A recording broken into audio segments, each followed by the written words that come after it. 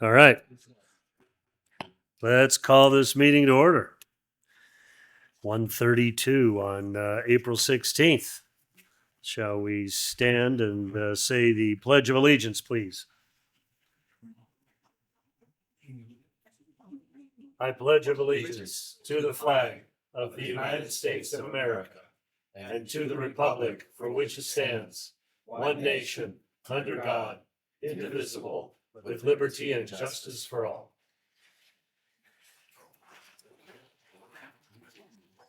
Thank you. All right. So let's start here by a roll call. Councilmember Whitman, Here. Councilmember Reed, Present. Councilmember Sanders, Present. Mayor Pro Tem Penna, Present. Mayor Taylor. Here. Shall we then approve the agenda? Motion to approve. Second motion. All those in favor? Aye. It's been approved. So let's see, we go to proclamations. Riverside County Sheriff's Quarterly Update and Introductions of Sheriff Personnel. Lieutenant Chivone. Good afternoon, Mayor, City Council, City Staff. I'm Lieutenant Frank Chivone. Chivone, my apologies.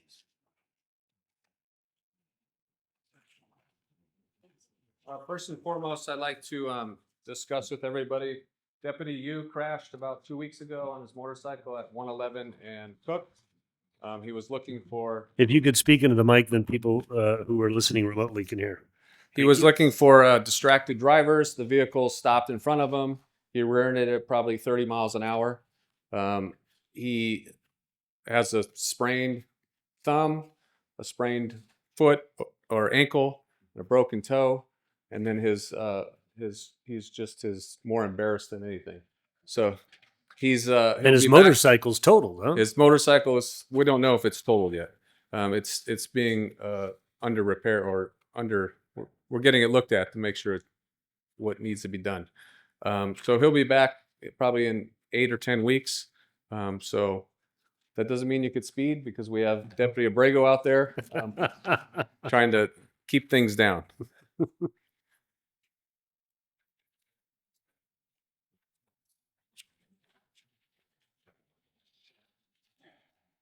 Which one? Okay, this is the quarter three results. We had 3,755 file numbers pulled, 536 calls for service, 2,388 self-initiated file numbers, with 42 total arrests made through that third quarter. Number 9 is, or 9 DUIs is erroneous. It's 11. There was 11 DUI arrests, 7 public intoxication arrests, 3 warrant arrests, with 2,038 area checks. So is this through March? This is for the quarter. And the third quarter, yeah. Yeah, third quarter. Through January, March. February, March. Yeah. Can you go back to the slide, please?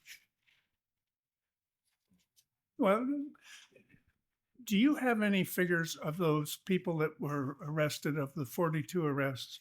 How many were Indian Wells residents and how many were not? Is that information that might be available? It is available. I do look. It's maybe 1 to 2. One out of the 42, maybe Of the 1 or 42. 2 are Indian Wells residents. The other are people that are just Driving through, passing driving through. through. Thank you very much. We're seeing it at the hotels. For the traffic collisions during that 3 months quarter, 4 major injury, 15 minor injury, with 48 non-injury. Traffic citations were 615 written by individuals, to include you, Abrego, and some of the patrol guys. 11 DUI arrests during that third quarter. And do the DUI arrests come from having one of those stopping points, or are they just random? Do you know? I do know. For the DUI checkpoint, which is farther down the road here, I think there was two arrests. So it's included in the 9. Two, yes. Okay, thank you. We had 0 homicides, 0 rapes, 1 robbery, 1 burglary, 0 auto thefts, and 10 miscellaneous thefts. Total property crimes were 12. Total Part 1 crimes are 14. If you guys take a look at the chart here, Q3 from 2024 to 2025, this is from the time dispatched, the deputy was dispatched to the time of arrival. On your far left is the red. For January of 2024 was 6 minutes and 3 seconds, compared to January of 2025 was 3 minutes and 9.93. So when I shifted the secondary motor, there was concerns that response times would go up. In fact, they've come down, and our increase in traffic has gone through the roof. So I hedged my bet and I won. So let's see here. January, it's pretty self-explanatory. You guys can take a look at them.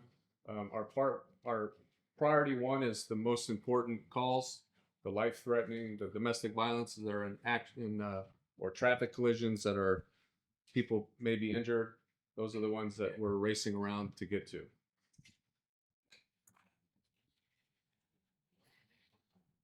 Just the same chart, just a different view of it. But as you can see to the far right, priority 1 in 2024 to 2025 to 2026, there's still pretty good. I'm working on the priority 4s. Those just come with ebbs and flows, those times there.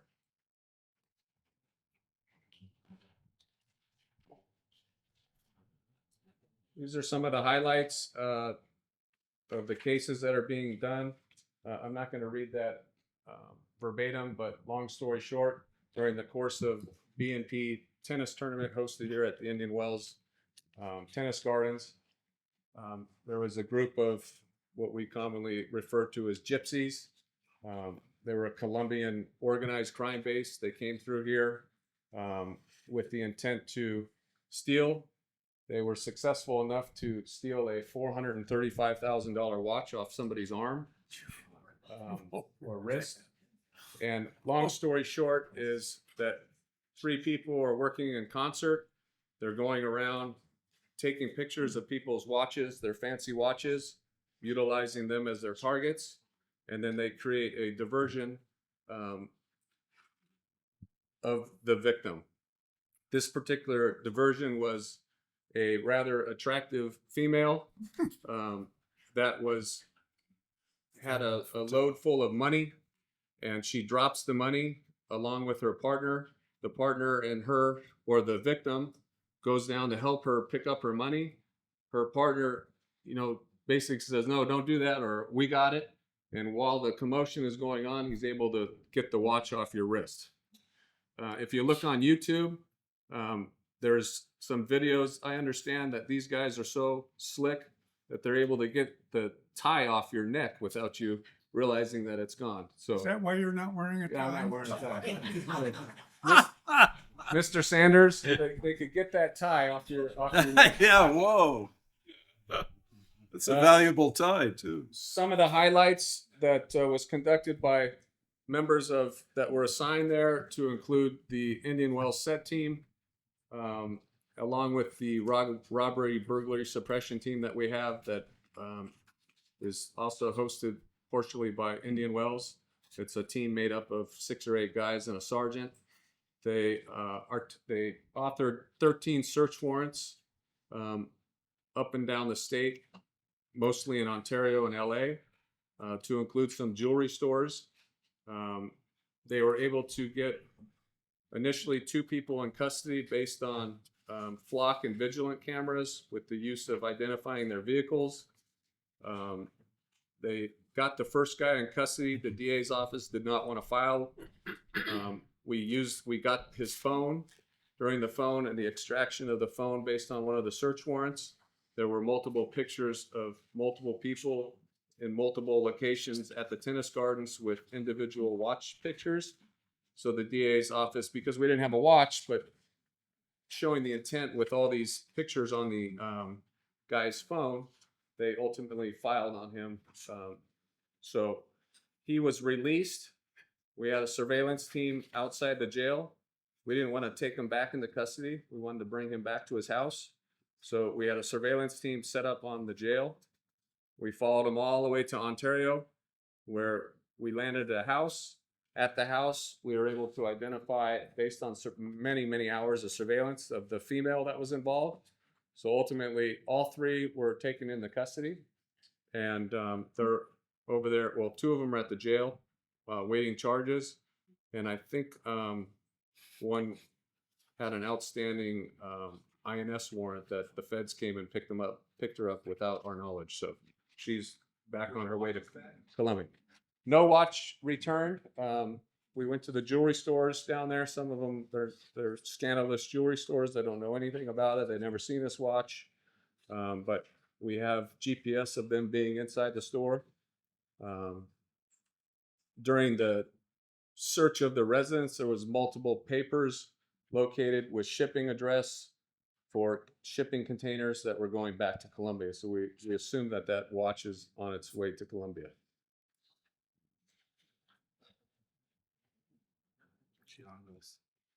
And then in February, we did a DUI checkpoint.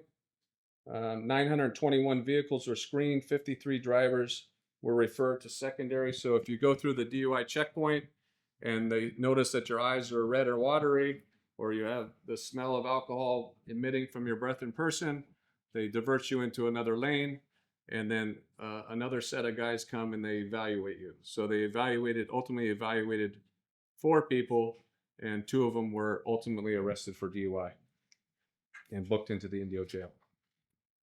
I think that's it. Let me see what else we have here. The set team guys have been busy. You know, we've had B&P tennis, which was a 2-week deal. There's lots of planning that goes involved in that. I have the FBI out there, the CIA. There's multiple executive protection teams for the some of the heavy hitters in the world that attend, to include the players, Prince Harry or Prince Henry and whatever her name. She was supposed to be out there. They didn't want to talk to me, unfortunately.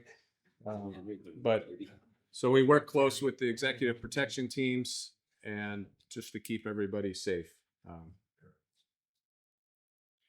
We have the speaker series that we are providing law enforcement services. Dr. George Car Show, which is a big hit, big deal for the city, big deal for the cancer research people. That was about it. I'll touch on a little speed study that we did, and if you guys have any questions in regards to that, Mr. Penna, I could bring Wiggs up here, but we will continue our speed efforts, enforcement efforts throughout the city to keep these numbers. We move over and talk into the mic. Just slide over. Sorry. That's fine. And no then, problem. do you have the numbers for all those that live on Eldorado, Cook, and Fairway? You could share with them how much work you're doing over there. Yeah. Whether you're seeing or not, I want everybody to know. Miss Avila will bring it up for us. Wiggs, come on up. I'm gonna go out of let's see here. Oh, you can do this. Go ahead, Wiggs. All right, where's this device here? All right. Good afternoon. I'm Sergeant Wade, Riverside County Sheriff's Office. I just recently got assigned to the city of Indian Wells doing the traffic for the traffic division. I oversee the motors. I also see the collision reconstructionists that we have on the team, as well as the community service officers that we have. Before we get into the survey, the speed survey, or the analysis that we did on Fairway Drive, a little bit of history about me. I've had 20 years in law enforcement. Over half of my career has been in traffic to some degree. I was a motor deputy for a handful of years. I'm currently a collision reconstructionist. Essentially what we do with collision reconstruction, we analyze crashes, we find out how they happen, and we use a lot of math and physics to try to figure out how major collisions happen. It's really exciting. So, and then I was a field training officer as well, not only for the patrol division, but also for traffic. And currently, I am a collision investigation course instructor for the Sheriff's Department in the state of California. We can't hear you. You can't hear me? Oh, do I have to go through that again? Oh, okay. All right. You want to stand here? Let me see. I think this will be fine. Yeah. So, okay. So it's a little bit about my history there. Traffic enforcement. First thing to talk about is traffic enforcement and how that's done and its purpose, because there's a purpose behind deputies out writing tickets. They don't just aimlessly go out and write tickets for the sake of writing tickets. There's a purpose there. And that purpose is to reduce collisions. So typically what we do is every month or every quarter, we gather where all the collisions are happening in the city. And then our traffic deputies our motorists will go out in that area and write as many tickets as they can to get collisions to come down. So once collisions start to go down, we basically chase the next busiest area. Enforceable speeds. This is a common misconception about how speed enforcement works. If you're going 1 or 2 miles an hour over the speed limit, you are more than likely not going to get a speeding ticket. It doesn't typically work that way. The law, as it relates to speed, is that the burden of proof is on the officer to prove that your speed is unsafe. So a vehicle going 3-4 miles an hour over the speed limit, I have to articulate how that's unsafe, and that's not very reasonable typically. But now if you're going 50 miles an hour in a 50 mile an hour zone, and there's a car overturned in the middle of the lane, and you pass that thing at 50 miles an hour, it's gonna be pretty easy to articulate how going the speed limit is unsafe given those conditions. So deputies will typically enforce speeds like that. Now, when it gets to court, with that burden of proof, to show that a vehicle is traveling 5, 6, 7 miles an hour over the limit, the deputy has a huge burden. The courts will agree, though. Anything 12 and over typically is unsafe. And so now the burden more or less is going to shift to the driver to prove how is 12 miles an hour over the speed limit not unsafe.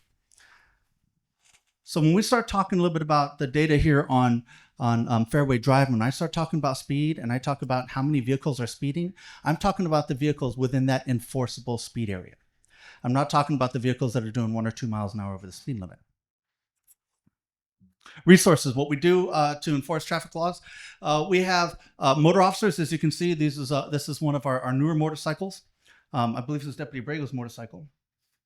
So we use motor officers. We have community service officers that drive white cars that has sheriff on the side of it. And we use traffic trailer devices that basically, as you drive by, it tells you this is your speed, starts flashing when you're going over the speed limit. We all know those ones. That's the ones we use as well. So talking about Fairway Drive, there's been a lot of questions about speed issue there or reports of speed issues. The first thing I'm going to look at is how many collisions are occurring on Fairway Drive. So I'm going to look at what we have in our resources as a collision summary report. It's basically an outline of every collision within Fairway Drive as I chose it. And what I found was that for the past 10 years, from 2015 till now, there have been a total of 11 collisions on Fairway Drive, about 1 a year. 2 of those collisions are caused by speed. None of those collisions were injury or fatal collisions. Okay. The next report I'm looking at is, in the city, where are the majority of our collisions occurring? And so there's a high incident summary report. It lists the #1 roadway where all the collisions are occurring, which is routinely 111 and Cook. Intersections are very common in the United States to be #1.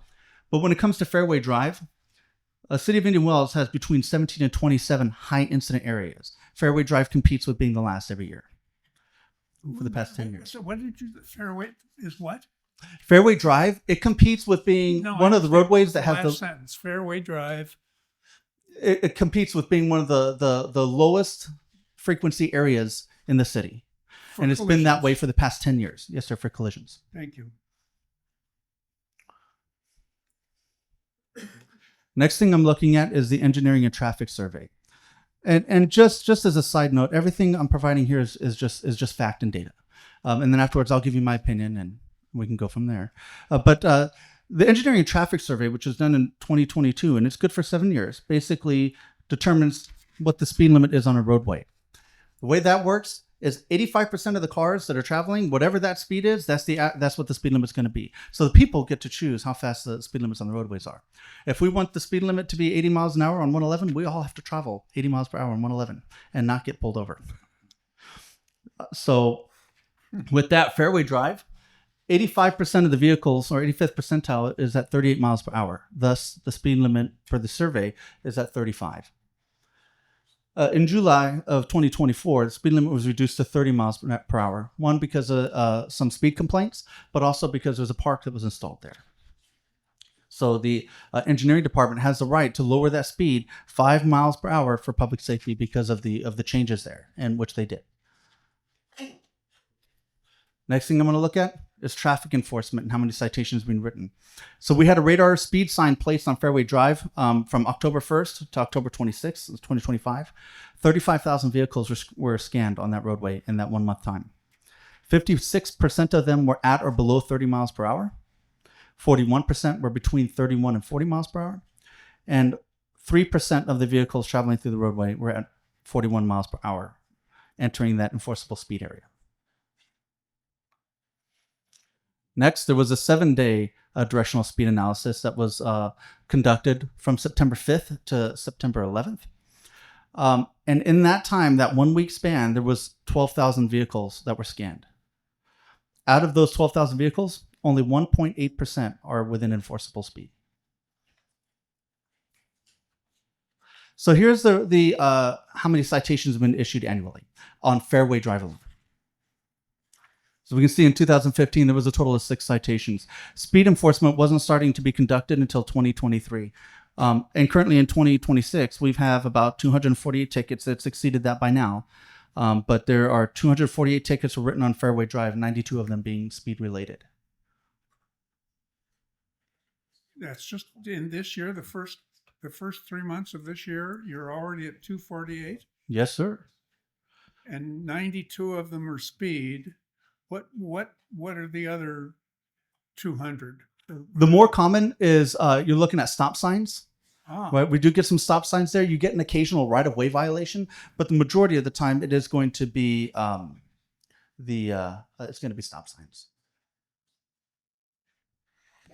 okay. Now you say 92 is speed. That is where they're going more than 12 miles an hour over the speed limit. Yes, So sir. they're going 42 miles an hour or greater. Correct. I imagine they only do it once. It's a very loud ticket. Yes. Yeah. So ultimately, with all of that, my opinion is that we don't really have a speed issue on Fairway Drive that is causing a public safety concern. No matter where you go in the city, you're going to have speeders. 1.8% of the vehicles traveling that are speeding, that's a normal number. Does that mean that things can't get worse? Absolutely. So our job is to not only are we going to focus on the high incidence areas like Highway 111, Deputy Obrego is routinely showing us speed enforcement. He's pulling people on 111 doing 90 and 100 miles an hour. So that is not uncommon. So he's maintaining that focus, and Deputy Yu is doing the same thing on Fred Waring and the other streets that they're working. They're still going to be taking a look at Fairway Drive and making sure that that speed is kept in check there. But as far as safety goes, I don't think we're looking at a significant concern right now. So If you have any questions? yeah, I have a question, or maybe a comment. So I think from your study, it shows that over half of the people, well over half of the people, are going under 30 miles an hour or 30 miles an hour, and that is a great great improvement. Thank you. Over what was happening before we reduced the speed limit to 30 miles an hour. So I think the conclusion is reducing the speed limit to 30 miles an hour has been a great boon to the city of Indian Wells on Fairway, correct? Yes, and when you're on Fairway Drive and you're seeing that, how close cars can be to pedestrians and golf carts, slowing that speed was a reasonable decision. Absolutely was. Any other questions? Just a comment. I think for the residents on Fairway Drive, speeding is a big part of the problem, but another part of the problem is the volume of traffic.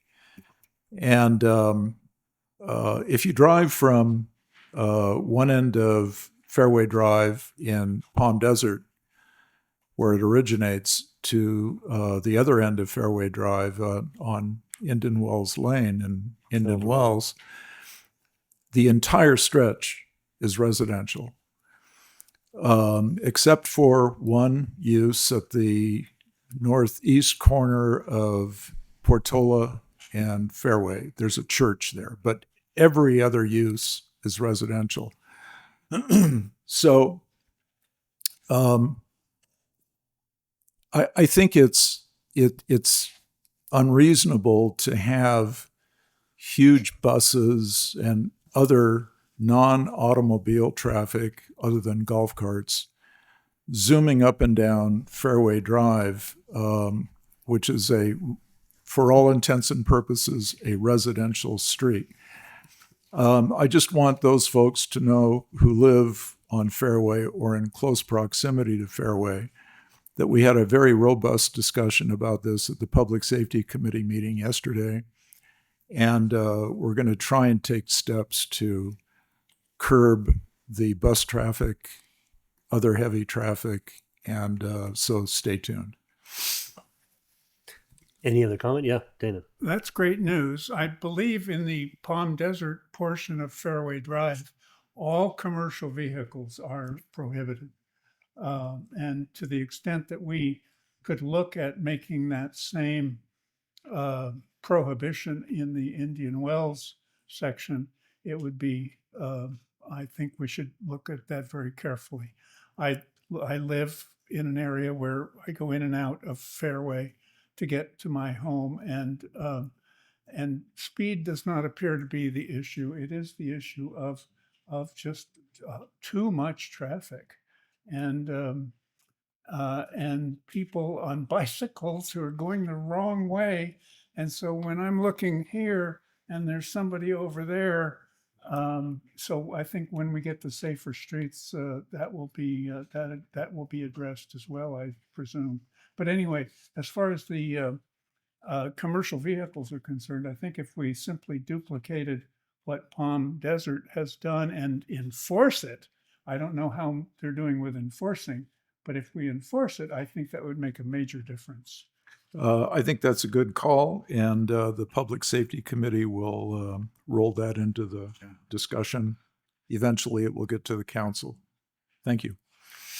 I just want to say one thing. Yep. I just want to say thank you for all your hard work, listening to the residents and providing this information today. Some of them don't see you out there, and they have a lot of questions, but you've definitely brought a lot of information here for us to respond to them, and we really appreciate it. Thank you. Thank you. Thank you for your presentation. Stay here. All right. Deputy Abrego and Sergeant Stan, come on up.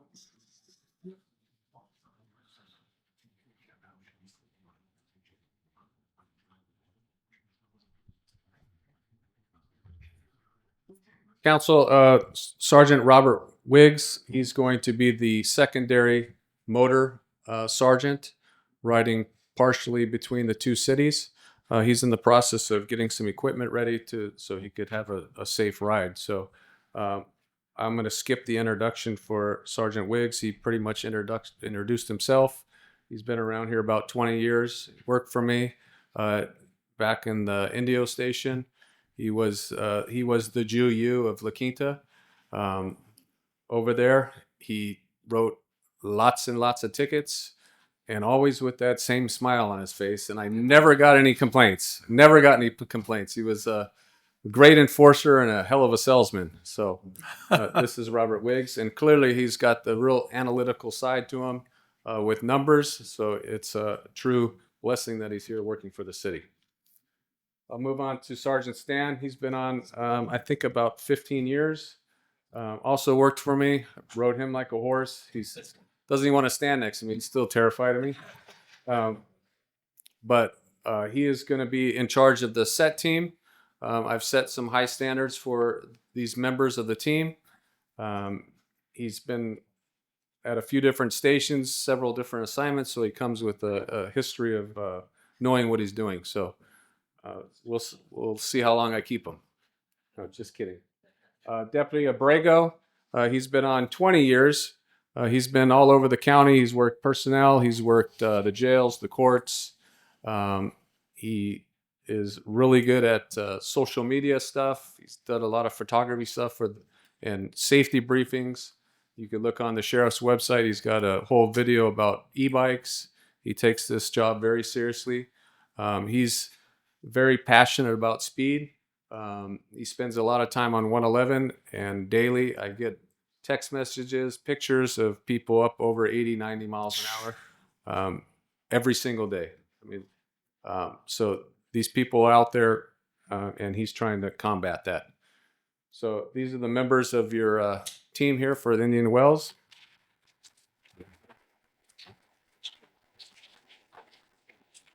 We appreciate all your support, and we will continue to push the mission forward. Thank you very Thank much. you guys. And thank you for your service. Doing a great job. Yeah. I love those numbers going down on the crime side. That's an incredible decline. All right, next up, Riverside County Fire Department, quarterly update. You got to follow that. Absolutely.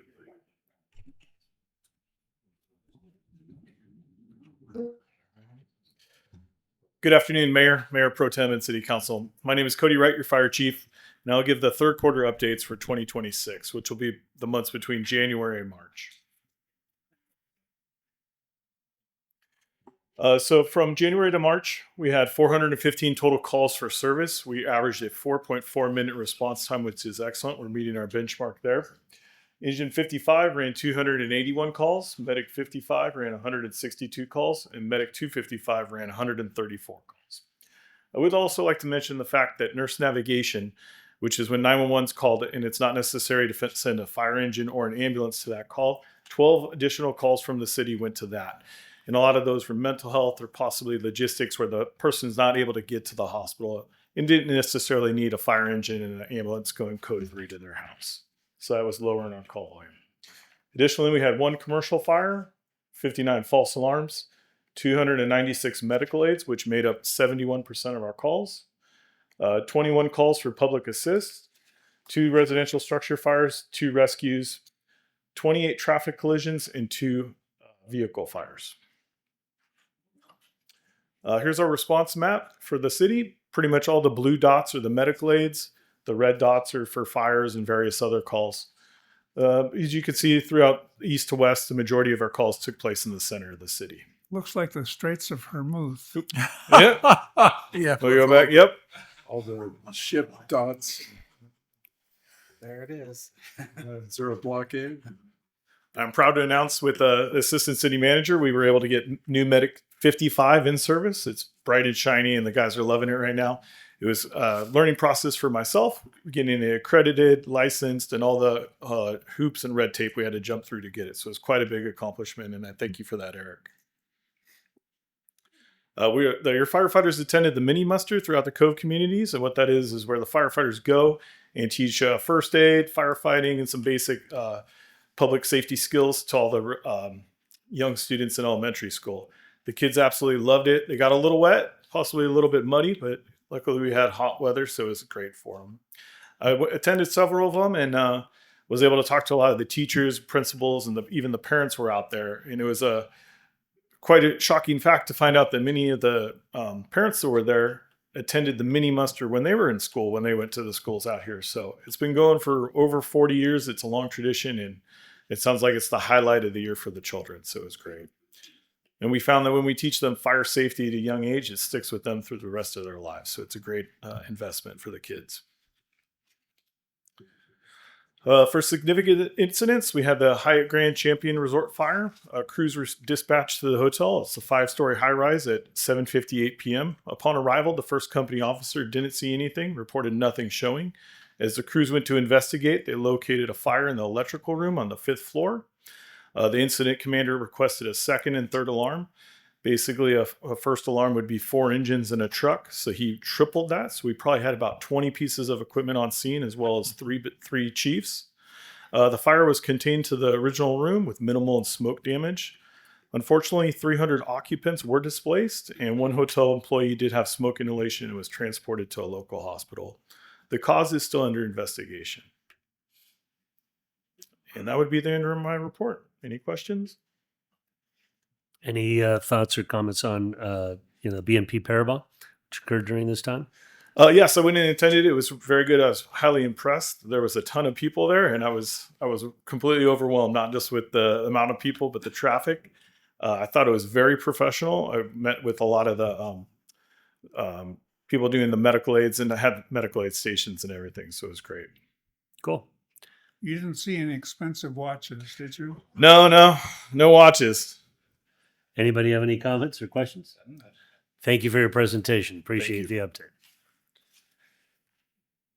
Excellent. Okay, so now appreciate your service. Fantastic. Let's move to public comment. Are there any public comments, City Clerk? Yes, we do have 2 public comments. We'll call up Eileen Lynch, followed by Martin Lax. Okay. Eileen, you've got the hot mic. Alrighty.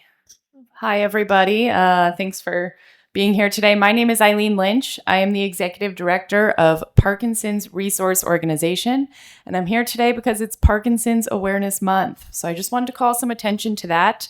Parkinson's is the fastest growing, second most common neurodegenerative condition in the world, and it will outpace Alzheimer's soon. Uniquely impacts Coachella Valley. We have an older population than the rest of the U.S. U.S. averages 37 years old. Indian Wells averages 65. So we have some unique risk factors that mean that we have more people with Parkinson's living here in Coachella Valley and here in Indian Wells than other parts of the country. And we know that. Parkinson's Resource Organization provides services like emotional support, practical support, education, resources, and community to help people navigate living with Parkinson's or caring for someone living with Parkinson's. And all of our programs are completely free. So this Parkinson's Awareness Month, I want to highlight the urgency of this issue. It's not just a condition that your best friend's uncle's grandpa had. It is something that is coming fast and furious for our population. There is a local resource that serves this population completely for free. And you can find out more about that at parkinsonsresource.org. I will be applying for some city grants in the future, and I do hope that we are more successful this year than last year because we are located in Indian Wells. We are one of the few nonprofits that operates within this great city and serves this population. So thank you so much, and I'm available for questions if anyone has any. Thank you, Eileen. Thank you for your presentation. We look forward to hearing from you on your request for grants. There you go. Mr. Lax, the hot mic is yours.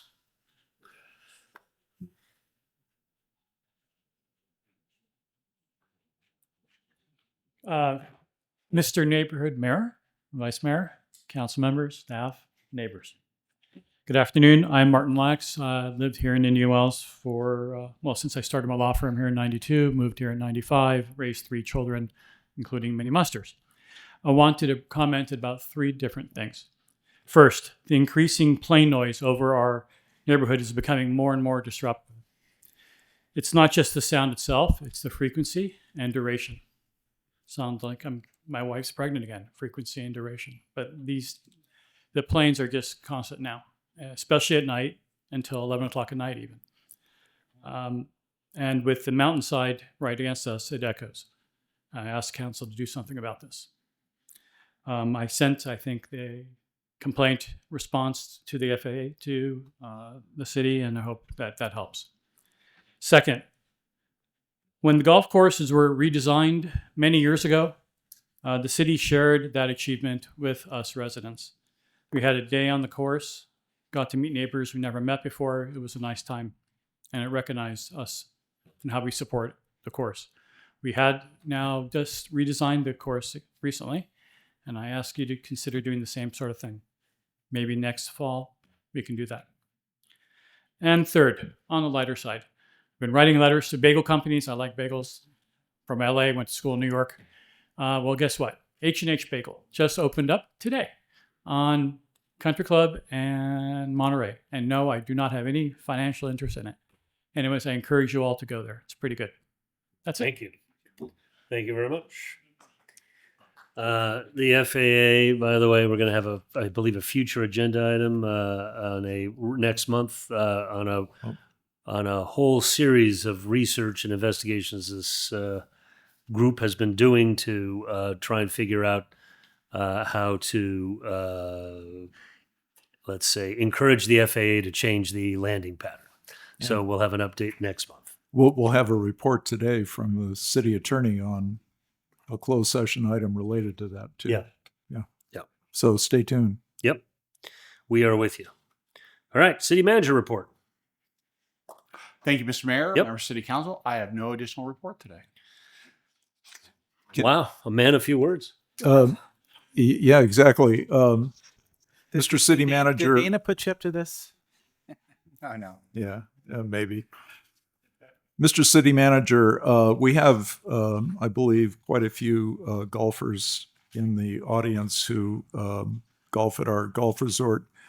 Would you very briefly explain the problem we're having with our water supply, Colorado River water supply? I will do my best, but I know our Public Works Director, Dina Purvis, can help interject. Earlier this year, when we planted the flowers along Highway 111, we noticed that they weren't growing as well as we thought they would. And actually, it wasn't the brand of Indian Wells.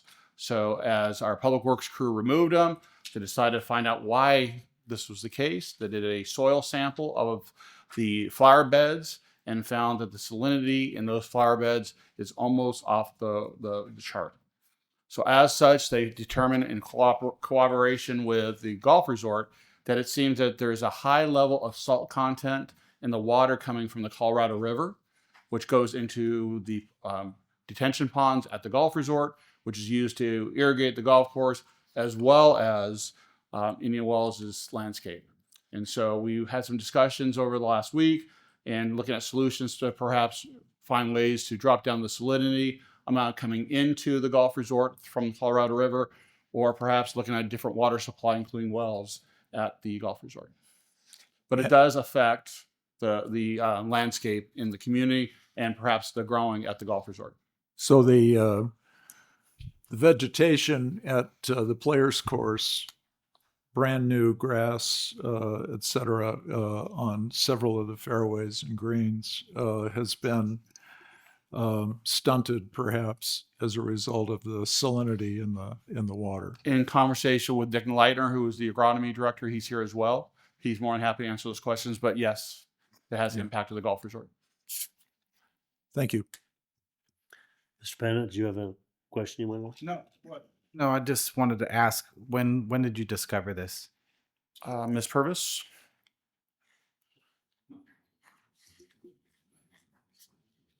And this is non-potable water, I'm assuming? Yeah.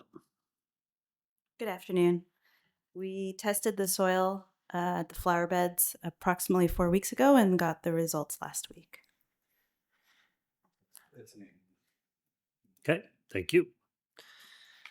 All right. Any other comments? Okay, we'll go to city attorney. Honorable Mayor and Council, as you know, the council met in closed session earlier today to discuss the items identified on the agenda. No action was taken that needs to be reported under the Brown Act. However, as has already been alluded to, the council has invited me to report that the council authorized retention of special legal counsel to advise the city on new flight paths or over Indian Wells that have been approved by the FAA, and to discuss legal options. The council will also have, as has been mentioned, a discussion item on its May 21st agenda to discuss that topic. That concludes my report. I'm available for questions. Any questions? All right, off to the consent calendar. So are there any items to pull? I'm going to request pulling G13. Any other items? I'm going to request to pull G4. G4. Okay, any other items? I move approval of the balance of the consent calendar. All those in favor? Aye. Okay, consent item approved with the pulling of G13 and G4. Okay, so we can discuss those now, I guess, huh? So G4, let's go with G4. Amendment to the Fiscal Policies and Procedures Manual, increase of no bidding threshold from $5,000 to $25,000. Kevin, are you going to talk about this? Sure. Thank you, Honorable Mayor, members of the City Council. The Finance Committee met and discussed the idea of changing the no bidding threshold from a fiscal procedures manual, which is currently at $5,000, up to an amount of $25,000. There are no other changes suggested for the fiscal procedures manual. One of the reasons for this change was simply time. The $5,000 limit has been in place in the fiscal procedures manual for an excess of 20 years. And given the amount of work done by our Public Works Department, it was deemed prudent to adjust the total from the minimum $5,000 to a new minimum of $25,000. That completes my report, and of course, I'm available for any questions you may have. Mr. Mayor, Yes. for purposes of discussion, I move that we approve the Finance Committee's recommendation. Second the motion. Okay. So is there any questions? Well, I guess public comment should have come before the motion, but does anybody have any public comment that they'd like to make on this particular matter? Okay. Now accepting the motion for discussion. Bruce. So we discussed this previously, but my concern about about this matter is that when you increase the purpose of having bidding, if I'm correct, is to make sure that we have multiple companies that are coming in and giving us bids, so we get the lowest bid and or the best bidder, however that's arranged. And so the question is how many contracts approximately now will move into the no bid arena when we go from 5,000 to 25,000? The current estimate, the current bids today, I think it's about 74 bids, and the total amount of those contracts on an annual basis is about $900,000. Okay. So those are 74 contracts that until we passed this issue were competitive bidding. That's correct, sir. Okay. And if we pass this, then that's $900,000 of contracts that annually, is that correct? That would not be competitive bidding. That's correct. That would move that threshold moves up to 25,000, and those particular contracts would no longer require the Public Works Department can still do any kind of quoting that they like, but under the revised policy, they would not be required to bid those contracts anymore. Okay. What are some of the safeguards? Obviously, competitive bidding is a great safeguard for a city to have to make sure that we're getting the best bidding, the best price, the best contractor, and also I think is a safeguard against something none of us would want to see, which is friendly contracts to somebody at the city. What safeguards do we have in place that would protect the city from things like fraud or friendly bidding, non-bidding, and that type of thing that you get when you don't have a competitive? Potentially, I'm not saying we would have it, but potentially could have if you have no bidding contracts. Understand. Thank you, Councilmember Whitman.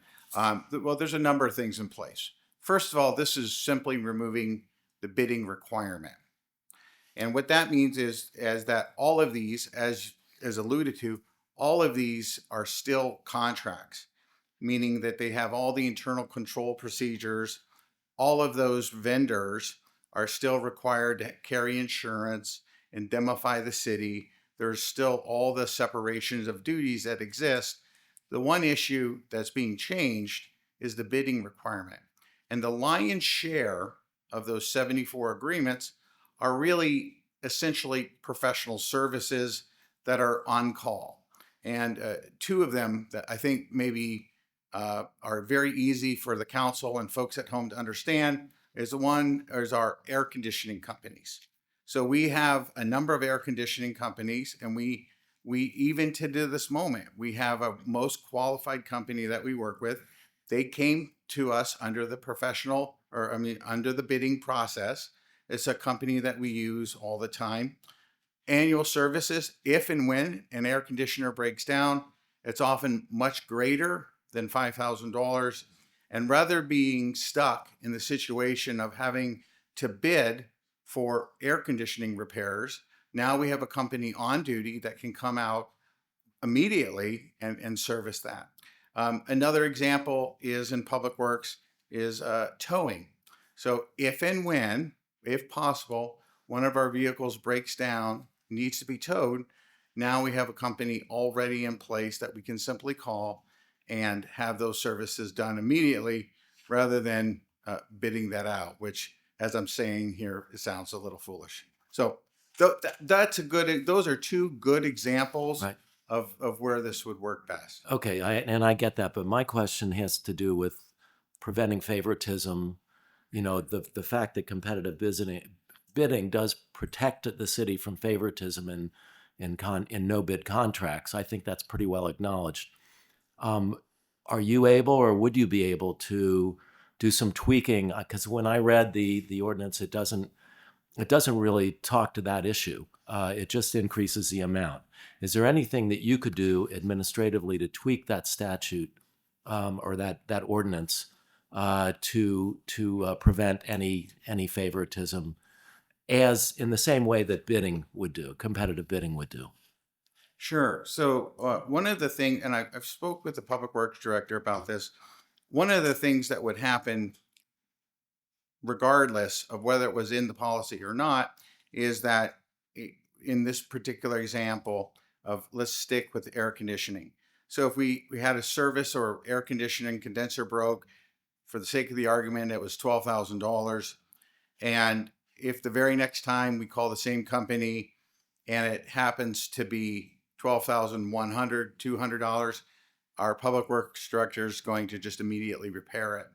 But for the sake of your discussion, sir, if the situation was that repair went from $12,000 to $18,000, the Public Works Director still has the option to do quotes, to get 3 quotes and make sure that a number aligns with the current market. And that's something that we could put in as a additional paragraph in this section if the council opined to that. But it's something that happens automatically. I don't think it would impede the process, and it certainly wouldn't change the bidding requirement. Okay. And isn't there, Kevin, in place already as a matter of protocol and procedure, no favoritism, and a process that when we engage in a contract, that those kind of languages are in the procurement process as well as in the execution process? Yes, yeah, clearly there is no favoritism whatsoever. What we're really talking about here are the folks who have demonstrated being the most qualified bidder, folks that we trust, folks that we work with day in and day out for these types of services. So that, like I said, those people who are going to call and who are going to come, whether it's air Understood. conditioning, repair, or touring. But when we went through the list, and the list is extensive, I pointed out 3 random companies, and you actually said all 3 of those are out to bid because they would be they're a new vendor, and that's the process you would go through anyway. So what you're referring to is a narrow example of people we've worked with in the past that we're trying to, continue to work with, but in the event that a contract, potentially a longer term contract comes up or a company moves on, in your discretion, you'll be able to bid these agreements out. And that's how it would work. Yeah. Yes, sir. Yeah. So you are currently bidding out a number of the contracts that are actually on that list. Yeah, and we'll typically do that when we don't really know what the competitive bid amount should be. Gary. If I may add, Mr. Yeah. Mayor, and that is, I think Mr. McCarthy has alluded to pre-qualifying, but I think he should probably give a better description what that is, because I think that there's an assumption that there is no qualification of these vendors. So maybe that'll help illuminate the Okay. comments. Would you care to describe the pre-qualification process? Thank you, sir. Yes, so going through a process of bidding, we look at those folks who are qualified to do the work, whatever type of background it is. and even to the extent of once they're hired, how well do they do the job here? So those folks go through all those qualifications that are established by the Public Works Department in order to become a pre-qualified vendor, somebody who is capable of doing the repair. Bruce, do you have any other questions? I think, Dana, do you? Well, I just want the $25,000. Well, let me put this in the form of a question. This is like Jeopardy here. What is your, addressing the city manager, what is your limit that you can go ahead and spend without coming back to the council for authority? $25,000, sir. Okay, so this would match that same authority that he presently has. Is that correct? Yeah, yes, sir. Thank you. I mean, this is not, so it's nothing greater than what is already available to the city manager at this time. No, sir. And I think it's the reason, if I may indulge, the reason the finance department landed or committee landed where it did was for one of those reasons as well. Thank you. Any other questions? Yeah. So again, I appreciate all that, and you know, Kevin, I find you very trustworthy, and I know you would never do anything that would be untoward. But for the protection of the residents, what I'm seeing is that there is now $900 and some thousand that formerly was competitively bid that now can be let without any competitive bidding. And I think that's a pretty big number. And what I'm concerned about is not that what your policy is, your unwritten policy or your, you know, what you would generally do, but that there's nothing in writing in the policy to prevent, not you, but maybe your successor or somebody else in Public Works or somebody to give somebody a contract. Does that mean I have to stop asking? No, sir, I'm terribly sorry. You're on the timer. Mea culpa, mea culpa. Let me just turn this off here. So that's what I'm concerned about, is that there's nothing written now in this new policy that gives us any safeguards whatsoever about, and I understand the city manager is in the same situation, but he is the city manager. I regard that as And so your safeguard language that you'd like to propose is around getting quotes. I mean, even instead of the bidding process, which I know is very time consuming and has a lot of requirements and might take weeks and weeks and weeks, but you know, that at a certain point, I would think that that there would be an obligation to at least get some other quotes, rather than just constantly saying you can go to whoever you want without any bidding and hire that person for $24,999. That's I think that's kind of a big number, but is there something you can do administratively without having council to come and deliberate and having a new, you know, policy or whatever? Can you tweak that administrative policy to May I give us suggest some maybe protection? some language that maybe this satisfies you, that in the event it's a new vendor versus a renewal, that we have to send it out to bid? Well, I think the same danger is presented with renewals. Okay, I'm just trying to understand your issue. Okay. The only issue I'm concerned with, I understand, you know, there's pre-qualification, everybody's qualified. But as you go on, people get to know each other and get comfortable with each other. And that's what I see as not just the danger with our city, but with any city. Okay. Mr. Penna? Can I ask you why you want to make this policy change? The initial reason is that, first of all, great question. The issue is that is facing us is that the $5,000 limit has been in place for more than 2 decades, and the cost of services, again, I'm going to stay with something super easy like this air conditioning repair, has just risen over that time. And, you know, we're not a residential home, we're a commercial facility. So our costs are even larger. There's a number of air conditioners, so on and so forth. So in the event when we need service, albeit even emergency service from an air conditioner going out or what have you, those costs are typically more than $5,000. And our Public Works Department is being stymied from being able to supply those repairs until they can go through that process of getting those bids. And so the idea of increasing this limit is really to recognize that costs have increased over the last 20-year period, and that the city, that's where those services are now kind of landing, is that between that 10 up to $25,000 for repairs.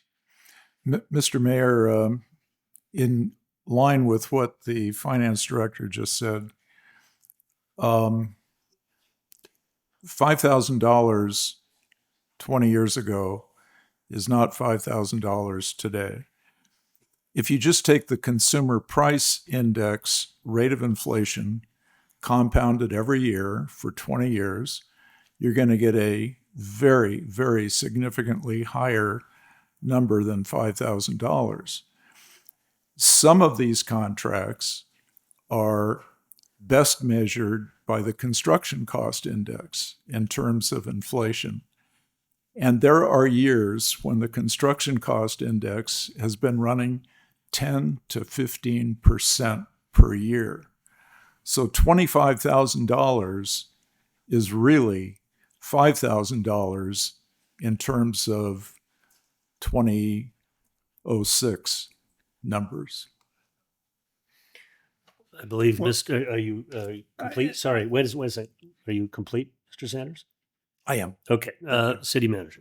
I was going to add a point on behalf of the Public Works Director. She can come up and attest to this as well. Is there's many a times that we have small public works projects, let's say repairing a portion of the sidewalk, and the vendors are not submitting bids to do so because the insurance costs that they have to incur prior to being accepted to any work, or just to be a competitive bidder, deters people from submitting bids even.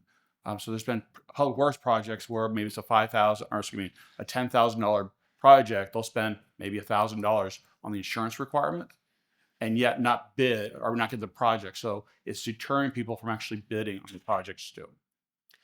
Okay, Mr. Reed. As I understand it, you can spend up to $25,000 on anything that you reasonably believe is in the best interests of the city to do so. So, I mean, this is a non-issue. I mean, if necessary, and presumably you can delegate that to the one of your subordinates. So, I mean, right now this is just an impediment to what you already have, and that is the power to spend up to $25,000.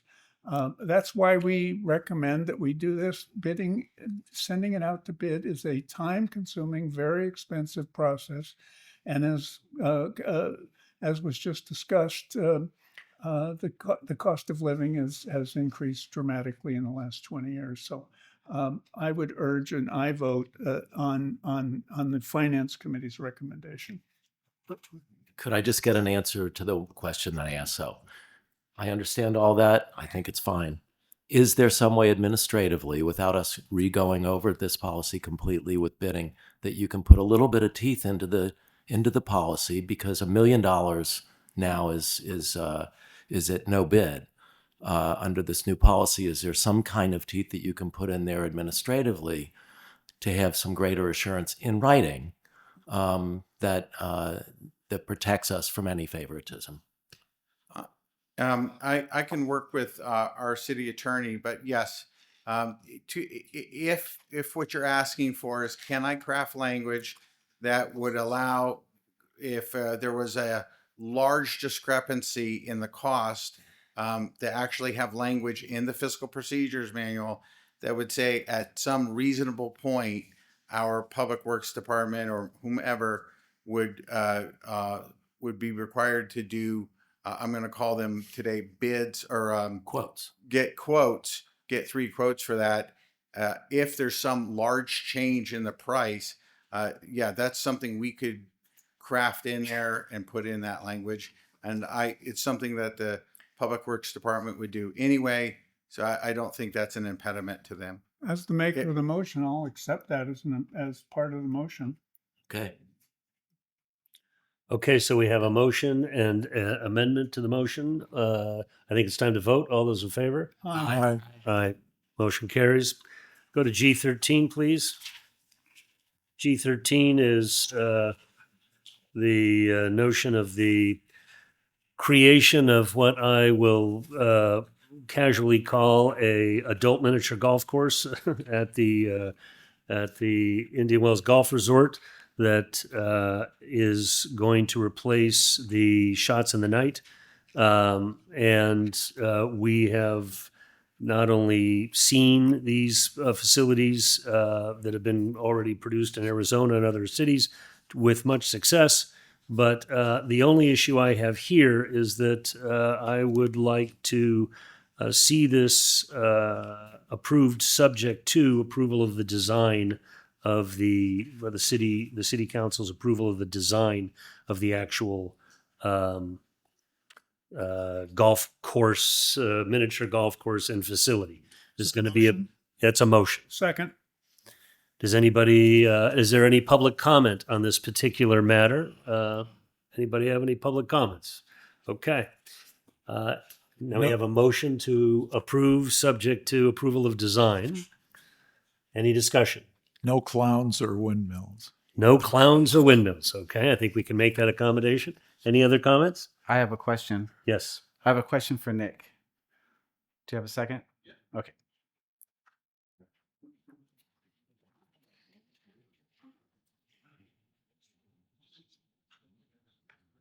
Removing the design component from this, is it possible that we could do this without artificial turf?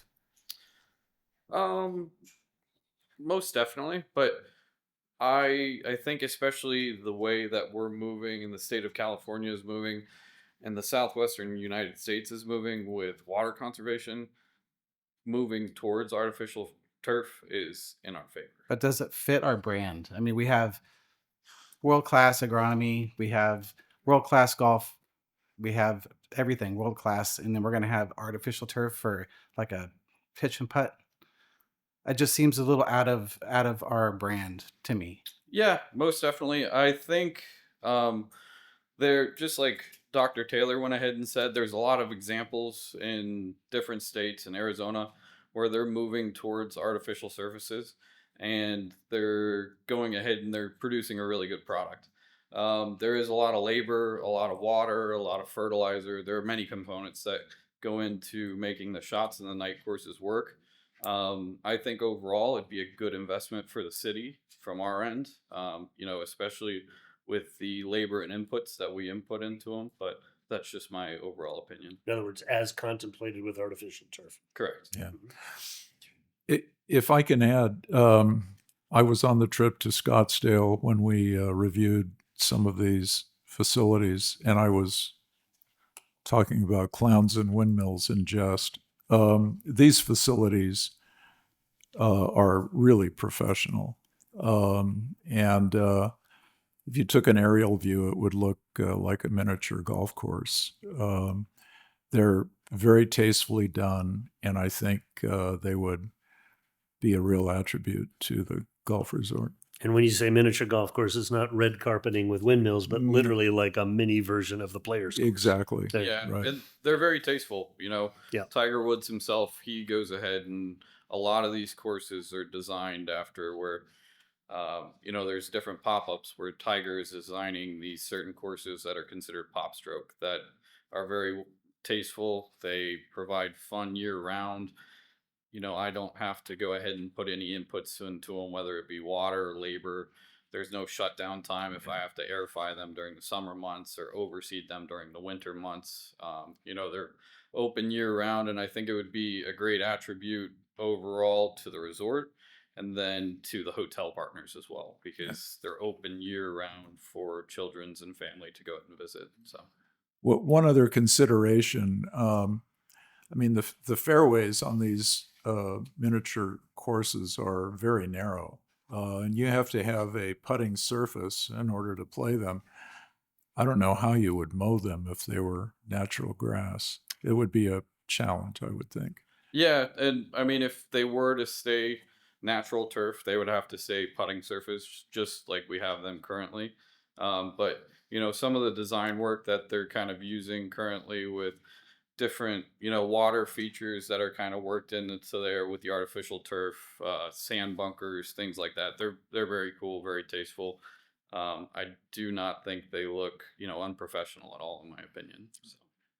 Nick, for people, Please. for the people that are watching on TV, could you state your name and your position, what Yeah. you do, and just indicate that you know what you're talking about? Most definitely. Nick Leitner, I'm the director of agronomy over at Indian Wells Golf Resort. So I deal with grass on a daily basis, and I'm a grass nerd. So if anybody has any questions, I'm here to go ahead and talk Thank you. grass. And then, the only other thing is, as Greg mentioned, we saw there's some brand names associated in some of the existing courses, putting courses, architects that have lent their names that can be an attraction, certainly from a media perspective, et cetera. So I just, would like to understand, the design nature of this and its marketing applicability, because we think we can drive a lot of business with the hotels in the off season and create a family entertainment space, as well as have a lot of fun with our current existing golfers. So there's a motion on the table to approve, subject to approval of design. Do we have any other discussion? Is there a second? I didn't know. Yeah. Yes. Oh, I yeah. second it. My question is, well, I hadn't thought about this, but if we approve this, are we approving artificial turf without any other analysis of whether it would be better to have natural turf? We've actually been talking about it the last couple of years to switch to artificial turf. So yes. Okay, so regardless, what we would agree to is an artificial turf facility. Yes. Correct. That's been our understanding along, and we'll bring back prior to awarding any bids what the design or the bid project looks like. Okay.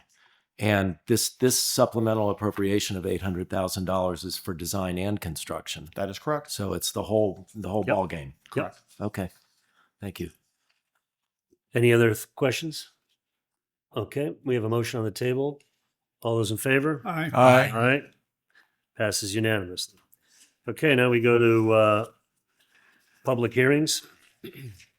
And the first agenda item is H1, Annual Levy and Engineers Report for the Indian Wells Street Lighting District.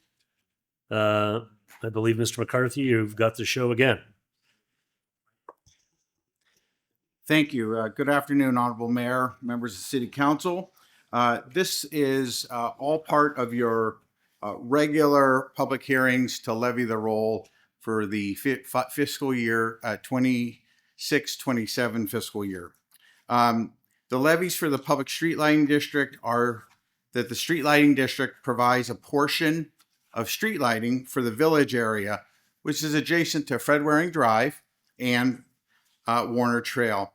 With that, staff recommends that the mayor open the public hearing, take any public comment, close the hearing, and simply adopt the resolution approving the levy and the collection of the assessments. And with that, I'm available for any questions you may have. Okay, any questions from council on this? Okay, anybody, do we have any public comment on this? No, we open the public hearing. Yeah. We open the public hearing. No public comments. No public comments. Okay, so close public hearing. Move adoption. Second the motion. All those in favor? Aye. Passes unanimously. We're on to H2, Final Annual Levy Report for Landscape and Lighting District number 91. Mr. McCarthy, I believe you have the mic.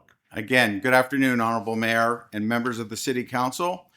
This is to approve the annual levy for the Landscape and Lighting District number 91-1, which funds maintenance and the operations of 17 landscape and lighting districts within the city of Indian Wells. The total projected cost this year is approximately $2 million, funded through property assessments with no impact to the city's general fund. With that, the staff recommends that the mayor open the public hearing, take any public comment, close the hearing, and then simply adopt the resolution approving the levy and those collection of those assessments.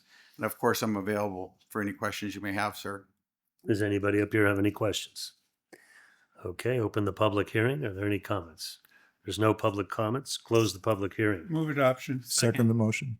We have a first and a second. All those in favor? Aye. Aye. Passes unanimously. H3, Annual Levy and Engineers Report for the Drainage Maintenance Benefit Assessment, District Number 1. Mr. McCarthy, you're a popular man today. Please proceed. Thank you again, Mayor and Council. I'm trying to get through this as expeditiously as possible. The Drainage District is located in the province community and reflects the maintenance costs for nuisance water runoff and retention. With that, staff recommends that the mayor open the public hearing, take any public comment, close the public hearing, and then again, simply adopt the resolution approving the levy and those collection of those assessments. And again, I am available for any questions you may have. Does anybody have any questions? There's no public questions. Open the public hearing. Does anybody have any public comment? There are no public comments. Move Closing adoption. the public hearing. We have a motion to approve and a second. Second the motion. Those in favor say aye. Aye. It passes unanimously. Now we're on to H4. H4 is the ordinance amending Title 21 to clarify existing regulations under the golf course overlay zone and ensure general plan consistency, and finding the action to be exempt from CEQA and CEQA guidelines. Okay, Community Development Director Berg, please present to the staff. Yes. Thank you, Honorable Mayor, council members. John Berg, Community Development Director for the City of Indian Wells. The item before you is an ordinance that would be repealing the golf course overlay and replacing it with a golf and recreation base zone. The impetus for this I'll describe here. Here you see an exhibit that shows the existing land use map and zoning map for the city, and you can see golf and recreation is called out in the legend of that map, and it's shown in the darker green areas on the map itself. And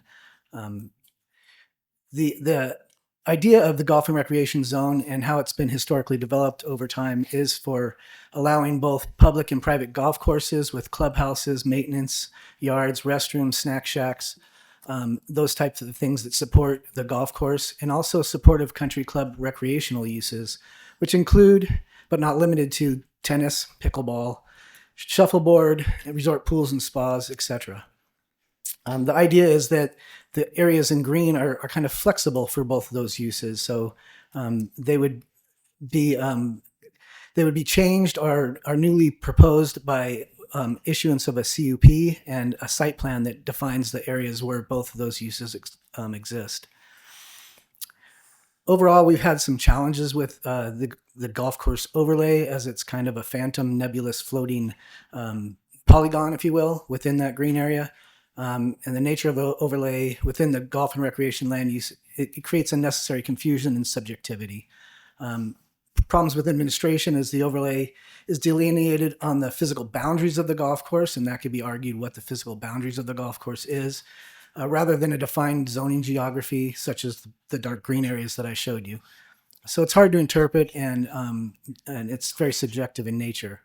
There's no clear default development standards, and it's limited in guidance in what the ancillary and supportive uses are related to the playing of golf and the country club recreational amenities.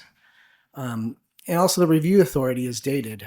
It basically requires city council look at any modifications within that zone that are in excess of $5,000. And here we've heard that $5,000 yesterday is not the same as today.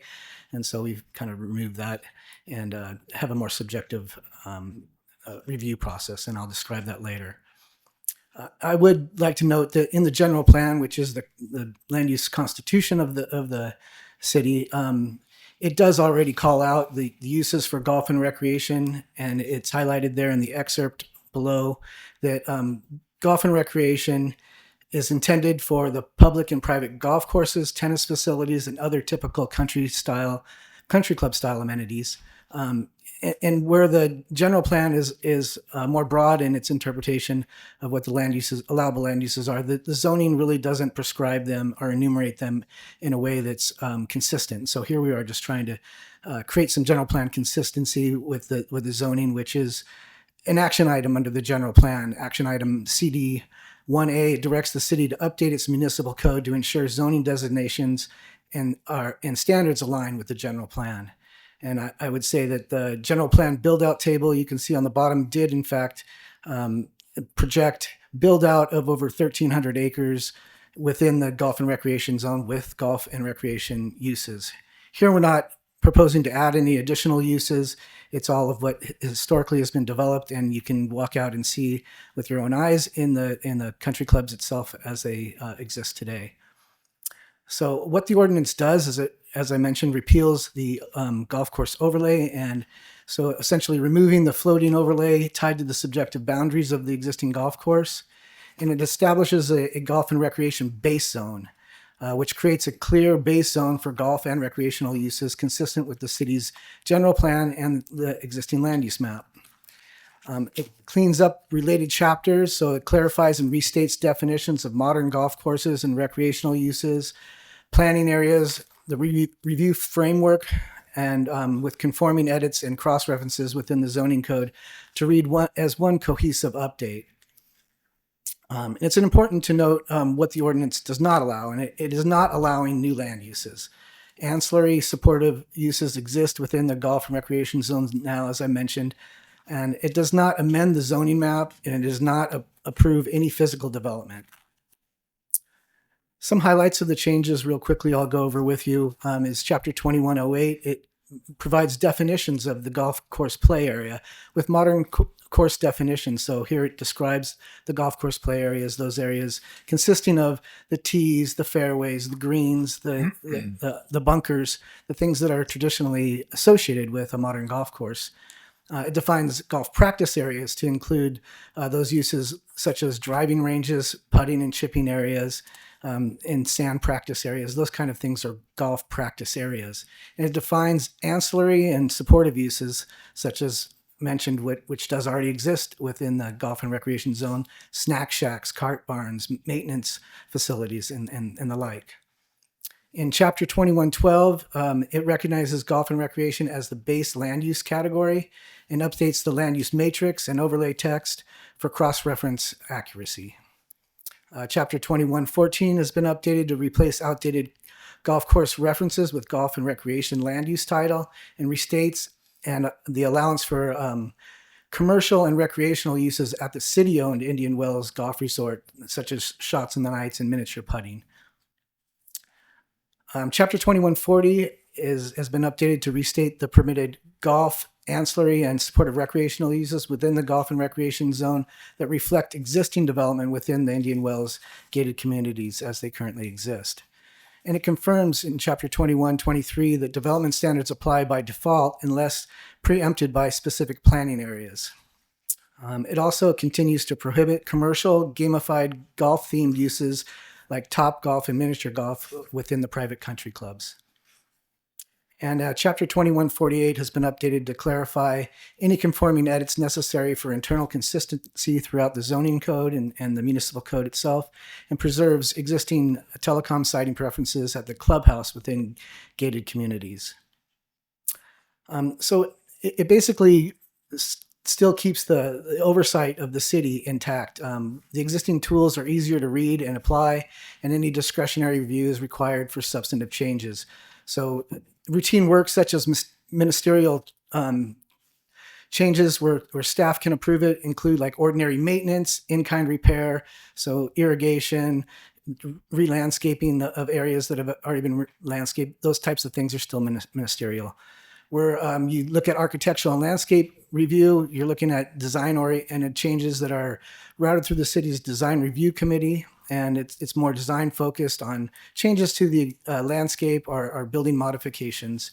But anything that was more substantive in nature, considering like new use or major modifications to the golf course itself, or maybe even the clubhouse facilities, including expansion, relocation, replacement, and conversion activities, they would be subject to a CUP process, which would involve Planning Commission review and City Council review. So in sum, staff is recommending that the council opens the public hearing, receives public testimony, close the public hearing, introduce the first reading of the ordinance, and find that the adoption of the proposed ordinance is not subject to the Environmental Quality Act pursuant to CEQA section 1506B-3, and I'm available for any questions. All right, that's an awful. What a very detailed presentation of hundreds of pages here that is, I'm sure is in your mind a much needed update to the code. Yes. Well, sorry about that. Thank you for the in-depth proposal, and I'm sure in your mind, after this so many 100-page proposal, that it's much needed to update the codes. Does anybody have any questions up here? I do, Mr. Mayor. Yes, please. Can you go back to the slide, John, where you have telecommunications facilities? That's one question.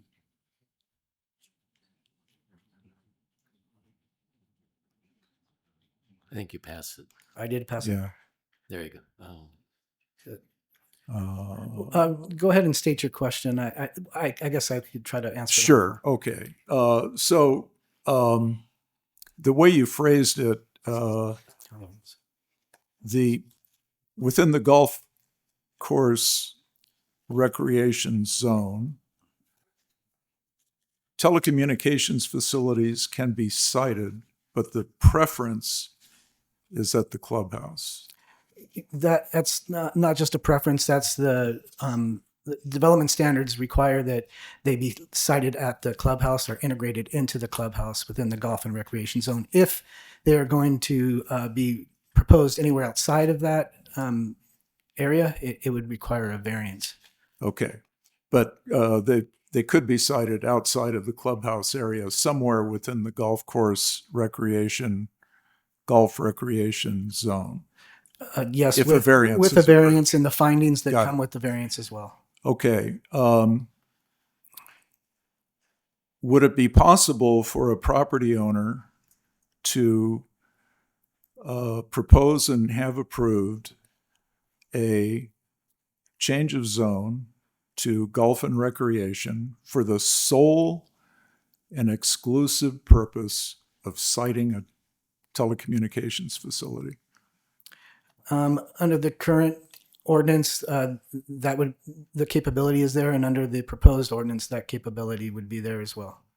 Even though there's no golf or recreation amenity within the property that is the subject of the application for rezoning. Correct. Telecommunication facilities within a gate-guarded community that has a clubhouse have the ability to locate a telecommunication facility through a conditional use process at the clubhouse facility. If they so choose to look at different options because that doesn't fit their need, they can certainly look at other areas within the same golf and recreation zone or propose a zone change to allow the golf and recreation zone to expand into that a parcel that isn't zoned currently golf and recreation, but it would require going through a conditional use permit, a zone change, and a variance, and all three of those things have specific findings that the council would have the discretion of either approving or denying the project. So theoretically, a piece of property that is zoned residential could be rezoned to the golf and recreation zone to facilitate the placement of a telecommunications facility. Again, I will affirmatively say that it could happen under the current ordinance and also the proposed ordinance. We're not changing that ability. Okay, I've been a big proponent of doing this, and I'm the one that raised all the concerns about how the golf course overlay zone worked. But the way you've set it up, and I appreciate all the work you've done, but it just doesn't make sense to me that if a piece of property Can I break in? This is questions. We're not into discussion yet. I'm asking him a question. Okay, all right. It doesn't make sense to me that the city council can change a zone on a piece of property to golf and recreation when there's absolutely no underlying golf and recreation use that's going to be established on that property. Does that make sense to you?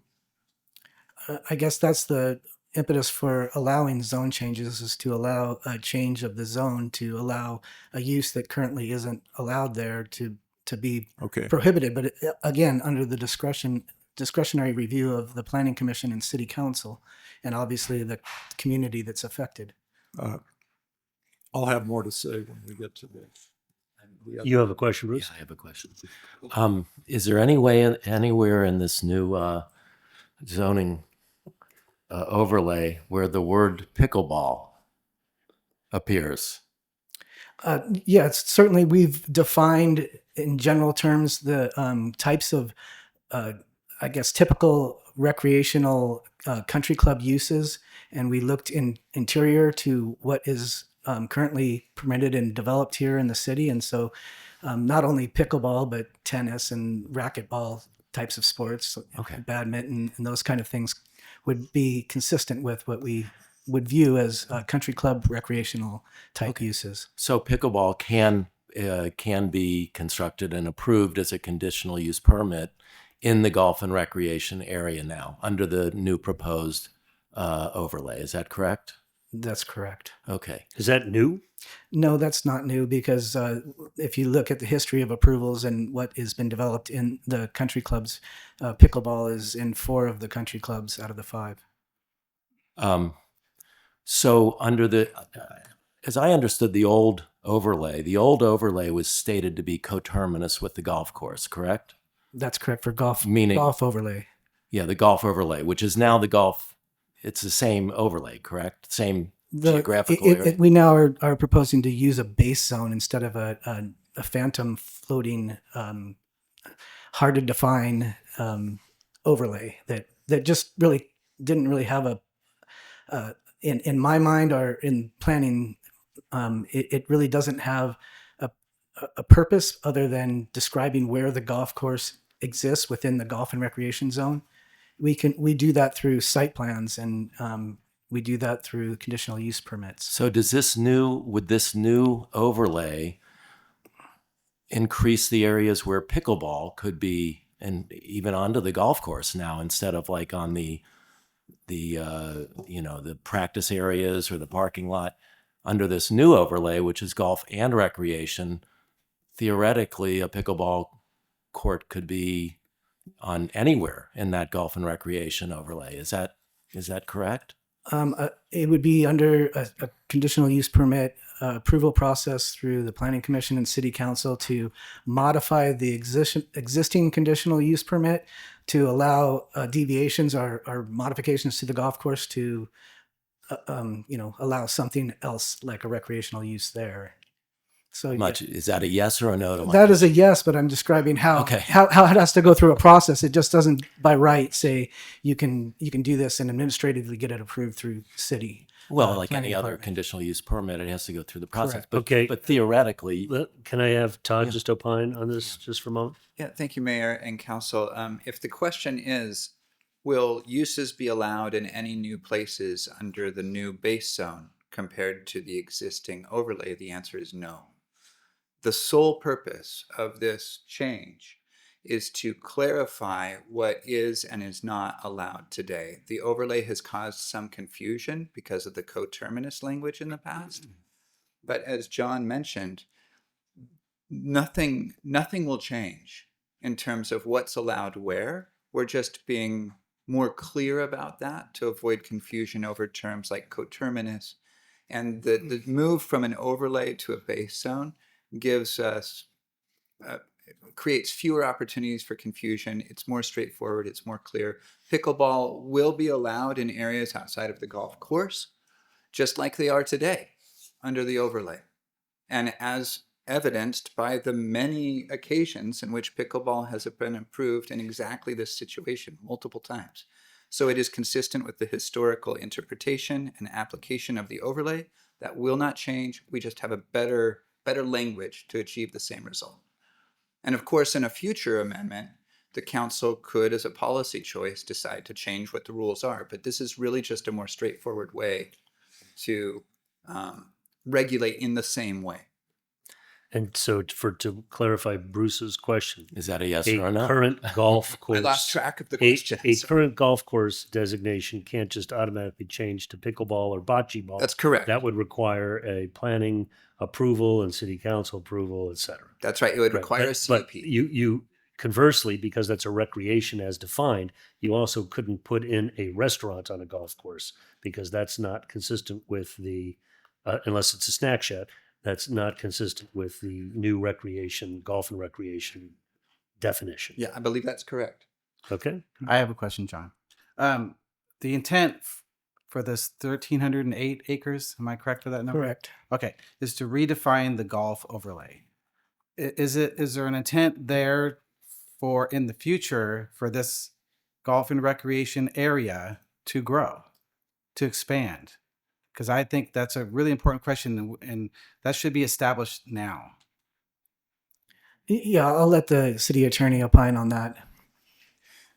Mayor and council, that's an excellent question. The answer is yes.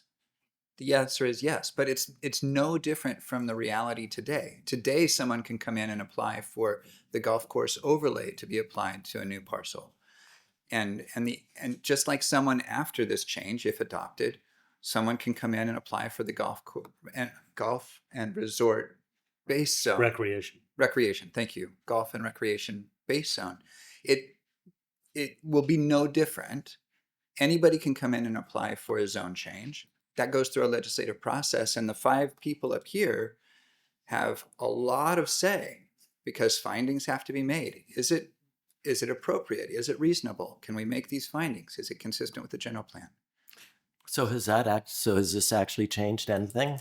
No, that's the whole point. No, this is a clarifying change.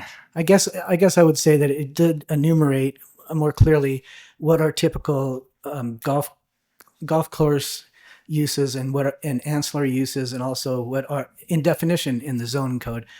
But those are not changes. But they're not changes, and that is described generally in the general plan, but it was not described at all in the zoning ordinance. And so here we are just making it more clear and enumerating those uses, being consistent and creating, consistency. That's how I read this. Yeah. Are there any other questions from us before I head it out to public comment? All right. You may want to stay there. Any public comment on this particular matter? Yes. We do have a couple people that have raised their hands, and I would invite them down for a comment. Please don't forget to state your name, and you have 30 seconds. Mayor and City Council, Rob Bernheimer, live here in Indian Wells. There is one difference between the golf course overlay and the new golf and recreation zone. You're eliminating the coterminous language. And I think if it's going to be a golf and recreation zone, that makes sense. You might want to build a pickleball court that's not coterminous with the golf course. So you don't need the coterminous language for that. However, in your telecommunications ordinance, you've kind of broadly said, we're okay with a cell tower that's coterminous with the golf course. So you're geographically limiting that. You're not saying some parcel on the other side of the club can be suitable for a cell tower. So by eliminating the coterminous language, somebody could come in, rezone a remote parcel to golf and recreation for no golf and recreation purpose at all, but solely because cell towers happen to be allowed in the golf and recreation zone. And that to me seems unfair to people who buy a house next to a vacant parcel thinking it's going to be open space or some other use. And now you're saying, well, we're going to rezone it golf and recreation, but we're only doing that because golf and recreation allows for cell towers. And this ordinance does change the language in the telecommunications ordinance from the golf course overlay to the golf and recreation zone. So I think adding a provision, and these, as we know from the reserve from 5 years ago, these things take years and hundreds of thousands of dollars and a lot of community sentiment. I think it could be a positive statement for the council to say, we're happy to rezone anything to golf and recreation, but it has to be for golf and recreation. You can't rezone it to golf and recreation for some other purpose other than golf and recreation. And that's a simple amendment to what you have before you today, that you can apply for a rezoning to golf and recreation, but the primary purpose of that should be for golf and recreation and not for some other use. Thank you for your comment. I believe there's one more person that has a comment, or no? No? Okay, please, come on down. Okay. March of the former mayors. No, we don't talk about those things. Hi, how's everybody this afternoon? You want to Is state the your name elephant just for in the room here? Can you state your name? Douglas Hanson. Is the elephant in the room here the Indian Wells Country Club and their desire to create pickleball courts in the club, and the issue that we dealt with here a few months ago? And how does these changes, if someone will be kind enough to answer the question, does this allow the Indian Wells Country Club to build the pickleball courts that they wanted to build, or does it prevent them from building the pickleball courts that they wanted to build? Mr. Hanson, who are you asking? The ghost here in the chair. John Berg. I'm asking John, who gave the presentation here. Okay. The question, and that was it. Just That's the your question. I just wanted to know how this proposal you. is going to affect the Indian Wells Country Club and its ability to build pickleball courts. And I believe, if I'm not mistaken, Mr. Attorney, that answer has been given, which is that you, just like previously, have to come and apply for a new pickleball court where there was a golf course or a parking lot. And it does not give any country club, let alone Indian Wells Country Club, the ability to just build a pickleball court with this motion being approved today. Is that correct? That's correct. There would need to be other legislative approvals. Thank you. Or discretionary approvals. All right. Is there any other public comment? Okay. Coming back to City Council, do we have a motion? Do we have a motion? All right. I'll move that we, for the purpose of discussion, approve as the recommendation of the city staff. Do I have a second? No. Okay. So we have I don't think there is a vote here. So we move on to our next agenda. Well, I think it would be a good idea to explain to the planning director some deficiencies, not of his making, but deficiencies that we perceive that might result in something coming back to us in the short term. Well, then for the purposes of discussion only, I will second the motion so that we can discuss it. Great. So look, if you think back to the public hearing when we considered pickleball at the Indian Wells Country Club, being a land use nerd, having practiced land use law for 49 years, my big problem was much has been articulated by both John Berg and the city attorney. And that is, we had this amorphous golf course overlay zone that prior city councils thought could be manipulated like an amoeba. In other words, without going through the zone change process, the city council could determine that the boundaries of the golf course overlay zone could shift magically. And I tried to point out that the planning and zoning law does not allow that. So for openers, I'm very, very satisfied with the direction this is going, and I think John Berg has done a great job. Finally, we'll have static boundaries for a golf and recreation zone. I voted against the pickleball application at the Indian Wells Country Club, largely on the basis that, in my professional view, outside of my role as a city council member, the zoning didn't work. And what John Berg has done is he has brought back a work product that makes it work.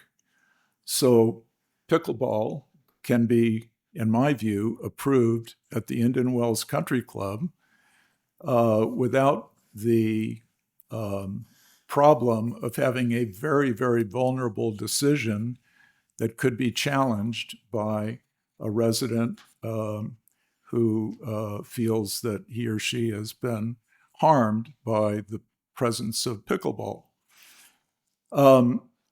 What bothers me about this particular proposal is it allows somebody to rezone a piece of property to golf and recreation that has absolutely no golf and recreation purpose. And I just think that's inconsistent with what we ought to be doing here. You know, we're trying to clean up the zoning code, and if we're going to clean it up, let's do it in a way that makes sense. So I think with a few tweaks, if we send this back, it can come back maybe at the May meeting, and it'll be a better work product. Thank you. Can I- Does anybody else have any questions? I do. First of all, I'm wondering if it would be satisfactory, Greg, if we took out any language out of this zoning change to telecom at all, because we do have a separate telecom law that covers all of this. And I don't know that it's really necessary. Maybe it is, John. Is it really necessary to have the chapter 21.48 section preserves existing telecom siting preferences at the clubhouse when we already have another telecom statute that specifically states the same thing? And so that's my first question. Thank you, Councilmember Whitman. I would say that the changes to Chapter 2148 was just to strike out references to the golf course overlay and replace them with the golf and recreation zone. There was no substantive change other than that. It was just to replace the verbiage, if you will. And the same underlying premise of golf and recreation for telecom use exists today, as it will continue to exist whether you approve this or deny it. I get it. But what my question is can you just, are we protected by the separate telecom statute that defines where a telecom, let's say cell tower, can go by another statute, another zoning statute, where we wouldn't have to have anything in this? We could just take it out. I know it was there before, but we could just remove it and still have protections against somebody rezoning their house. I don't know if Greg intended to do that. I don't know if you have a deal in place.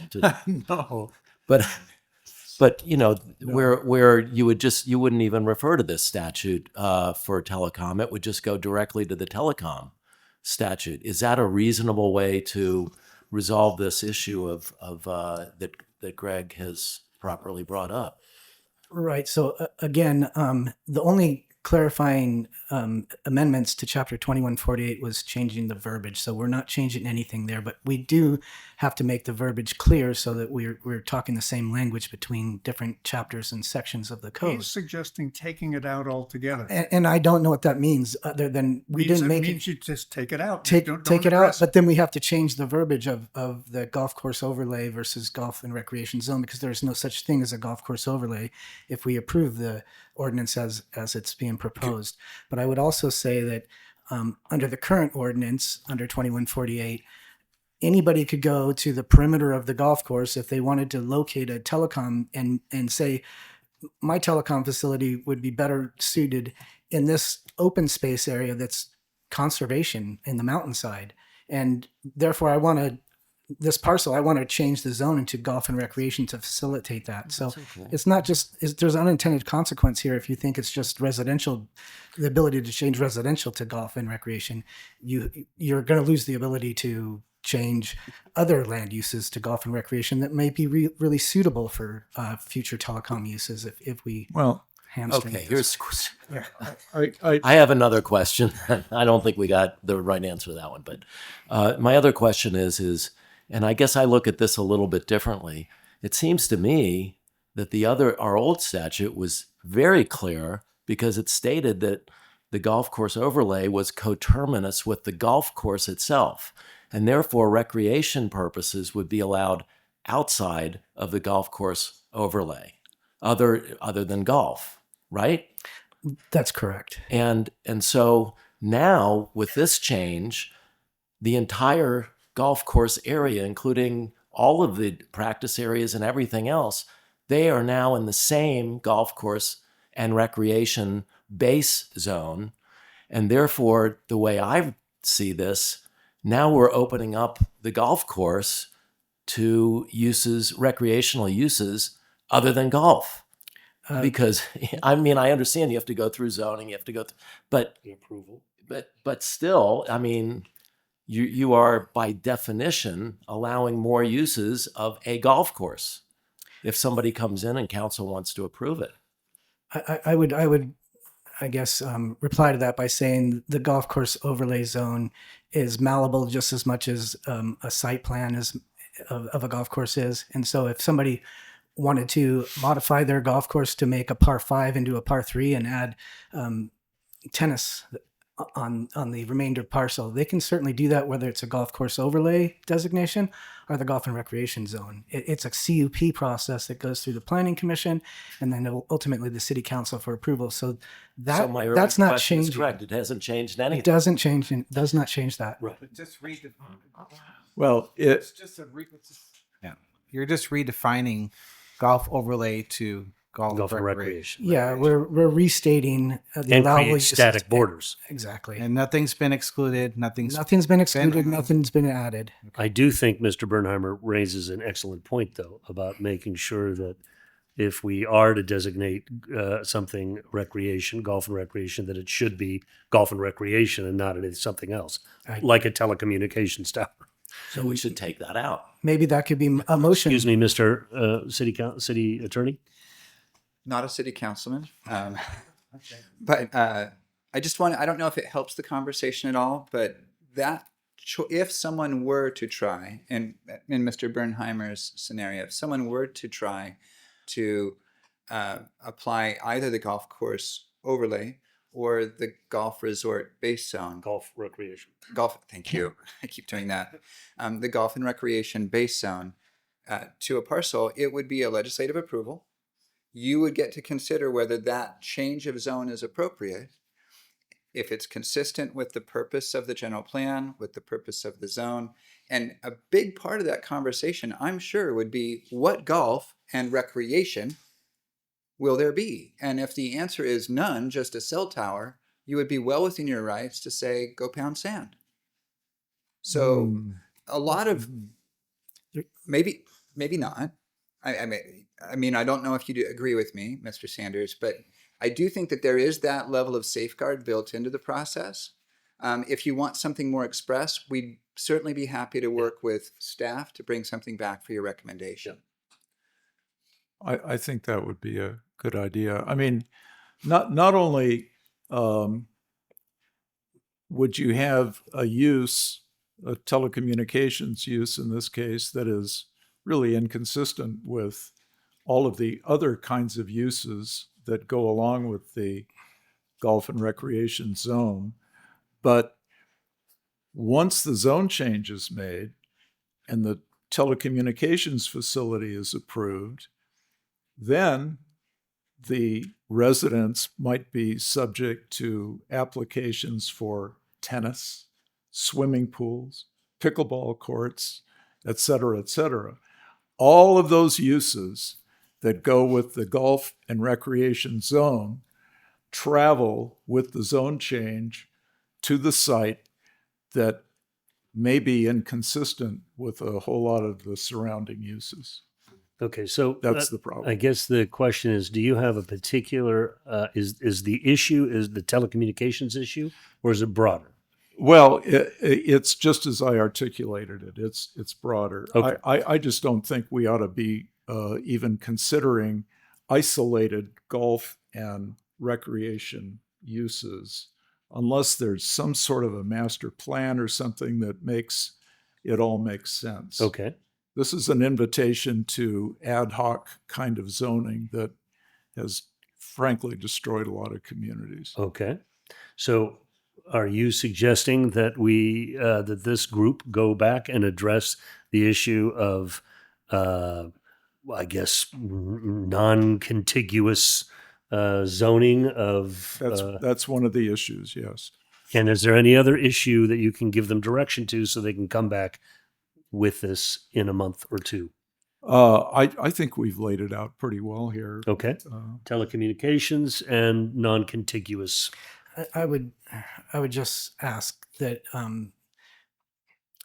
well, I guess I should state that the parcel that's of concern to Mr. Bernheimer is contiguous with the golf and recreation zone, and it was actually master planned as golf and recreation from the beginning of the conception of the, and I have documentation that I could show you that, but by using the word contiguous, this could be argued that it is contiguous because parcel does touch the golf and recreation zone of the golf course overlay. John, I suggest that we use language instead of contiguous, next to, and instead of coterminous, the same boundaries, so that we have a plain English understanding and we don't have arguments endlessly over what they mean. Thank you. Mr. Mayor? Yes. If I may suggest. Please. In order to expedite this discussion, perhaps one or two council members can serve, or actually two council members can serve on an ad hoc to help with provide some direction for both to go back to the planning commission if necessary and bring back here to the city council at a later date. Sure. Okay. So let's do that. You want to appoint them now? And Yes. Then we'll move on. Yes. Greg? Can we also take a break? Yes. Greg? Ad hoc committee? Please. And Bruce, do you want to, or Brian? Okay. Bruce, Greg, Okay, ad good. hoc committee. That, so do we need to vote on the ad hoc committee? Yes. Yes. Yes. So, I vote yes. yes. Yes. All those in favor? All those in favor? Aye, okay. So we have an ad hoc committee to review the language. Now to close the loop on this, I move we table item H4. H4, no, yes, H4. To a later date. To a later date. Okay. All those in favor? Aye. Aye. All right. I've been asked vociferously for a 10-minute break, a bio break. Give you this, Mayor. We'll be back at 3:40. No, I'll take the Thank you. I'll go back.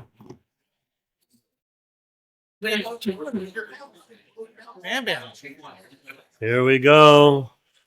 Part 2. City council meeting April 16th, 3:40 p.m. We got to the letter I. Pretty exciting. All right. Warp speed. I-1. Review of resident 14-day tea time booking policy at Indian Wells. Mr. Oh, that's McCarthy, nothing. I believe you have the floor. Thank you. Good afternoon, Honorable Mayor, members of the City Council.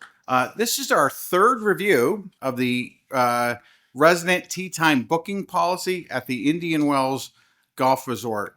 As you know, we started this in September of 2025, and we met again in January of 2026. During that discussion, the council came out with asking staff to evaluate the equity for the current 14-day booking policy and to see if there was any gaming going on, and to also determine if there were any modifications to be made.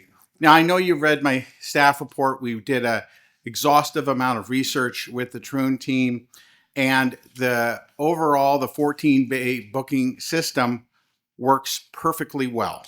All the residents, as you can see by the bullet points there, have equal access to the booking window, the same release time, the same reservation process, so on and so forth. Staff is recommending that we make 2 recommendations today. First is to move to an online booking system. Currently, there are 3 ways to book tea times. Online is the one that has the largest number of folks, but we also have folks doing it in person, typically around 5:50 in the morning every morning, and we also have done via telephonically. And the issue becomes, even though that we saw no evidence of any kind of gaming, there is a perception that if we bring a bag of donuts at 5:50 in the morning, maybe we'll get a preferred time. This recommendation simply eliminates all of that. All of the online booking also is electronic, so it's time stamped and it's very consistent. One thing I'd mention is under the effect, and I highlighted it in bold for you, is that since September, several council members have said that residents have approached them and said that the 6 a.m. booking time period is ridiculous. I'm not getting up that early to do that. We've heard those comments.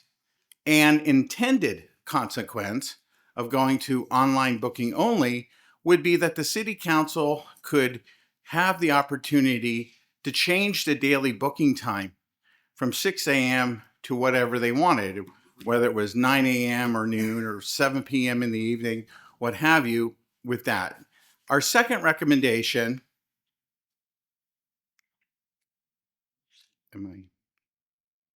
thank you, Madam Clerk. Our second, a lady's touch, I suspect. Our second we maybe went by one. Okay. I'm so sorry, everyone. Our second recommendation is that, and as ludicrous as this sounds, is to limit our residents to only booking one time per day. We do see this. It's not extensive, but it does happen from time to time where the same resident will book multiple times during a single day. The elimination of this looks at maintaining additional availability for those residents. It's something that we can implement, and it's something that we recommend. So the context then becomes, if the system is working well, what's going on? And one of the things that the City Council asked us to do is produce a usage context report. Now, there's two reports, two attachments in your staff report today that talk about it. But essentially, we have a very small amount of residents consuming a majority of those tea times. And just looking at that first bullet point, the top 13% of residents in those protected hours are consuming about 51% of the time. So then the context of the discussion shifts. It shifts from being, is the system working well? Yes, it is. To a policy discussion by the City Council, looking at access. And since September, the City Council has approached staff with a number of options to us consider. I will lay those out for you today. They are laid out in the staff report as well. And looking at that, council option number one. Council option number one places limitations on the number of times that residents can book during that protected period, that 14-day window of 7 a.m. through 12:50 p.m., right? And the idea there with that limitation is to expand resident access to actually more residents that can play during the protected period.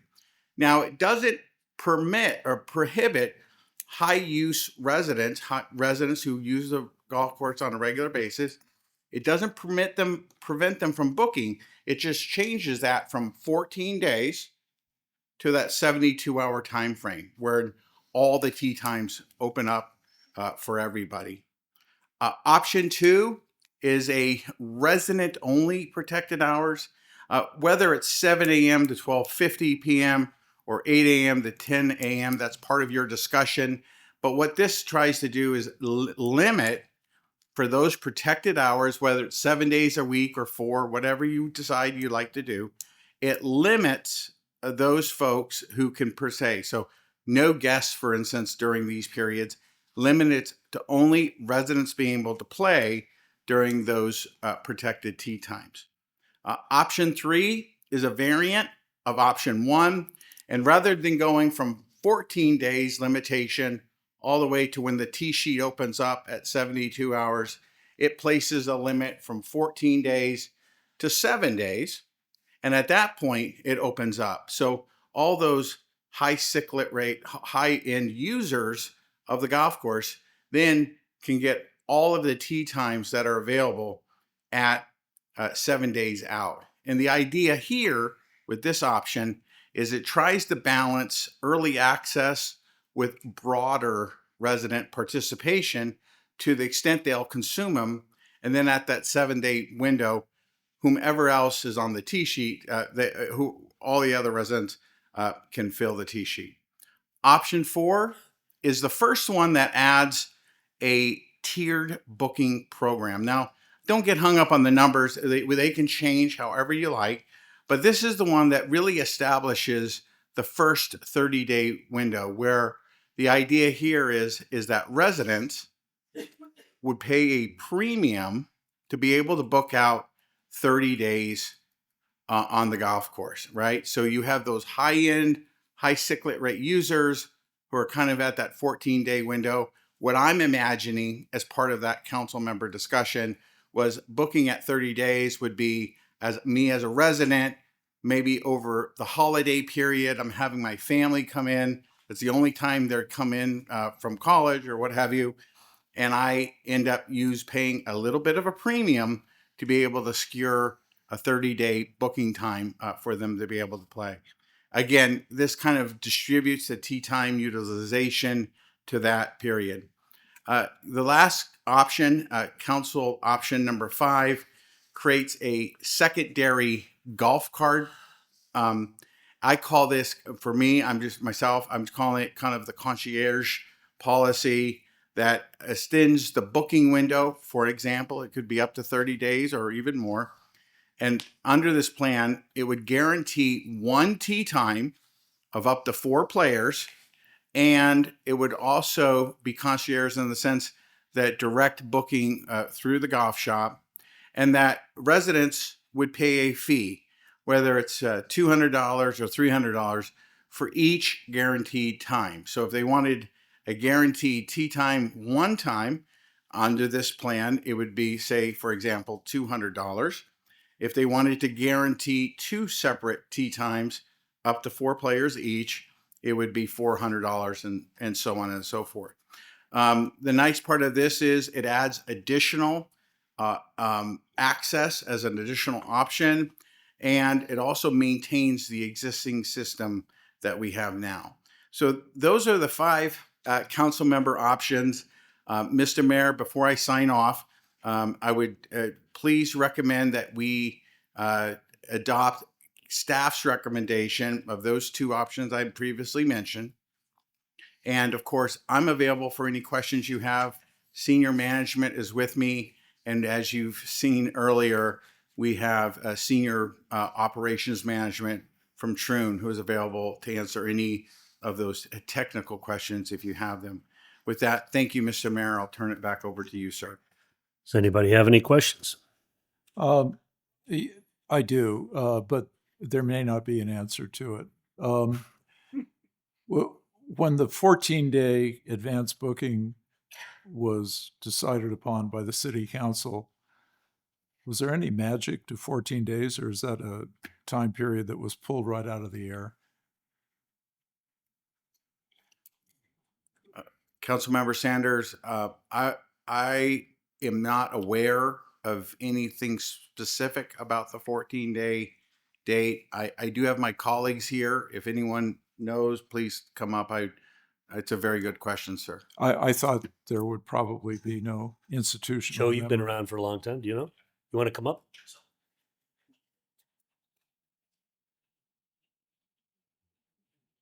Good afternoon, Honorable Mayor and City Council. Joe Williams, Director of Golf at the Indian Wells Golf Resort. The 14 days was implemented, I want to say, over 20 years ago when play at the golf course wasn't as impacted. And when we decided to do away with what was called the old 10 play card and create the resident guest fee structure, that was when the policy changed to 14 days. But where did 14 days come from? Who knows? Yeah. Yeah. Probably a council decision at that point. Yeah. And I have another question for you while you're up there. So I believe the 6 a.m. time frame that's been established was because it was earlier in the day, or first top of the day, let's put it that way, when the course was less, or when the activity at the club was less in the golf shop, pro shop, etc., which allowed for more handling of phone calls. You're correct. It actually was at midnight on 14 days in advance, and it was requested to change to 6 a.m. so that it'd be more opportunities for residents. Also, where our call center at the time, which is located in Chicago before we're open, is more staffed than they were at midnight, which was 2 a.m. in Chicago. All right, so got it. All right. Does anybody have any questions? Well, same question. I mean, at that time when you made the 6 a.m. time, you were filling out a T sheet by hand, weren't you? Not at that point. Not at that point? We were doing it online? That was once we had gone to a digital T sheet, which has been quite a while. It's probably been 20 plus years as well. No, it was not. Not at that point. We weren't handwritten. Anybody else have any questions before we send it out to public comment? Okay. Let's thank you very much, Joe. Public comment. Does anybody have any comments? Yes, we have several. So we'll start off with Byron Piro, followed by Dan Wimsat. Byron, come on up. Don't forget to state your name. Mr. Mayor, City Council, ladies and gentlemen. I've been a resident of the desert for quite some time, about 30 years. And I've been a resident of Palm Desert, played at Desert Willow, La Quinta, where I played Silver Rock, and then here at Indian Wells. It was here before the clubhouse was built, so I've been around for a while. I don't play golf as much as I used to, but the bottom line is when I saw how exquisite a property it was and how terrific the building was, how nice the staff was, I said, this is home. Now, I thought this was the best deal in the desert by a long ways. $35 to play world class, which I would consider a world class situation, was beyond my wildest dreams. And I remember in the earlier days, there used to be a gangsome of guys that would be a little easier to get tee times there, and maybe 16 or 20 of us would go out and play and have a great time. But that's when things were lighter on the schedule. Yes, it got busy, but nothing like we see now. So I think it's interesting that, according to my numbers, about 82% of the people who buy a golf card, you would think would be interested in playing golf, but they play less than 5 rounds a year.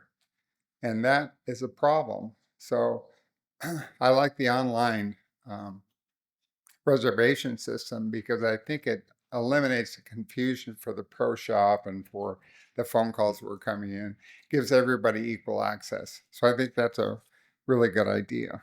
The other thing that I think is a good idea is limiting the number of reservations you can make in a day, because somehow 50% was going to a very small 5% of the players were getting 50% of the tee times.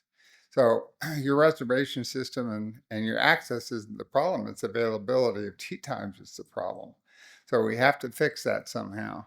And I think that if they could cherry pick and load up a bunch of things by the time you got to 6:01, there wasn't any times available for that day. So we need to fix that problem. And I thought you did a great job of explaining how few people take up so much time of the course. The other thing is, if this was a great deal 20 years ago at $35, it's incredibly a good deal now. So I used to go to Keaty's 20 years ago. A cup of coffee cost 50 cents. Today it's $4.15.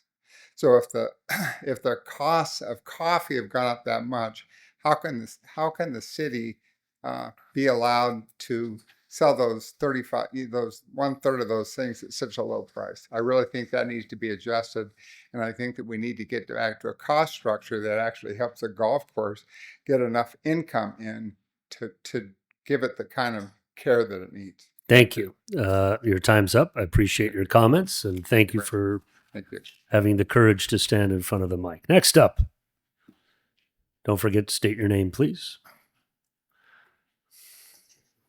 Don't start that yet. Gentlemen, Mayor, my name is Dan Wimsatt. I've been a resident for 8 months, and Indian Wells Golf Resort is our home course now for 4 years. I was the one lone soul in January who stood up and said, I think that potentially we could improve the status quo. And I feel that today. I want to talk about there's three problems, I think. It's not access, as the last speaker said, it's availability. I think that the discount off of rack rates has gotten quite a bit more than it was in the past. And unfortunately, the unintended consequence of that is we're taking a reputational hit on the players' course. It has nothing to do with Nick or Joe, but you can go through the post-play surveys, both from the outside play as well as our own residents. And part of that is a result of the $35, $50 policy that City Council has had for years. I just want to cut, and since I don't have a lot of time, I want to go to solution number 4, suggestion number 4. And this is as much for the people that I respect, my fellow residents behind me. Take a look at 4, because it's a pretty interesting thing, I think. Let's start with the 3-day window, or it's the 3 windows, the 30-day window. If you think about it,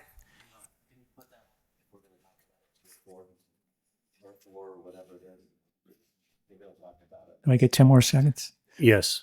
Thank you. Thanks. Sure. Better for us. So, I think a lot of people in the room, and perhaps some of you, we still hear the issue, is there a problem with getting tee times? I have a lot of friends that have said, I have no problem getting a tee time. Take a look at this 30-day booking window. Just think about it for a minute. If there is no problem getting a tee time, nobody will ever use the 30-day window, right? Why would you pay $100 if you never had to? It's an important, I don't know if it'll be 10%, nothing, but I think the idea, you'll never have a resident go, I can't get a tee time, unless the 30-day bookings all fill up, but I don't think they will. The second thing I want to talk about, perhaps most importantly, is that daily walk-up. It's actually no longer a daily walk-up. It's a 3-day now, as we all know, and probably the best thing that's happened. And my hat's off to whoever you guys did that before waiting. It's a big deal. And I think Joe can talk to that. Last Friday, 6 days ago, I think you had 100 residents playing on Friday morning, all with, most of them with the 3-day walk-up. Palm Desert, Palm Desert has 100,000 rounds. 20,000 of the rounds are resident rounds with 3 days, so it can be done. And just the kind of the final thing in there, you can match this. There's what is the annual rate? There is what about the guest rate? If you manage this properly, you could have a guest rate for family. There's a lot of things that you could do with this structure, so I hope you'll consider it. Thank you very much. Thank you. And just as a follow-up question to that, Joe, I believe the walk-up rate, meaning the day of, is 35, but 3 days out is still 50. Thank you. Yeah, fine. Just as a point of clarification. Is there a next person? Yes, we have Martin Lax, followed by Eric Johnson.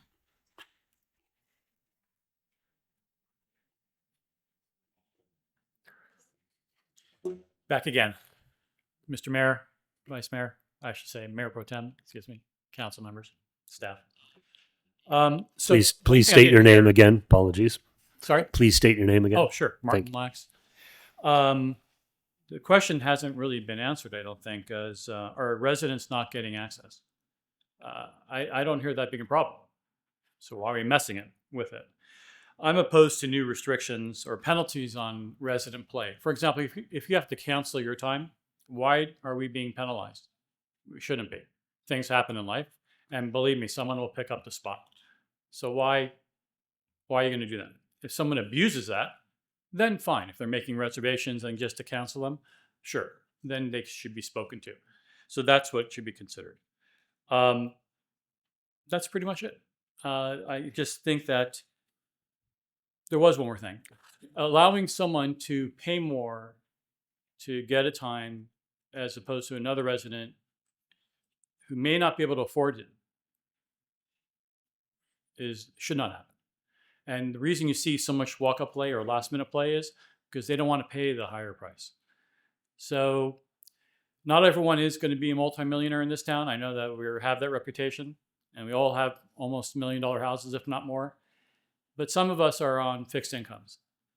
And so this is the recreation that we have, and this golf course represents our recreation, as opposed to other cities who have an amazing amount of recreation.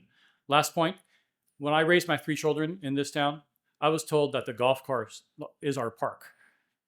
That was what we sacrificed, not having those amenities. So I think asking someone to pay more just because they can afford it and not afford it, that should not be a part of it. Thank you. Thank you. Is there another comment? Oh, here we go. My next. Yep. Hi, Mayor and council members. My name is Eric Johnson. I own a home here in Indian Wells. Thanks again for the resident rate program, and it's I'm fully in support of it, and that's really what I'm here to say is I support it. That my comment about all this is I'm not entirely certain. I can't quite figure out what the problem is that you're trying to solve, although I can imagine what it might be. I think the recent change to the 72-hour cancellation seems to make sense for those people that are planning to come 14 days out, so they book a tee time, but plans change, and so you don't make it. I think it helps the availability to require 3 days advance so that people can book it. Maybe that's all understood, but I'm gaining an understanding of that. And again, when I look at this program here, it occurs to me that it's the cancellation policy that ends up being the cure. If I book 30 days in advance, that may be fine, but if I can cancel, once again, you've just blocked a tee time unless you cancel well enough in advance. So I'm not sure if I can figure it out, but I just worry about unintended consequences more than anything. Sure. That's all I have to say. Thank you for your comments. Are there any other comments?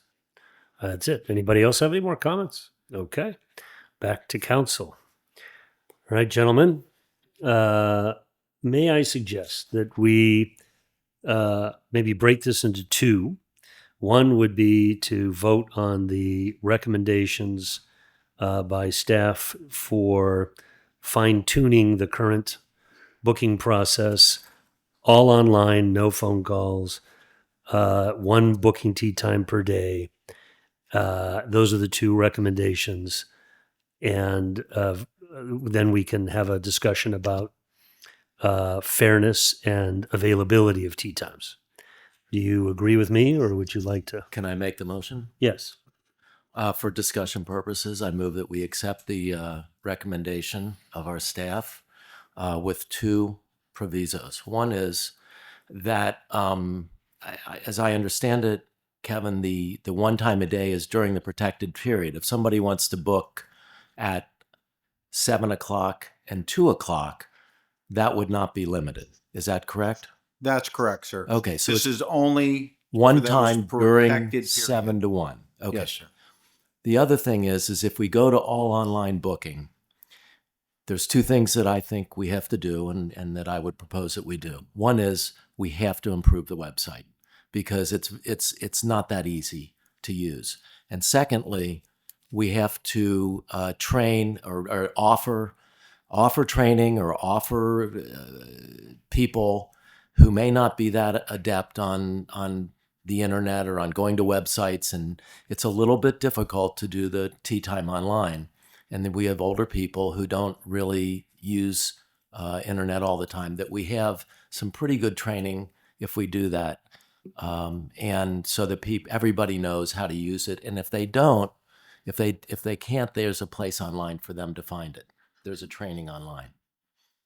So that would be my motion. I'll second the motion if the maker of the motion would consider a discussion about the deadline for booking rather than 6 a.m. some other time of the day. Absolutely. Okay. Second the motion. Okay. There's a discussion. Does anybody have any thoughts on this? I do. So if you're limited, if your one resident is limited to a reservation for a foursome, and mind you, I'm not a golfer. I know just enough to be dangerous.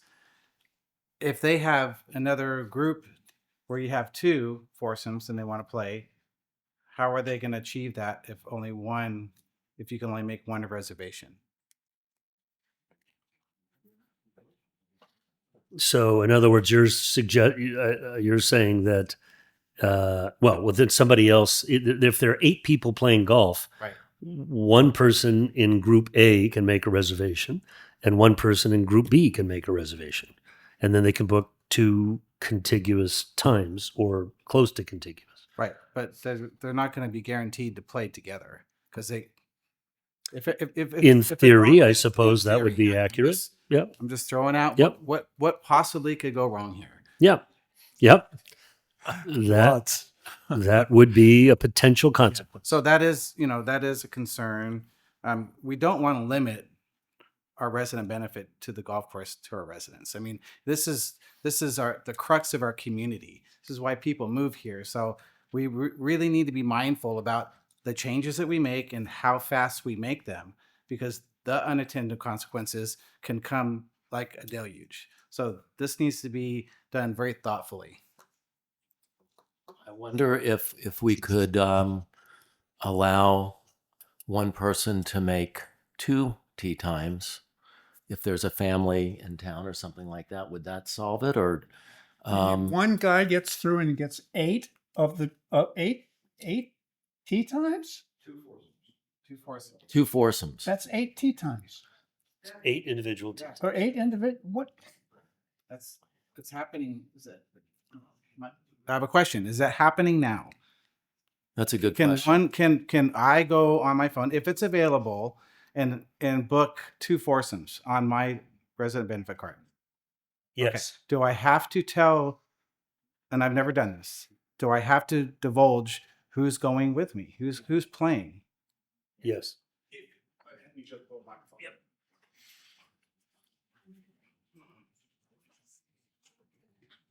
Yes.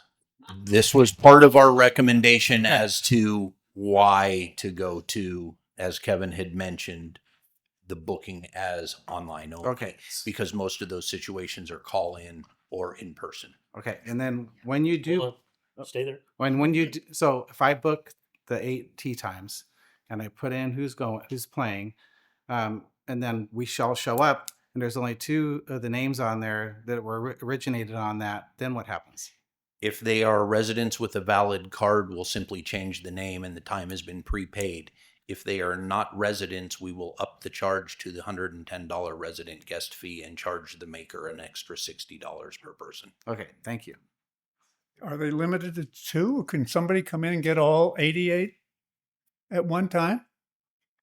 In theory, they could. 96.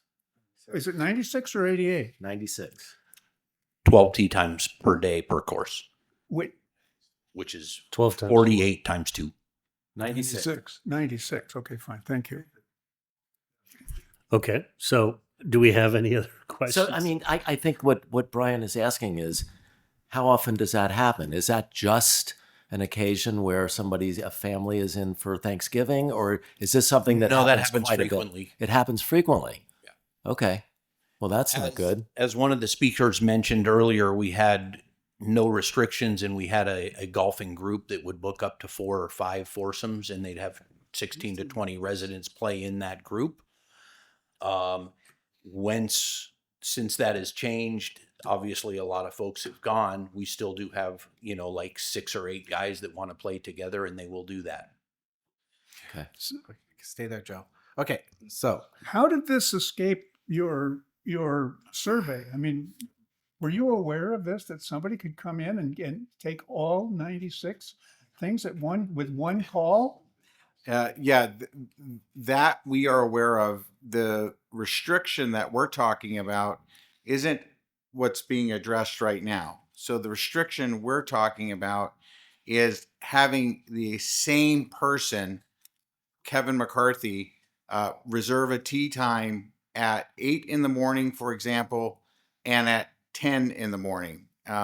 That's what we're talking about with the doubling, removing folks who are booking twice per day For themselves. So this issue, however often that happens, is not what staff is addressing. So in other words, you would not prevent, just for clarity, the system would not prevent, if an individual called and said, I want to have 3 foursomes, and listed all the names when they made the booking, right? And everybody's unique in that there are 12 different people listed. The system would still accommodate that according to your recommendation. Correct. Got it. Thank you.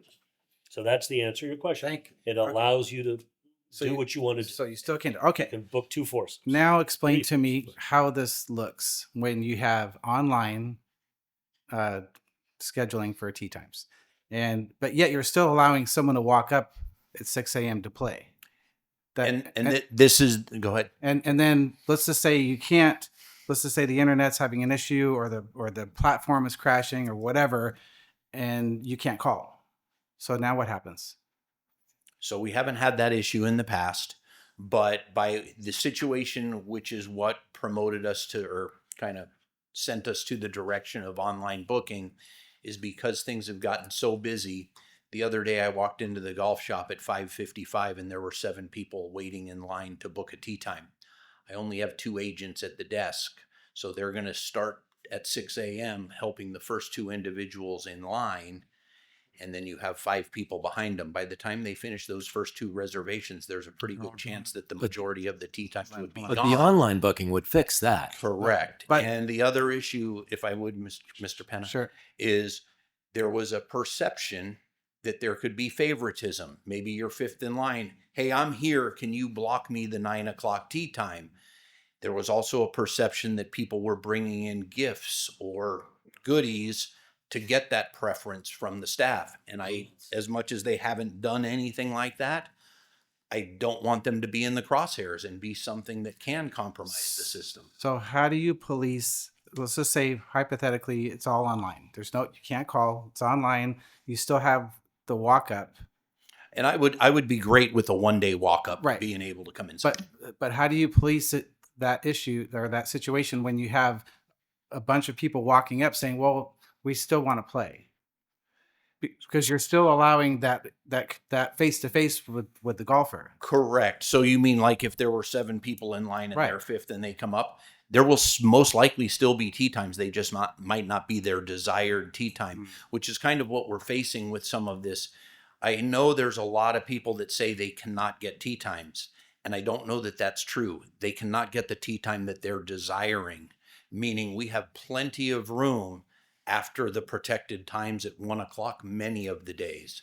So there is opportunity to get tee times, and at that same light, they just have to be flexible in their scheduling. As far as, others that are, hey, too many people are playing too many times. Well, what if I have an individual who plays at 6:30 every morning? Is that a desired tee time for the residents, or at 7? A lot of folks are going to say, I don't want to play at 7 in the morning. It's cold and it's too early. I want to play at 10. Well, there's a finite number of tee times that are available.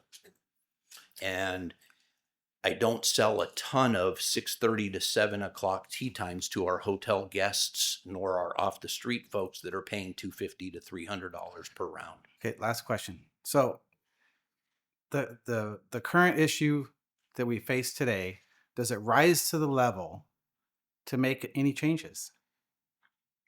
Well, that's a policy decision. Well, I'm asking him because he's the well, one taking the reservations. And let me rephrase it then. Are you seeing issue? Are there issues there that you would, that if you could, if, well, this is hard So to explain. let me kind of stop you. The question that came about on January 15th is the system fair? And in my opinion, the system is fair. Okay, then you answered my It's a question. policy decision. I appreciate your professionalism and I love the way you're running the show, but that is a policy decision. That really isn't fair Okay. or responsible for you to make that opinion. I only kind of went off of what Kevin put on that first slide, which was basically, here's what we had found. Okay, So I'm fine with that. But thank you for giving Yeah. him the latitude, because I don't play golf. Yeah. So I'm trying to educate myself up here instead of being in his shoes Understood. at the golf. Understood. And maybe I have a question. hold on. Let me clarify just something that's been said here, right? So we are dealing, the whole purpose of this endeavor is equitable access. And I believe what you're referring to when you say, do you believe there's equitable access? The answer is yes. And I believe the recommendation of the staff is equitable access with some small changes that would make it more interesting, including potentially a later time at 6 a.m., which tends to be one of the lead complaints we get from people who are casual users. And then the other issue is fairness. Now, fairness is policy, right? And it's where I think Dana is correct. And we can talk about that in a minute. Dana, you had a question. Yes, sir. If somebody gets on the phone and wants to book 12 people, how many of those 12 people have to be residents? At least 3. Okay, so one per foursome, right? Okay, but the rest can be guests, Yes, sir. non-residents. Yes, sir. And pay the non-resident rate or pay the No, I guest understand. rate. Money's not Yeah, yeah. money's not the issue. Yep. Correct.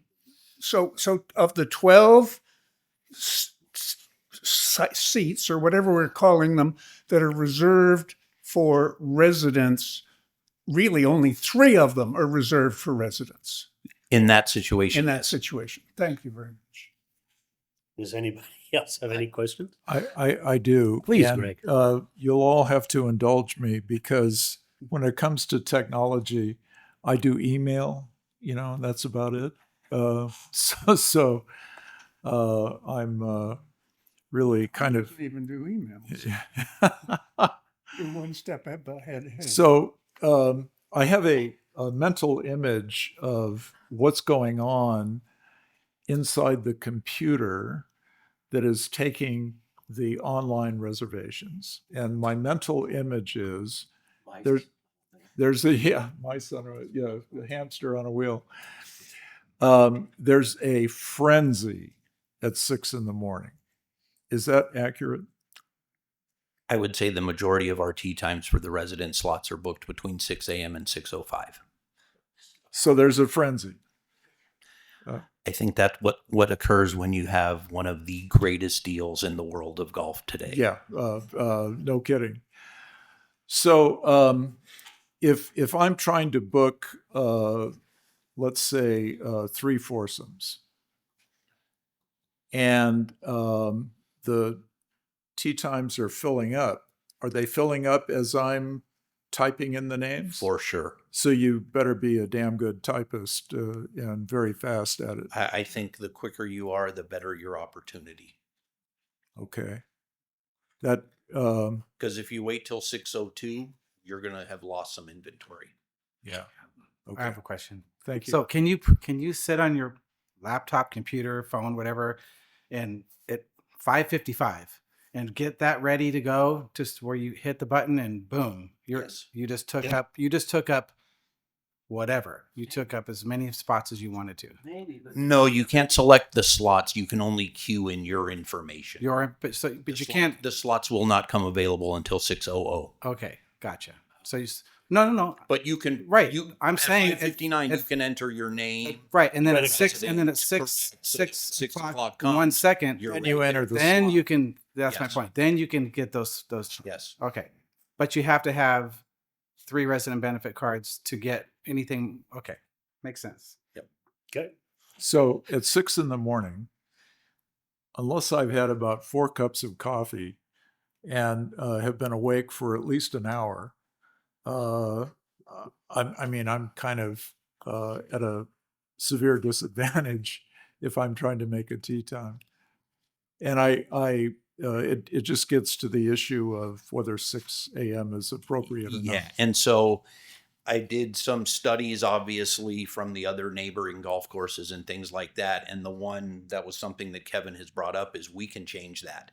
Yeah. Desert Willow, which offers their residents a 3-day booking window, is actually a 3.5-day booking window. They allow the tee sheet to open at 7 p.m. 3.5 days in advance. I had We heard can do that. something like that. Yeah. Silver Rock is, shoot, I want to say they're 5 a.m. I don't remember with the conversation I had with Randy there, Oh my but they're a very similar situation to us. Wow. Well, there's an idea. 3 a.m. 14 days. Let's start the booking at 3 a.m. 14 days. No, sir. What are they? Desert Willow is 3.5 days. Silver Rock is 3 days. All right. So, are there any other questions? So, We have discussion, right? It's not for questions. We have discussion. this is discussion. Okay. So There's a motion on the table. yeah, let me repeat the motion. Okay. That we accept the recommendation, that we have online only, that we have a training for people how to use the online only, that we improve the website so it's easier to maneuver, so it doesn't rely just on whose fingers are the fastest, if we can do that, and that we change the time from 6 a.m. to something more reasonable. I think that's is that it? Well, that's the what your problem is- that's what your motion is. Yes. Yeah, that's the motion. And Well, what time are you proposing? Should we suggest 8 a.m. as a place to start? Because we can always change it. Sure, 8 a.m. seems reasonable. Okay. And that we're not changing anything else At this time. at this time on this motion. But we are, and I am moving those things to be changes. But let me discuss also. Yeah, I would also like to suggest that if you're going to do that, you move the 3-day window where the available tee times come available, the unsold tee times come available at 6 a.m. To be To 8 consistent, you might want to 8 move a.m. that to 8 a.m. yeah. as well. Okay, the 3-day window when they open up from the hotels would be also be 8 a.m. Okay. And nothing else under this motion gets changed. It's been seconded, but I do have a few things. Other You want to vote? He wants to add, are you going to add anything more on this particular motion? Because I would like to vote on this. no, Bifurcated. Yeah. we bifurcate. Okay, so that motion that's been seconded. All right. Yes, I. Call the question. All right. All those in favor? Aye. Aye. Aye. The motion passes unanimously. Okay, second part of this conversation is the idea of door A, B, C, or D, or 1, 2, 3, 4, 5. Would you like to? I believe you have comments on that, Bruce. Which council option 1, 2, 3, 4, 5. I do. Okay. Yes. Dana's been my colleague Dana has been asking for a review of this on the basis of equity for a long time. And I was very skeptical in the past, but I've looked at this myself now and listened to others, and I do think there's a problem. And the problem is that at 6 a.m., or now it's going to be 8 a.m., that there's, by 5 minutes later, all 96 of the protected tee times, or a large percentage of those, are gone. And so there's a lot of demand for those 96 tee times.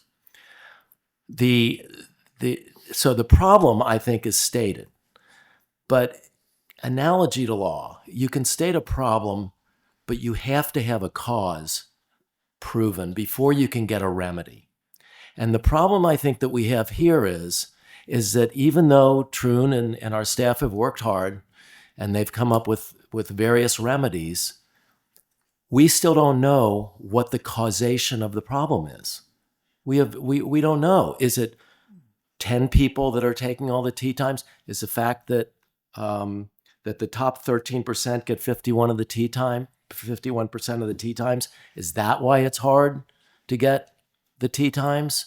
Why is it hard? Is it just because we have too many people and too few tee times? I don't think we can solve that by any of these options. Well, so I think we've skipped a step. We've stated a problem.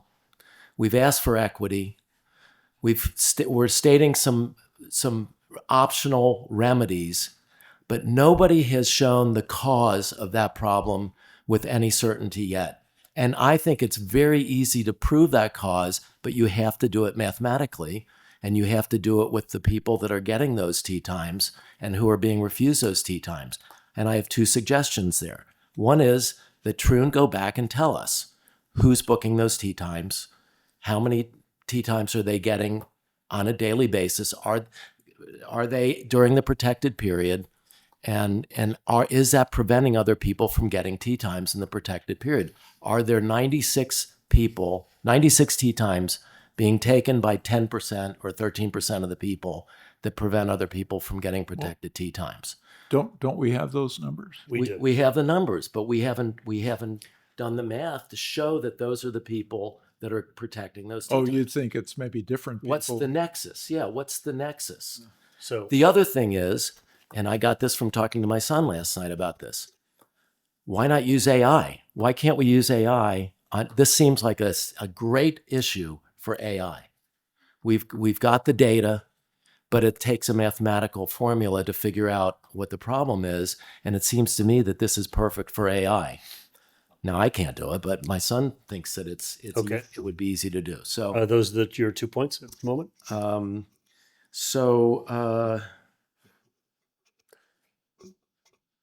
Yeah, so that's what I'm saying. We don't have the nexus. Can I have a question for Joe on this subject?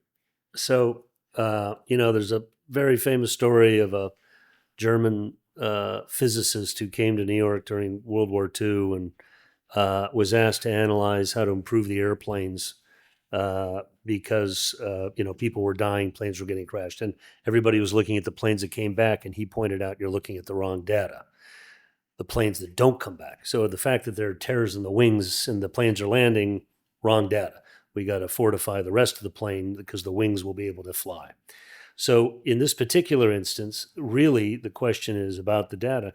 How do we have an idea of how many people log in, try and make a tee time, and drop off? Do not.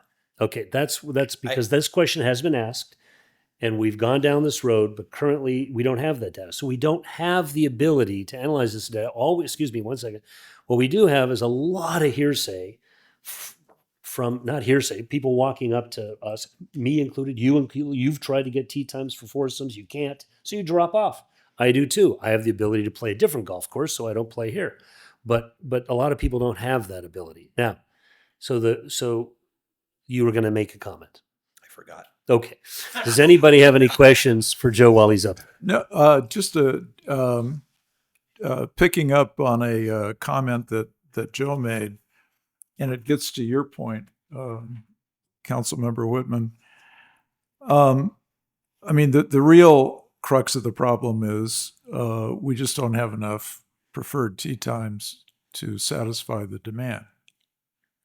That's readily apparent to me. And so you ask yourself why? Well, it's the best deal going.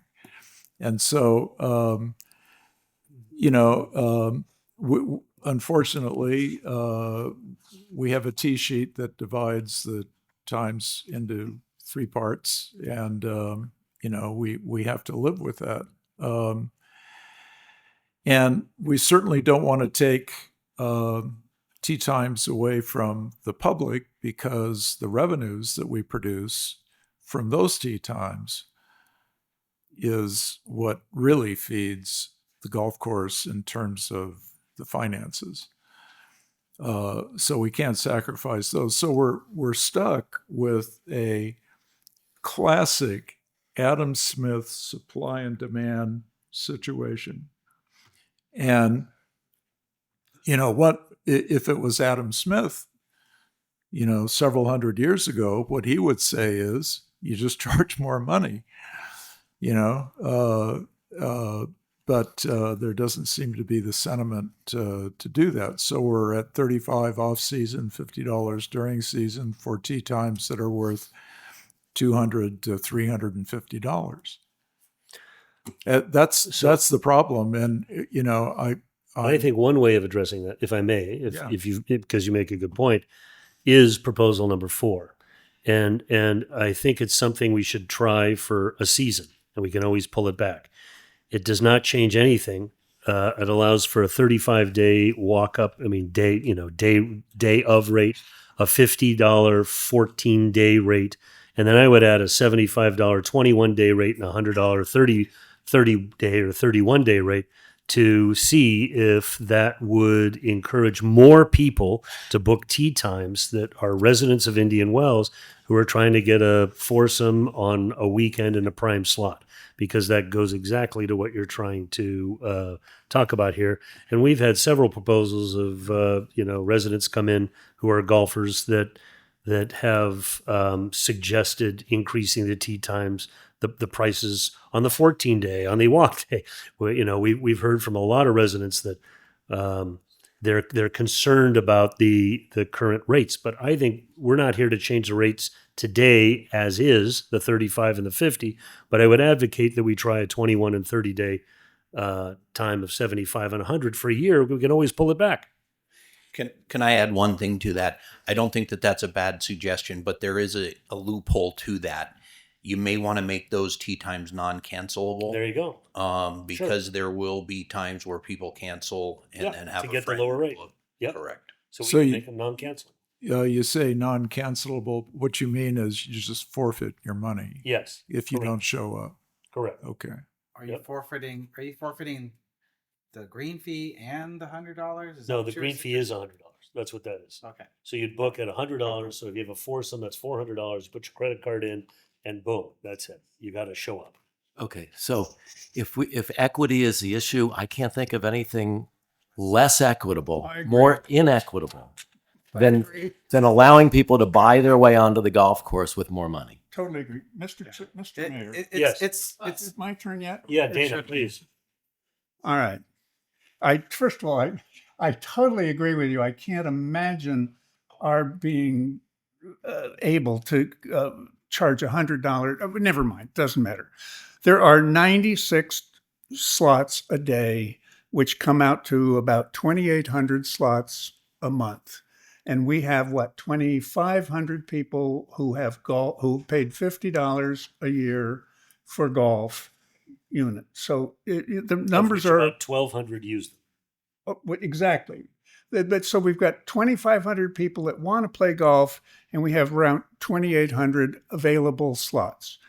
The most equitable, easiest, simplest way of handling this is to let everybody, with whether you have a 30-day booking or a 14-day booking, it doesn't matter, as long as or a 3-day booking, as apparently is in our two neighboring cities. It doesn't matter.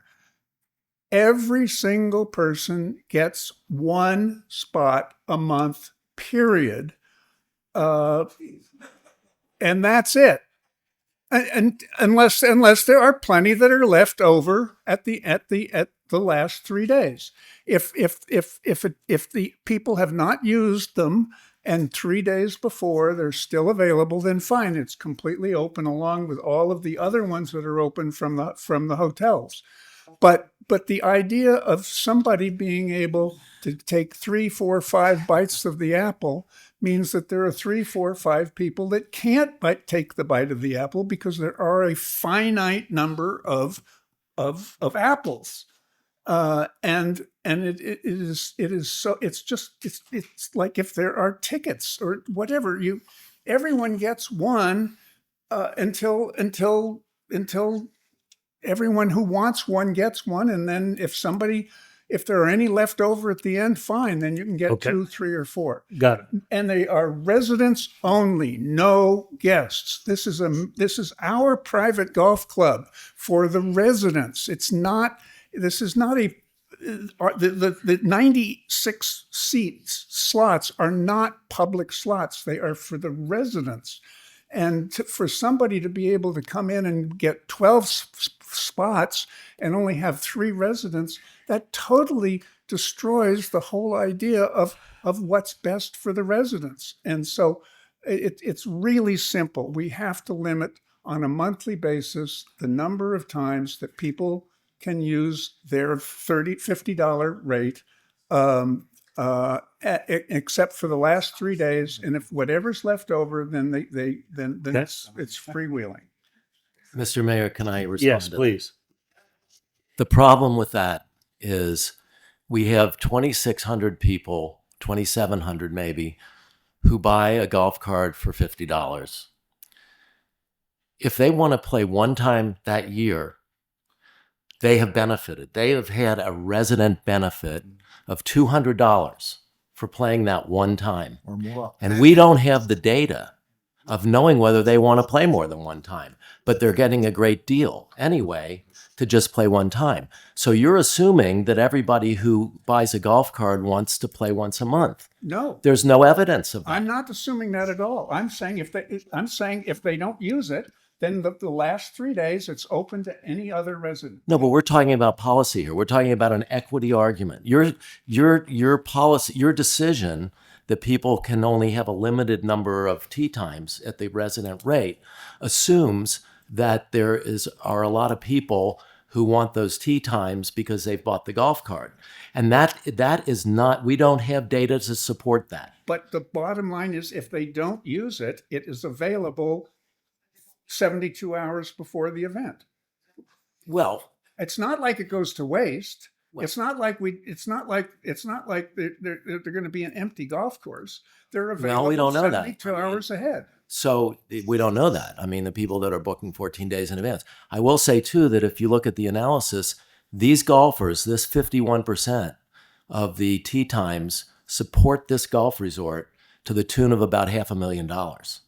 That's what they pay to play golf here, and they're getting it at a reduced rate, but it's still a base and a foundation of our golf resorts business. And if we turn them away, we don't know whether anybody else is going to play. We have no idea. We're not turning them away. They can go 72 hours before the event. They can play as often as they want. They can play every single day if they wait, and if there's anything available 72 hours before. That only answers part of the problem. Okay. All right. So let's sounds to me like we don't have a consensus to be able to vote on taking even an action, temporary action of a 1 year. There's no motion for any option 1, 2, 3, 4, or 5 here. I think it's a different issue to talk about raising rates. It's not an equitable issue. It's not a fairness issue. The issue of raising rates from $50 to $60, $75 for everyone is an issue of policy, probably a vote by the city. But I think that because you have a situation where there are less workers working on the golf course today than there were 10 years ago, because people are Troon is trying to hit their budget, which is great. The golf course in the redesigned sand traps are made simpler so that they can be raked with a machine versus by hand. And there are, there's less flowers on the golf courses to make them look beautiful. So you're talking about, we're going with kind of a dry grass look, a brown grass look versus a green grass look. Green grass is $500,000. We have $500,000 less in personnel that we should be adding to the golf course. So you're talking about like $1 million, $1.5 million here that we're not investing in the golf course. And that's a different issue, I think, than what we have come to the council with, which is to talk about, equitable access to tee times or fairness. I actually would advocate that experimenting with, a staggered tee time, a tiered tee time we'd be able to understand whether more people would have access. But I don't think I have enough votes on the council to get that through. So let's table this conversation for a later date, and we already have a motion that has passed. Are we in agreement with that? Yes, I so move, or you so move, and I second. All right. All those in favor? Aye. Here we go. So now we're talking about safer streets, ladies and gentlemen. Safer Streets, Indian Wells approval of 30% design plans. Dean, Public Works Director Purvis, please take the stand. Joe, please let Ms. Purvis by.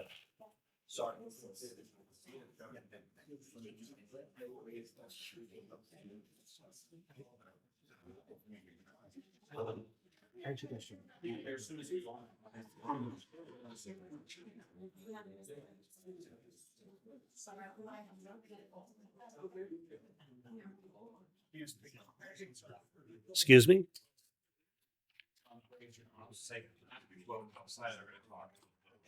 You can smack. Go ahead.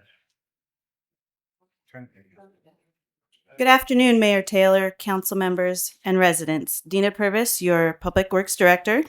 I'm very excited to present to you today the 30% plans for the Safer Streets design.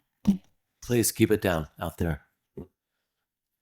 A quick recap of how we got here today. At the June 10th, 2025 council meeting, council approved the improvement layouts that you will see today and directed staff to return to council with plans at the 30% design phase.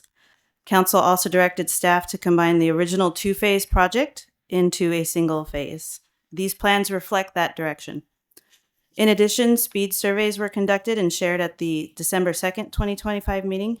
Key points to that meeting were the highest speeding frequency occurring on El Dorado Drive and Cook Street having the highest volume of vehicles. What you will see today are engineered plans created as we progress through the design phases.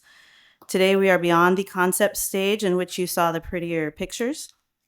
Those concept plans told us what the people wanted, and these plans help us ensure that everything desired from the community meetings and resident feedback will fit. As design progressed, slight accommodations were made to keep the project on brand and incorporate safety concerns. Above ground utilities will be relocated where possible, crosswalks constructed out of pavers, turn lanes improved to accommodate commercial vehicles.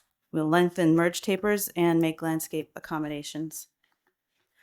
Specific to Fairway, where additional right-of-way is necessary to accommodate a meandering sidewalk, conversations were held to help foster understanding of the final project and ensure clarity where the city's needs were concerned. Staff have found willing partners in this endeavor and will continue to work with both entities along Fairway in the upcoming months. It is expected that a vote of the membership for each HOA may be required. Now I'm going to spend a brief amount of time on each page, walking through the improvements that were approved for design back in June. All of the pages of the plans are attached to the staff report, but the pages that you see in the presentation today are the layout pages only. You won't see any green paint here either, just white. Starting here at the corner of Cook Street and Fairway Drive, which is up here. Some realignment was done to better balance the intersection. You'll also notice that the sidewalk starts a bit straight as the layout gives space to the Vintage neighborhood's landscaped frontage. The care was taken not to affect any of the palm trees in that grove.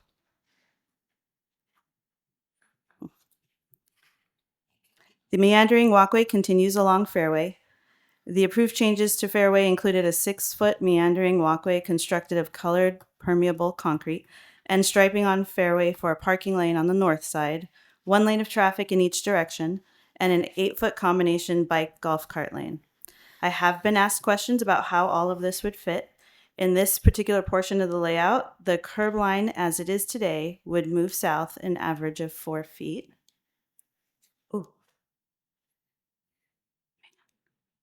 So the double dash line that you see at the bottom, the heavy line, that's the proposed right-of-way. The heavier line above that, that's with no dashes, that is where the new curb line would be. That line is south 4 feet of where the curb is today. Another popular question has been poop bag stations for dogs. They would be relocated closer to the walkway. Thank you for clarifying. You're welcome. Another popular question is, what about the areas near the pump station walls? The walkway still fits within a meandering walkway design near the pump station. It just doesn't want to stick with me today. Sort of in the middle of the first, of the upper image there, you'll see a pump station wall. There's 3 circles there. And then on the lower one, it's a little to the right of Paradise Valley Road on that south side is the other pump station wall.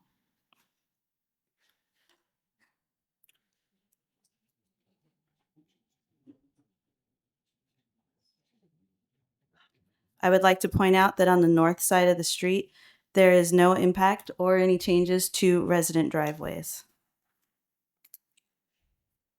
Continuing along Fairway, we see the treatment of driveway approaches, and I'm talking about on the south side now. Widening of this driveway approach that you see in the left lower corner will allow vehicles to both ingress and egress at the same time, helping to alleviate vehicle stacking on Fairway. As we come to the end of Fairway, we pass the El Dorado entrance on our way to Fairway Park. There is a slight realignment proposed to the striping at the El Dorado Fairway Drive intersection as well, encouraging full stops at this intersection. So now I'm moving on to Cook Street. This is Fairway here, and this is Cook going this way. Cook Street was approved with a road diet, meaning reducing travel lanes from 2 to 1. Improvements also include a 6-foot meandering sidewalk on both sides of the street and an 8-foot combination bike golf cart lane with a 2-foot buffer. As we move along Cook Street, we can see that the meandering sidewalk fits within the existing right-of-way and turn pockets are maintained into the communities on each side. The road diet ends here, returning vehicles to 2 lanes of traffic in each direction. Once we are cleared to move ahead today, staff will reach out to the new center owner to discuss the ingress and egress to this very busy area of the shopping center. Moving on to Rancho Palmeras. This is the simplest of the improvements, with striping for 1 lane of traffic in each direction and a combination 8-foot bike golf cart lane. Also approved on Rancho Palmeras was a right turn and left turn pocket into Casa Dorado. And if approved to move forward today, staff will work closely with the representatives of that neighborhood to facilitate design completion. As this is the simplest of the improvements, staff could move completion of these plans ahead of the others if so desired. And this is the right turn pocket here into El Dorado. So this is northbound Rancho Palmeras. And then this is the left turn pocket from southbound Rancho Palmeras into the community. Creation of that left turn pocket that I just pointed out will require removal of 1 palm tree. The improvements on Rancho Palmeras end at Highway 111. Lastly is El Dorado Drive. The approved El Dorado Drive improvements include striping a combination 8-foot bicycle golf cart lane in each direction and retaining 2 lanes of traffic in each direction. Pretty simple. It continues along El Dorado Drive. We're passing Osage there at the top. Also approved was a meandering sidewalk from Highway 111 to Camino Cielo on the west side of El Dorado, terminating at the entrance of the Sundance community. It would very closely mirror the sidewalk that's in front of Montelena. In addition, the requested northbound right turn pocket will fit at the intersection of Highway 111 and El Dorado, so that's this right here. And it goes all the way to the crosswalk. Going back for a moment to the speed data that was collected last year, you will recall that El Dorado had the highest incidence of speeders. So I was asked if a sidewalk could fit on El Dorado to remove pedestrians from the asphalt. And that answer is yes, a sidewalk can fit. There is room enough to install a sidewalk from the existing curb out into what is now the shoulder and still maintain 2 lanes. There is also room to expand the landscaping area on both sides. Reducing 2 lanes to 1 in each direction is one way to reduce speeds on this street.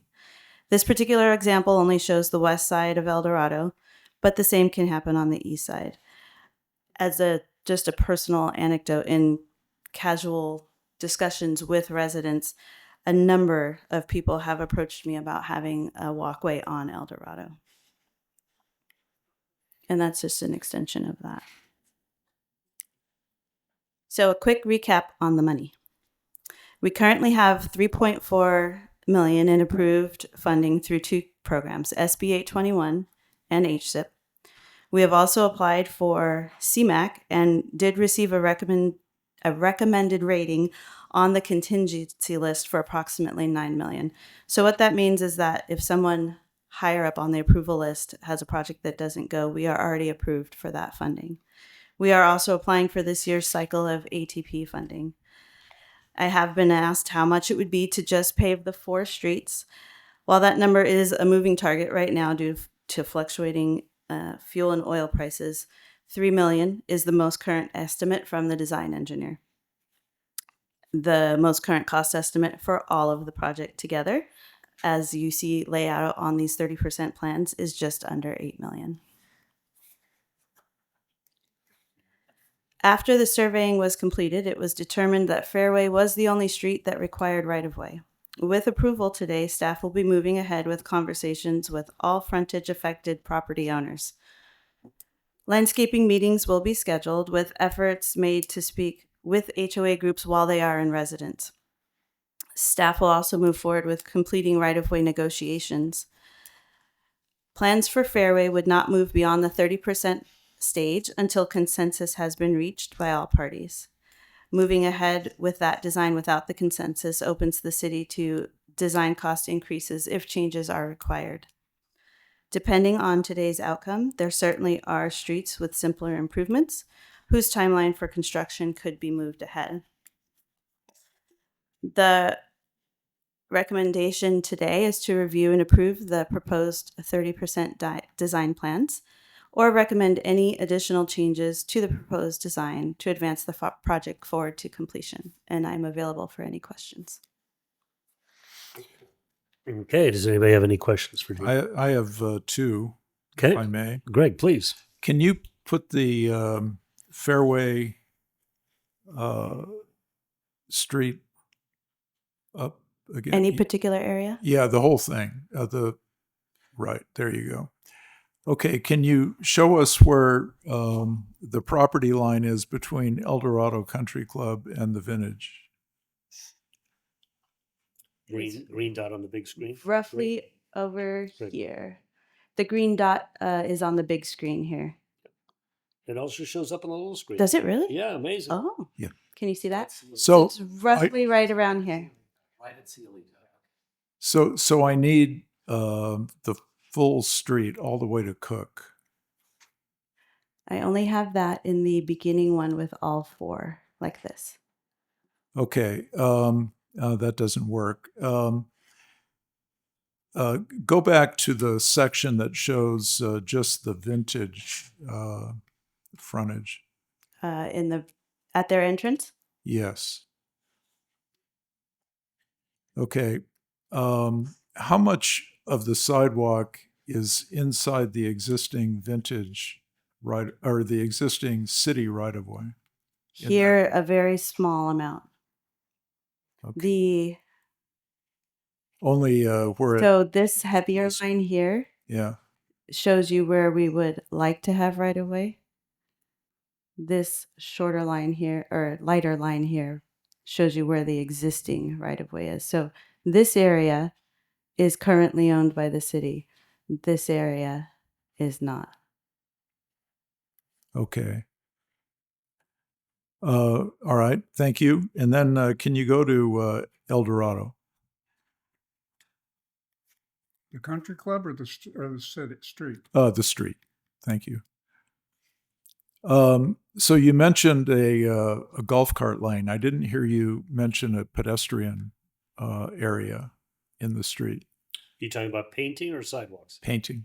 So I did not mention a pedestrian area in the street for the project. It is where people walk now, but it is not.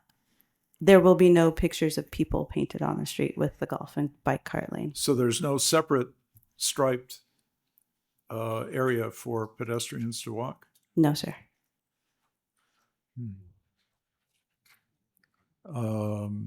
Okay, just a comment. To me, that's not consistent with safer streets, but I'll get to that later. Thank you. Okay. Well, isn't that why you suggest possibility of putting in a sidewalk? Sidewalk. Yes, sir. Because of that. But the exactly, and So I'll get to it later. All right. Any other questions? I do. I do. So we now have to be ADA compliant with Fairway Park. Yes. Okay. So with that, if you don't have ingress or egress or a sidewalk, we'll be in compliance, but with no access, unless because there's no parking there. You can't park on. I mean, you can park on the street, but maybe a few cars. But if you're going to use the park as is intended, and there's not a sidewalk there to get to it, and you are in a wheelchair, So if you does are, complicate it. as the plans are currently approved, if you are looking for ADA access from the south side of Fairway Drive, you will be able to take a pedestrian surface that you can roll on Okay. across the street, and there will be ADA ramps to get you to the park. But only from Fairway Drive. Only from Fairway not- Drive as we show And here. not Fairway Drive East and not El Dorado as it's in its current state as you have presented here. Correct. Any other questions? If we approve this plan today, will you be able to get started? I will return to design very quickly. Thank you. And get it moved for you. So the other point that I think is worth emphasizing publicly is that if we were to repave these streets and not do any sidewalks, that would cost about $4 million. The last estimate I got from the engineer this morning, the design engineer, was $3 million. Okay. So if we did, so $3 million, and then we have $4 million in grants roughly going We back to have the financing page. 3.4 right now, and that money is specific to Right. improvements. So that's 6.4, right? And so you're talking about another $1.5 million to build sidewalks on Cook, Fairway, and El Dorado, or is El Dorado not included in that 7.9 number? El Dorado is not included. And so if we included El Dorado, what would that be? 9 million? Probably another $1 million. Yeah. Okay. So if I could clarify, the 3.4, Yeah. the grants approved, Yep. are for improvements like sidewalk, like bike lanes. They are Right. not for paving. For paving. Correct. Okay. Got it. And then the grants that have been approved expire, I believe, They certainly will. by the end of this year. We have just requested an extension to 2028. Okay. The first ones expire in 2027. Okay. Thank you. Okay. Brian?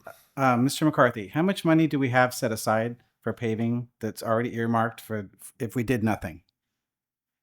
Besides fix the deferred maintenance that we have in front of us today. 3.5 million or 3 million? 4 million?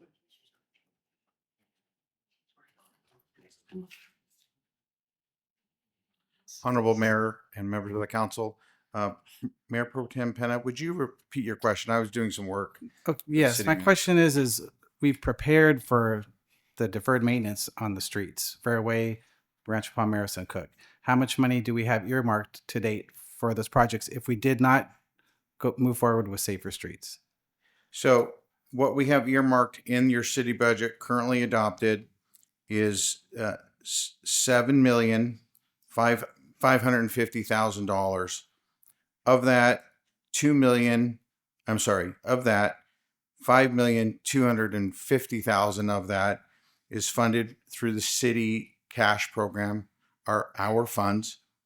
And currently, we have essentially 2.3 million that was grants at the time. Now, Ms. Purvis just mentioned, since this was adopted, she's been a miracle worker, I would suggest, and getting additional grant funds for that, which will help to lower our city portion of the cost. But generally speaking, you have 7.7 million. Okay, 7. so without getting my calculator, it appears that we're very close to budget if we move forward with safer streets. You mean funding 100%? Funding it. Funding it 100%. Yeah.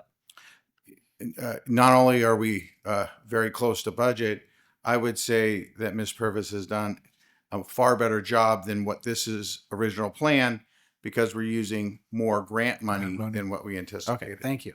That needs to be said. Okay. Any other questions? Yeah, my question is that for that $7.7 million that we have earmarked for repaving or for deferred maintenance, is that only for the 4 streets that we're talking about now, or does that include other streets? No, that's for specifically for Those 4 the streets. Street program. Yeah. Okay, Safer thank you. streets. Any I have questions? one more question. Please. The estimate, just kind of spitballing, for a sidewalk on El Dorado is $1 million. Again, right off the top of your head, how much would it cost to extend the landscaping on each side and put the sidewalk in the extended landscaping on the west side? The cost is minimal there because you are already expanding for the sidewalk. So the landscaping will fit where you have expanded for your sidewalk. But you'll have to put in new curb on each Yes, side. but you would with sidewalk anyway. Because the intent is to move it out into the travel lanes. So landscaping is really the added cost. Is that a yes? I'm sorry, yes. Thank you. Anybody else have any Yeah, questions? do we then have a crosswalk across Osage? No, if there's a these plans do sidewalk on not the. include a crosswalk at Osage. Okay. Okay. Yeah, my next question is in 3 months, correct me if I'm wrong, we had 100,000 cars on Fairway Drive. Is it 92,000? Does that sound about right? It's roughly 30 to 36,000. I want to say it was about 30,000 Okay. January, February, and Okay. March. So if we're doing road, right now it's presented, road diet is on Cook. Yes. One lane on both sides. And if, with that amount of volume, that volume will not use Cook, probably not use Cook because it's going to be on a road diet. It will all funnel down to El Dorado. So if we do nothing with El Dorado as far as a road diet, we're not going to mitigate any of this volume that we're experiencing now or future mitigation. Certainly, when we did our volume study in September, we took counts on all those side roads because we understood that whatever changes may be made with this project, it's going to change how people drive. So we want to be able to compare what happens in the future to what happened before. Okay, thank you. Are there any other questions? I think we're good. So let's open up to public comment. Do we have public comment? Yes, I have one. Martin Lax. Martin Lax, number 3 appearance today. Come on down. Come on, there's got to be other comments in here on safer streets. I can wear a different hat, but Martin Lax on Via Corona, Mr. Mayor, Vice Mayor, and Council. Several points. First, let's just say something that's off my script. Earlier this afternoon, we heard from Deputy, I didn't catch his last name, speed's not an issue. How many times do I have to say that? And maybe now, maybe I have to put on an outfit for you to believe it, but it's the case. And what happened in December, that wasn't a report showing it that speed. That was a incomplete report, if you remember what happened in December. But let me just get to my points. As far as the crosswalks, I think that whatever crosswalks the city does with the country clubs, they should do it in the ungated areas as well. So we have symmetry and it looks right, so on and so forth. I don't like the striping. The striping looks terrible. So since we're talking about paving, I am concerned about drainage. And there's been no sort of overall thinking about these kind of issues. My lot on Via Corona collects a lot of water on any regular rain. And during that big tropical storm we had, it was horrible. I mean, we were dumping trash barrels filled with water. I actually put gutters and divert the water as much as I can across the side of my house. Still, the water gets up to my patio. And it's not just me, it's also my neighbor. Some of us have put sump pumps.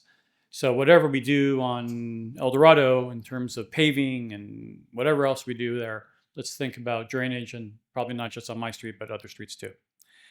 Came to me that when you're talking about the road diet on Cook, you're going to funnel the traffic down Fairway, down El Dorado.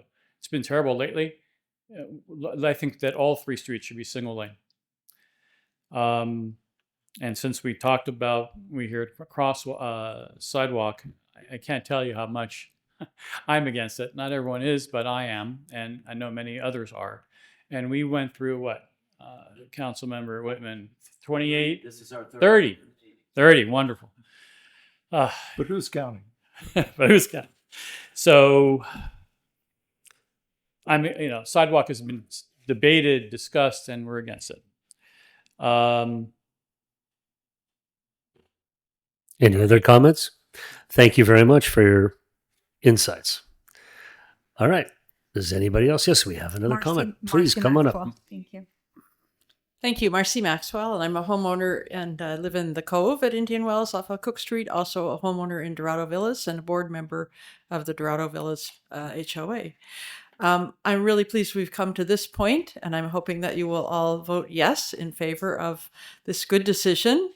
I think it's all about improving the quality of life. We have a lot of folks here in the lovely weather that we have that enjoy walking, and it's good for their health. And, when you started this project, we kind of started even watching more and more, and you see how many people really are, walking and enjoying a walk, people of all ages. And I want to make sure that we are sharing the road with people that walk and they can walk safely. So the pedestrian access with sidewalks, especially on Cook Street and Fairway, with the volume of cars that come there, is a really important decision. And again, it really is about quality of life.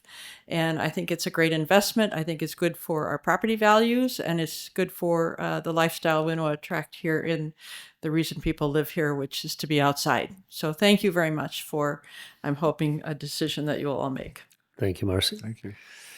Anybody else have any public comment, whether you've put a blue slip or not in? Okay. Now we bring it back for a motion. Does anybody have a motion? I have a motion. Can I ask a question first? Sure. Before we get to a motion. A motion creates And deliberation. this is for our public works director. So along a stretch of the west side of El Dorado, there's a fairly significant elevation change between the street, then the landscaping, and then the elevation of the lots that back up to that portion of El Dorado. And you don't have to be a geotechnical engineer to observe that there's a lot of erosion going on to the point where at some point, the block walls along that stretch of El Dorado are going to be undermined, and those walls will be in danger of collapse. So in connection with, let's say, putting in a sidewalk, would you consider putting a retaining wall there to protect the integrity of those lots? The cost that I quoted today does include retaining wall. It does. Yes. Excellent. Very good. Okay. Thank you. Okay. Oh, I have one question. The pavement, is it going to be a repaving or are you going to slurry? Sorry. Important question. 3 out of the 4 streets will require grind and overlay. El Dorado is in good enough shape for slurry. Oh, Aren't you lucky? that's too bad. I have a question. Please. Will bicycles be prohibited on the sidewalks? The walkway path's width was made 6 feet to discourage bicycles from being on the pathway. But can we prohibit bicycles on, are we allowed, maybe this is a legal That's a policy issue. or a legal question. Legal, yeah. First of all, are we allowed to prohibit bicycles on sidewalks? Mayor and council, I defer to the sheriff. I think they know when they can give a ticket and when they The can't. sheriff has left the building. And they left the building, so there goes my scapegoat. Just fine. I think we talked about this earlier today in a separate meeting, and I believe the answer is bicycles are not allowed on sidewalks, but there is a unwritten policy of not citing tickets for bicyclists who bicycle on sidewalks. Okay. All right. So, do I have a motion? Yes, I'd like to propose a motion. My motion is to accept as presented Cook, to accept as presented Fairway Drive, to accept as presented Rancho Palmares, and to accept El Dorado with some changes. The changes I would like to add to this motion are to bring it down to 1 lane each way, all the way to Osage. Extend the curb out away from the east side and add landscaping and drainage. On the west side, add a meandering sidewalk that will connect to Fairway Park and go all the way down El Dorado to connects to where Sundance is.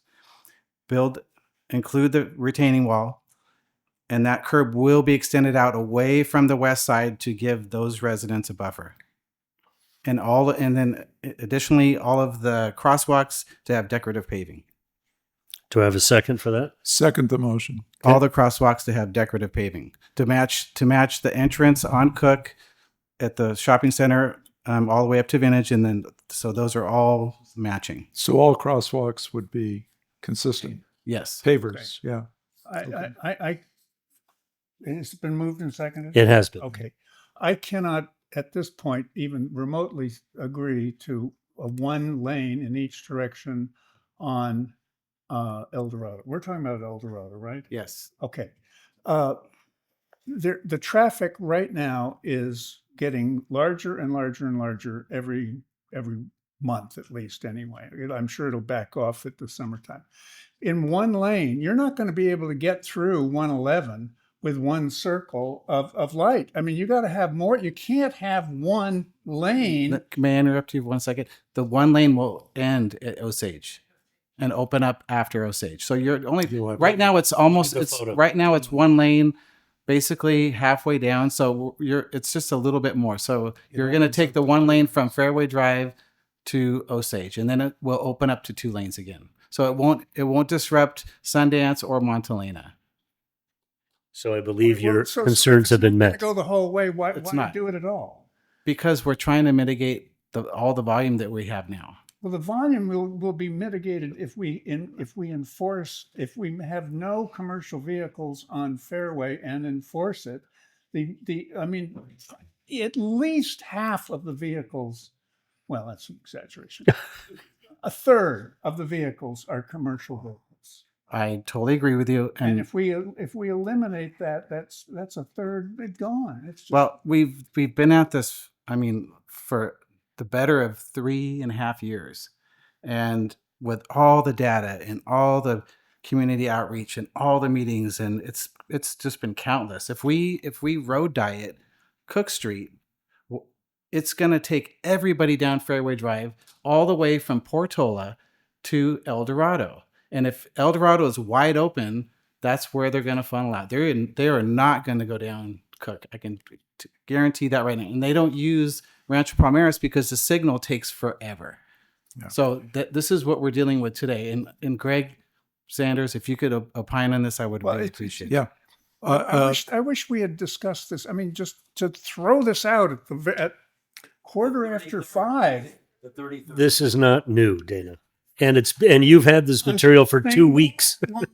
A single lane on El Dorado. It's been a little bit more. It's been discussed. It really has been discussed ad infinitum. But anyway, Greg, you were and gonna obviously rejected because it never made it until today. Well, this has been a work in progress for a long time. So, look there. This is a Rubik's Cube. It begins with the 1960s and the major mistakes that were made by the planners back then who approved subdivision maps that resulted in the traffic circulation pattern that we have here in Indian Wells. It's terrible. And we are now paying the price for having a very dysfunctional traffic circulation system. So we have to look at innovative ways to take the stress off of the traffic circulation pattern that we have in the residential areas. El Dorado, how long is El Dorado from Toscana to Fairway? A mile? A mile. We have a virtual Caltrans standard 4-lane divided highway from Toscana to Fairway. It makes no sense.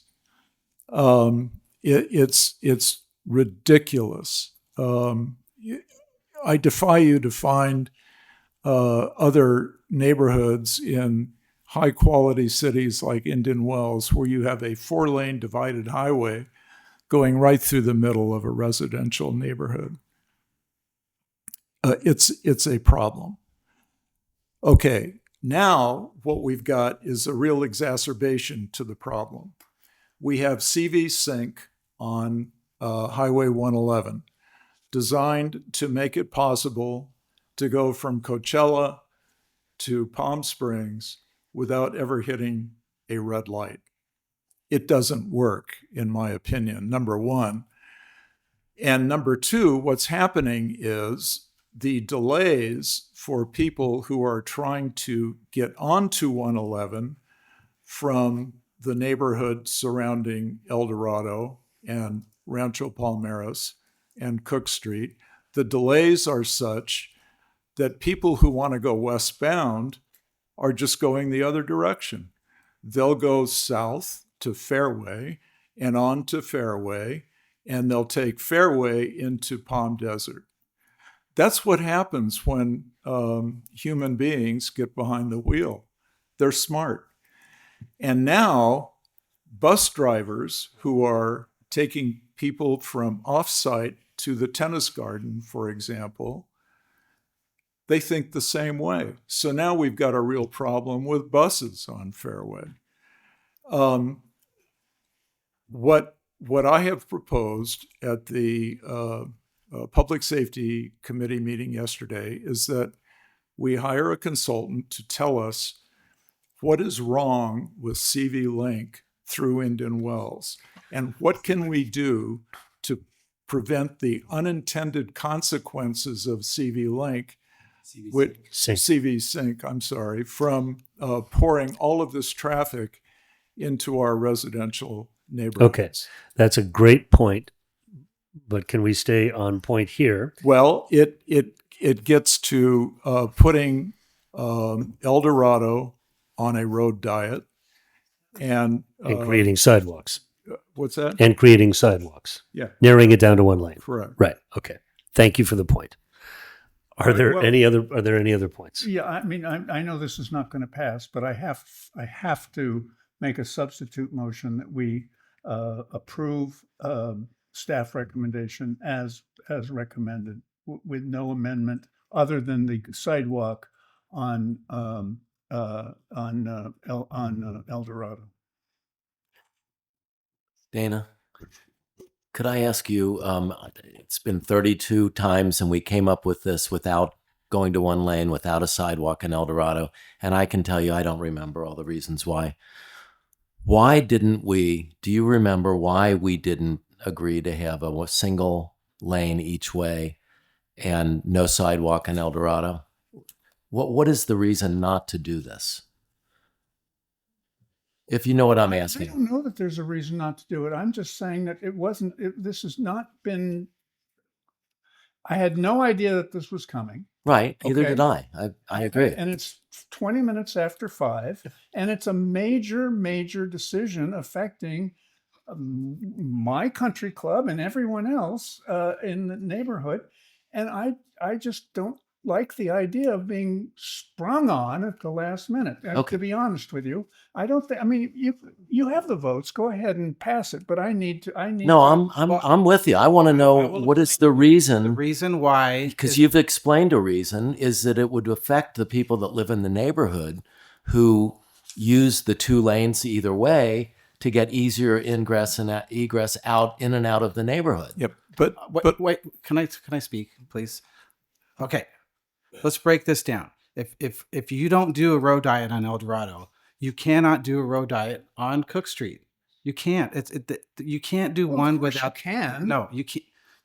We are going to create the biggest. I mean, we shouldn't. We shouldn't. Okay, we can do it, but well, we can. shouldn't. We can, but I'm speaking as you don't want it. So if we No. I have no idea whether I want it or not. Okay, gentlemen, this conversation is going back and forth. Do I hear a second to Dana's motion? I do not. So let's go back to the original motion. I think it's time we have a call to question here. I think we should do a vote and we should do roll call on proceeding with Brian's motion. And if we want to repeat it, we can, which is basically to approve sidewalks on Cook, on Fairway, on El Dorado, and then paint striping on Rancho Las Palmas as directed by the staff. That's the motion on the table. That's what we're going to vote on right now. One sidewalk on El Dorado. That's on the west side. That's what we're voting on. Okay, let's do a roll call, please. Councilmember Whitman, Yes. Councilmember Reed, Abstain. Councilmember Sanders, Yes. Mayor Pro Tem Pena, yes. Mayor Taylor. Yes. All right, let's move on to the next subject. We've got Fairway Park improvements. Community Development Director Berg, you're back in front of the mic.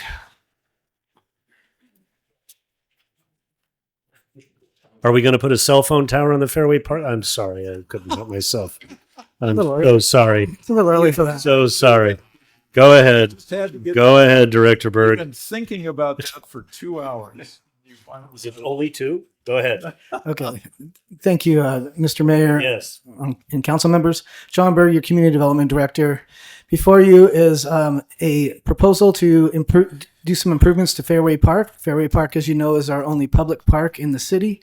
And it was a strategic goal announced at the last strategic council meeting that to work with the the original park designer, Herman Design Group, to come up with some ways to improve shade in the park and also maybe some other amenities to provide access to areas in the park. So I'll go through them really quickly here. This is a picture of the existing park. We do have the central turf area you can see there. It's surrounded by a set of palm trees, a circle of palms, if you will, and doesn't provide much shade onto the turf area there.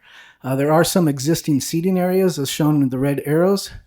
And you can see there's a circular or a semicircular walkway up in the front linking from El Dorado to Fairway Park. As an opportunity to improve access to the benches and the seating areas, we're proposing to include a semicircular sidewalk or walkway that goes around the perimeter of the park. It would provide access to the benches there and also to infill the circle of palms with some new tree specimens. And also you can see in the foreground there of the turf area, there's a proposal to put maybe 2 new shade trees in there as well.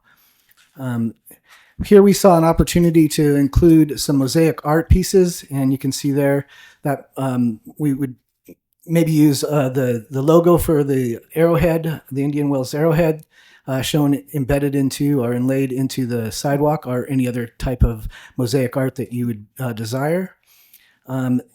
This is concept 1B. It basically takes the first concept and adds a link down here at the bottom, so you have an enclosed circular walkway, so that, as was mentioned, I think by Marcy earlier, that there's a opportunity for safe walking here, and here by creating this link would create a pathway that residents can go out and do walking on site without actually entering the roadway, and they could visit friends or whatnot.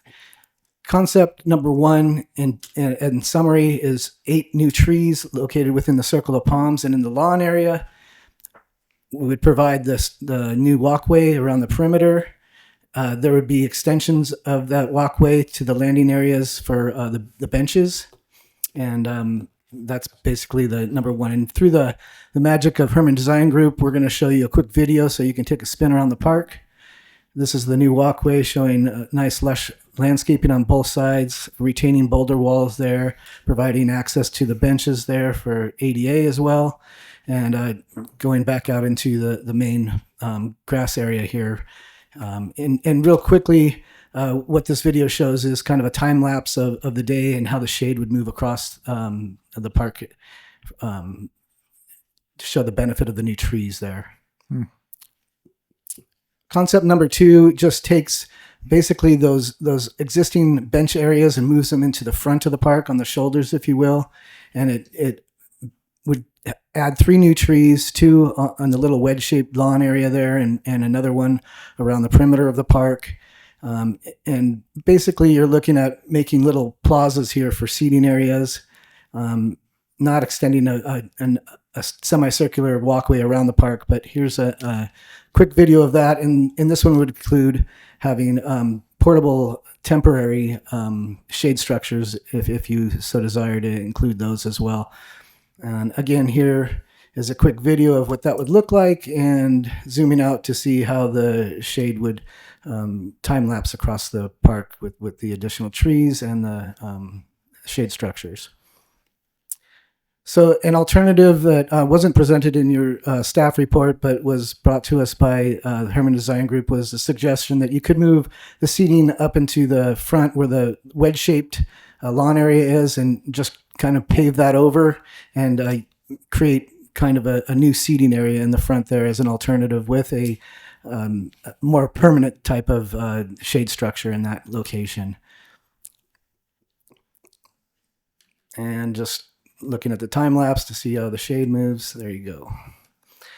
So staff is seeking council's direction on the preferred concept and design elements. Concept plan number 1, which included the walkway around the perimeter, is between $150,000 to $200,000. Concept plan number 1B, which was just extending that walkway in the front and creating a continuous loop, would be about a $200,000 to $250,000 expenditure. And concept number 2, which is just moving the seating into the front area there, and I think this would be consistent with the alternative concept that we described from Herman Design Group with the paving of the front, would be between $160,000 and $175,000. It is at the council's discretion if you'd like to include lighting there. We did propose moving some of the bollards into other locations, but if you wanted to improve the lighting for the walkways, you could add additional bollards. That might require additional expenditure. So with that, we're looking for, I'm available for any questions, but we're looking for direction from council on what the best alternatives would be for moving forward with these improvements. Does anybody have any question? Okay, does anybody in the audience have any questions? Public comment? Yes, I have Martin Lax. Mr. Lax, number 4. Martin Lax, Via Corona. Furrier Park is supposed to be a passive park, and that's what us residents in the neighborhood expect it to remain. So I question what we really have to do, what we don't have to do. I don't know if you, all of you know, but I'm a master gardener. Went through programs, and I like trees. Congratulations. Yeah, thank you. I say that because I'm not against ideas of that, but I am opposed to anything that changes the character of it being a passive park. Certainly, the artificial structures, that's not in keeping. And I wish we never had this park, as you all know, but we're going to live with it. So I just ask you not to make this a destination point other than it being a passive in character. That was well said. Thank you very much. Well, appreciate that. Are there any other public comments? Okay. Coming back to us to have a motion. Motion for option number 1. Second. Second the motion. Do we want to have any discussion or do we want to vote? Vote. Let's vote. Can we just clarify? Option number 1 has 1 and 1B, and I showed you that it was a continuous circle around the park, or just the semicircle? Semicircle. Semicircle? The original one. The red, yeah. Okay. Wait, Yeah. if I see that again, I didn't realize Sure. there was a 1 and 1B. No problem. This would be 1B, showing the continuous circle around the park so that you could go out and walk in Is that 1 or 1B? That's Which one is that? That's 1B, and one is this one here. This one. That's very confusing. This is one. The difference is that you see the yellow line doesn't connect at the bottom, there's no sidewalk that continues. So if you were going to walk around the park, you would have to do kind of a zigzag in It there. goes 300 degrees versus 360 degrees. Thank you, Dr. Taylor. That's one. That's 1, and 1B just connects the dots. Do you understand? No, now show us what 1B Okay, looks so like. this is 1. Oh, okay, fine. 1B is that. Okay. 1. 1A. 1A. 1. All right. The Just first one. one. All right. That's the motion on the table. Yeah. That's the motion. Okay. All those in favor? Aye. Aye. Passes unanimously. Thank you very much.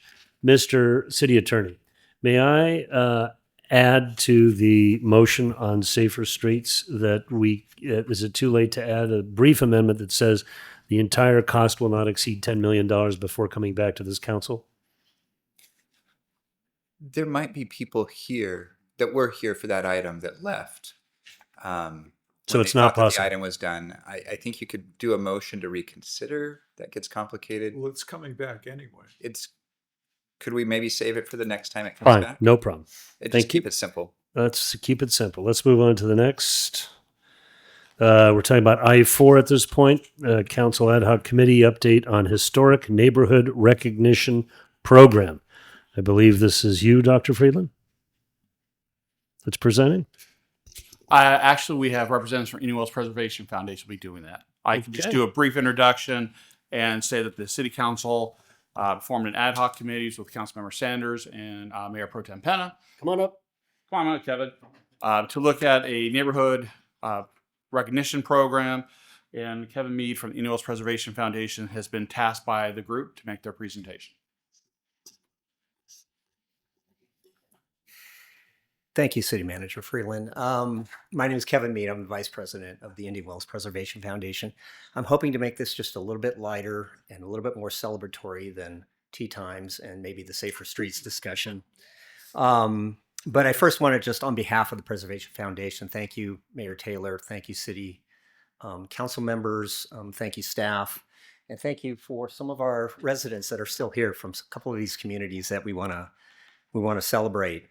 I also want to just give a shout out to our ad hoc committee. Thank you to Mayor Pro Tem Penna, Councilman Sanders, and also our president, Linda Blank. Appreciate your faith, your persistence, your guidance through this process. It's been kind of a deliberate and measured process, and we tried to make it as inclusive as we possibly could. What I want to do is just briefly frame the Neighborhood Recognition Program. I think you've gotten a packet of information on it. Talk a little bit about the two communities that we want to designate as being historically relevant and give you a little history on those communities so you understand why we've selected those. And talk a little bit also about how we're going to do it. By formally recognizing our ungated historic neighborhoods, the city really has a meaningful opportunity to foster a deeper and broader appreciation for the origins and the evolution of Indian Wells. These neighborhood developments are more than just streets of beautiful homes. They reflect timeless elements of mid-century design, the vision of early developers, builders, architects, and actually the people that just came here to work and play and just be a part of the community. I want to first just point out that it's really important to recognize that this is a recognition program, and that is a little bit different than a designation program. Recognition, more or less meaning non-regulatory, unencumbered, a celebration of these communities. Oftentimes, the designation label just brings up images of formal policies, ordinances, restrictions that you can do and cannot do. But this initiative is really about honoring and celebrating, not restricting. Why does this matter? Well, together are these 4 neighborhood communities that we've selected, 2 of which we're going to try and move forward on with your hopefully positive vote. They really reflect the formative period of Indian Wells.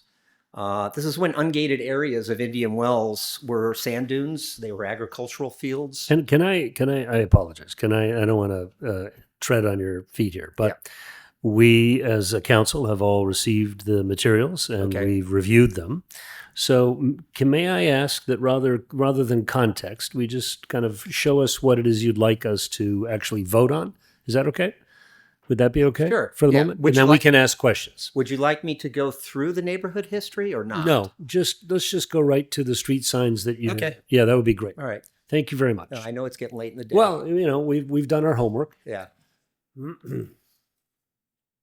Thank you, and I apologize for interrupting your well thought out presentation, but we've seen So it. let's jump to this. This Yeah. is where you want to go. Yes, thank you. Yeah.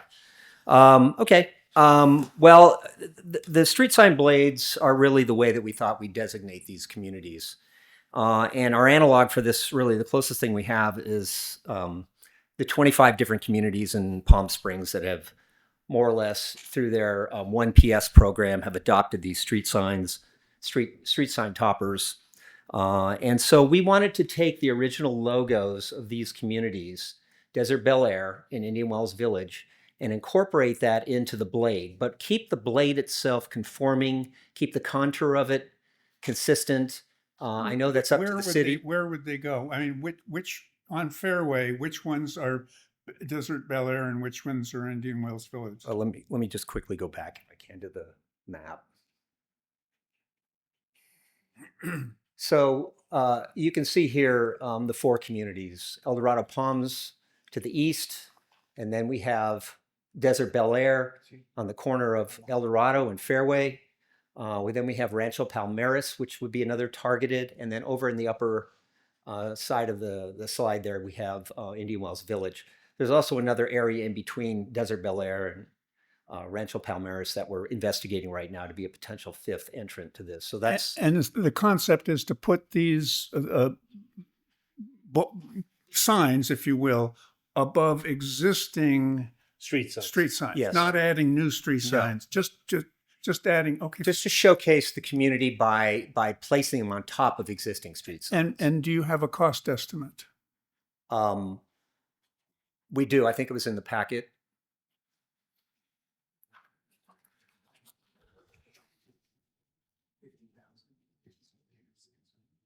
Apparently, there in the staff report is a budget of 50,000 for the two neighborhoods in total. For the four areas. For the two areas. Which two? What's being proposed is Desert Bel Air and Indian Wells Village. $50,000 for those two? Yes. Well, there's multiple signs. There's multiple signs. There's signs. It's throughout wherever the there's a street sign in that area, there will be an additional. How many street signs are in those two areas? Like, Do we have that number? I didn't see that in the I'm presentation. not sure if we have that number available today. Okay. We've identified the streets. Is $50,000 the expected cost, or is that just a budget number? That's a budget right now. That's just a budget number that so it could be significantly less. It certainly can. Okay, fine. Is there any reason we can't just approve it? Well, I want to ask you. Can No, I ask you a this is- question? Wait, I want to ask one question. No reason why you can't approve it. Well, in that case, Is this for four areas or two areas? Would we be voting for two areas or for four areas? Two. So where is Indian Wells Village? That's the pump. Warner. It's Miles and Warner. And I'm curious as to why we're doing two versus the four. Why don't we do four? Yeah. I can explain that. We selected these two because there was outreach that was made, particularly Desert Bel Air, where there might have been a little controversy, and we wanted to make sure the residents supported. But so Councilmember Reed, if you want to do all four, we can. No, let's do the two and see how they look, and if we like it, if we can always add to it. There you go. And then we double back and we'll. Is there a motion? Yes, Can we take a public comment, Mayor? Do we have a public comment? Yes, I we do. apologize. Yes. Okay. So thank you for your presentation. Take yes for an answer. Do we have a public comment? Yes, I have three. Okay. Martin Lax, followed by Sheldon Anderson. All right, Martin, come on up. Number 5. I apologize for not opening this to the public. Do you support or oppose the motion? I oppose it, but no, I don't oppose it. I am in support of it as long as we do our historic. It matches what we've done in history. And I think you're right. Once you choose two, you're choosing all 4 or 5. So I think that it's a whole package. I think it'd be inconsistent not to do them all at one time. Well, but what if we don't like it? We don't. This way, we've only spent a little bit of money instead of the whole $50,000. Anyway, your point is let's do them all at the same time. That is. Yeah. Thank you very much. The next comment from the public.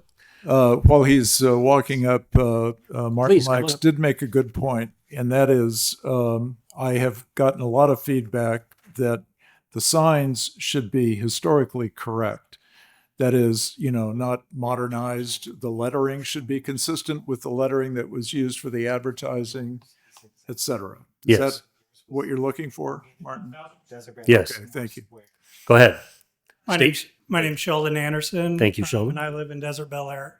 I just wanted you guys to know that this was really a grassroots process that when I did the research on my home and found out about the developer Fillmore Crank, who was the one who built my home, and that he developed Desert Bel Air. And So you I saw support that- the motion? I support it. Thank you. And one other thing, when I came up with this idea, I did some research on toppers. I'm in construction, and they weren't that expensive. So I was kind of surprised with the Excellent. $50,000 number. Excellent. Thank you very much. At a certain point, if people are in favor of this, take yes for an answer. So is there a third comment?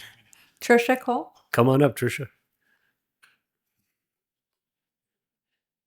I'm still here. Yay! Yeah. Thank Get a you, medal. council members. Is this your first city council meeting? Taylor, I'm Trisha Cole. I'm the president of Indian Wells Village number 3. And 1 through 5 are the originals that were there since the late 50s. Third generation. There's a lot of us that are third and fourth generation homeowners there. And we all approve, and we're hoping that we move forward on this. Thank you. Thank you so Thank you much. so much. Okay. Are there any more public comment?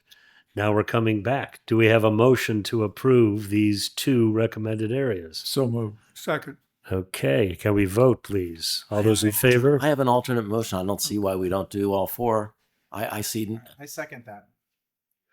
All right. An alternate motion is on the table to do all 4 areas. I'm going to vote no. I mean, let's make sure we want to do this before we spend the whole $50,000. But that's all right. Okay, we have a motion and a second on the table. Let's vote for all 4 areas first. Let's do a roll call then, please, Madam Clerk. All 4 areas. Councilmember Whitman. Yes. Councilmember Reed. I hate to vote no, but no. Councilmember Sanders. Yes. Mayor Pro Tem Penna. Yes. Mayor Taylor. Yes. Let's go to the next item, Mayor and please. Council, may Yes. I? It's come to my attention that the city hasn't yet spoken with those other 2 yet. Can we maybe adjust the Subject to a positive response from the like, areas. maybe what we interpret the motion that just passed as authorization for staff to move forward with those other 2 if they successfully negotiate an agreement with those other 2. Excellent idea. Or support. So what did we do with the other 2? I don't understand. With who? Well, maybe negotiate's it's a bad way for me to phrase it, but Well, if I can clarify, it's my understanding from representatives of Indian Wells Preservation Foundation, they have support for the 2 communities. The other 2 communities, they're still talking to residents there and haven't gotten clear support that this program is one in those 2 areas. I have a suggestion, a way out of the woods.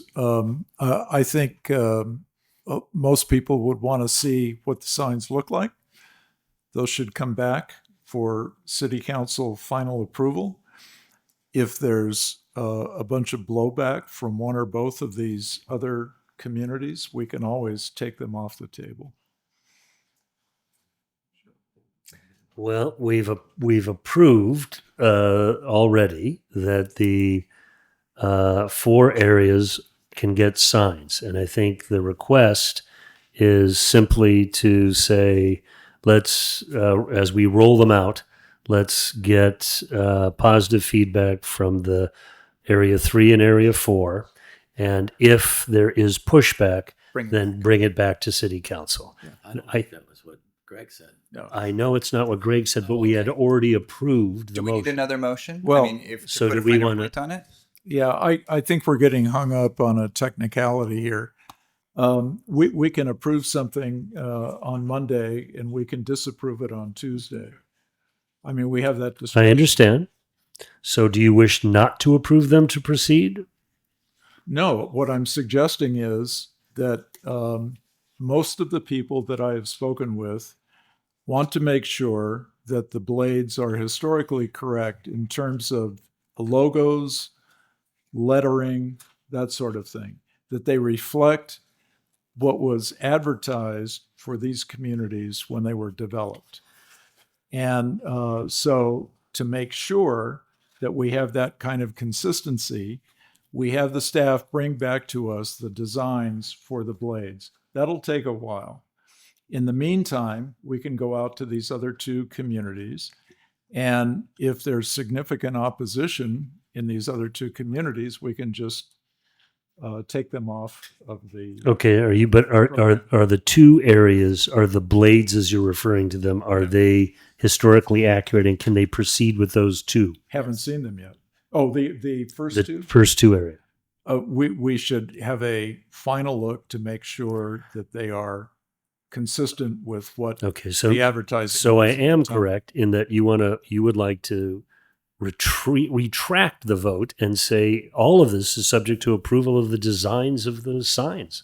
Yeah. That's what I'm hearing. Yeah, and if there is blowback on Rancho Palmeras and the fourth neighborhood, that we can always say, well, okay, we won't proceed with those two neighborhoods. Gentlemen, this is your motions. Do you want to? What would you like to do here?